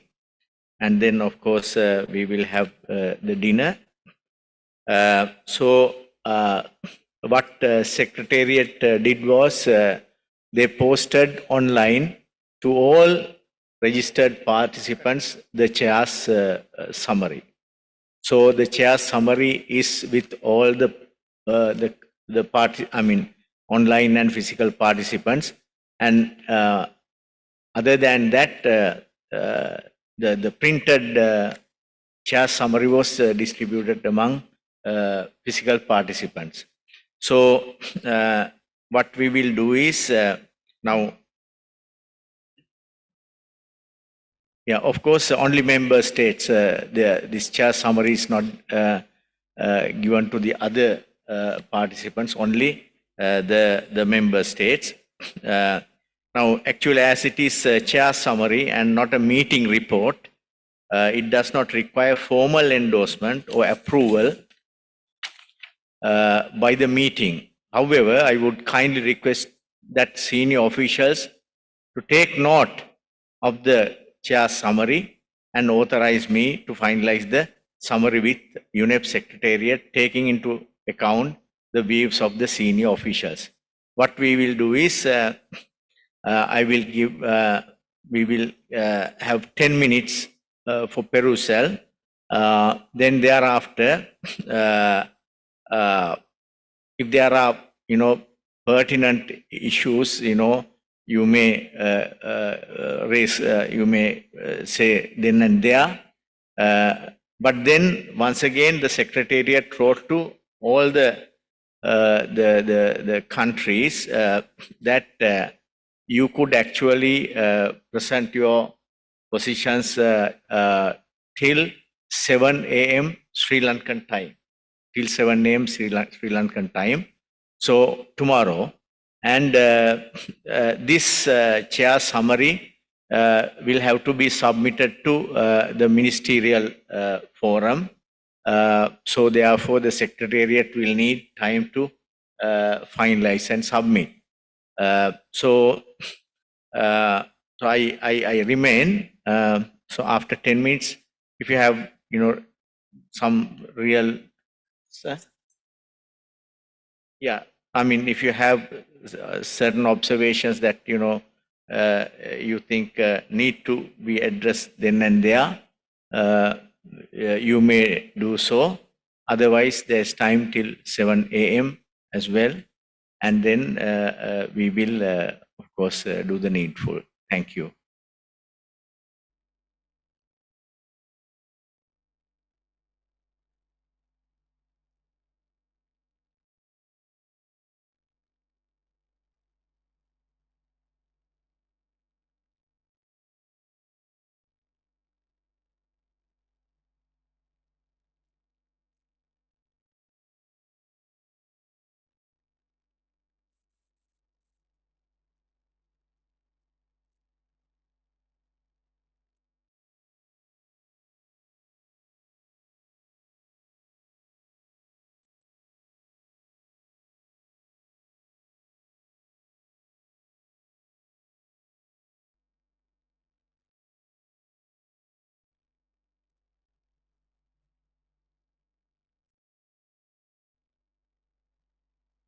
Yes, Japan, please. Thank you very much, Mr. Chair, and thank you, Secretariat, to prepare this summary report. And I understand that that this is a chair's summary, not the negotiated text. So that, but I would like to make two factual correction. So as a summary of today's discussion. First is at page 6, para 15, on the first bullet. And line on 1, 2, 3, 4, it was noted that the synergistic approaches were needed to address the triple planetary crisis, guided by founding principles, including blah, blah, blah. But I think, as far as I know, that this synergistic approach is not combined, discuss the combination with those founding principles. So what I propose is that make it two separate the sentences, reading that it was noted that synergistic approaches were needed to address the triple planetary crisis period. And it was also noted that triple crisis need to be guided by founding principles, including. So that's the first suggestion Japan make. And the second suggestion is that in page 9, third bullet, about that summarizing that Japan's interventions, and starting in Japan noted that resource efficiency and circular economy. And the second sentence mentioning now, the issue of addressing GHG emissions should also be noted. It is quite too vague. I mentioning about that picking out by 2025. That was IPCC findings. So I'd like to propose to revise it starting from IPCC AR6 findings on peaking out by 2025 should also be noted. So that's the second factual correction we would like to propose. Thank you very much. Thank you very much. Please send this to Secretariat by email so that yes, clarity remains. I will. Yeah. Thank you.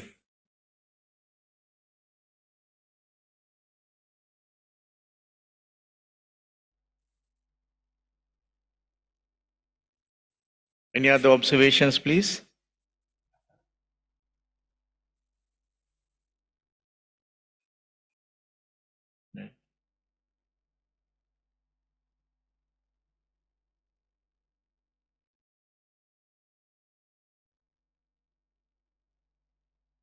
I see none.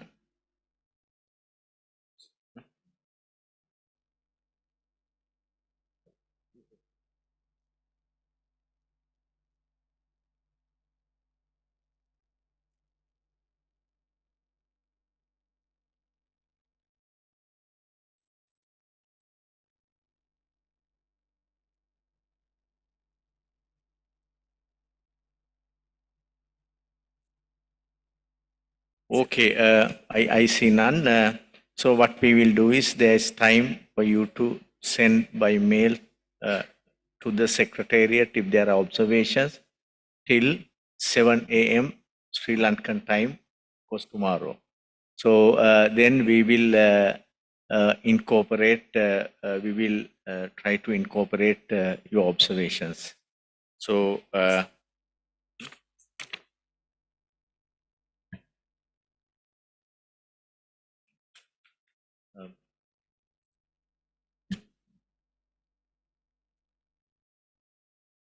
So,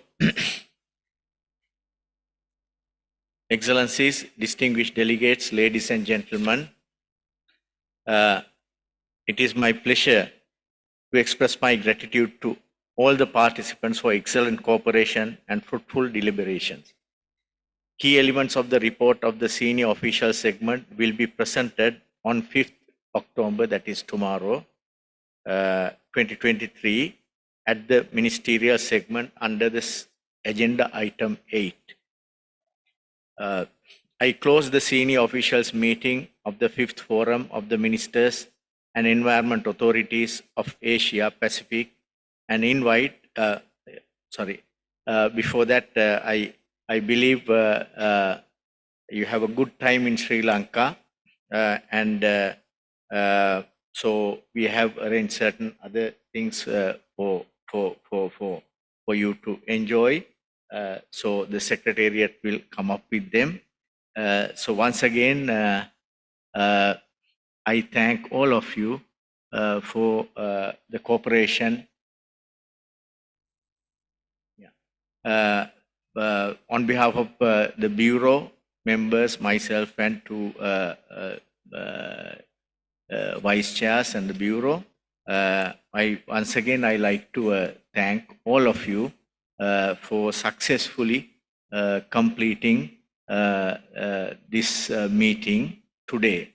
So thank you very much, and I invite the Secretariat for logistical and housekeeping.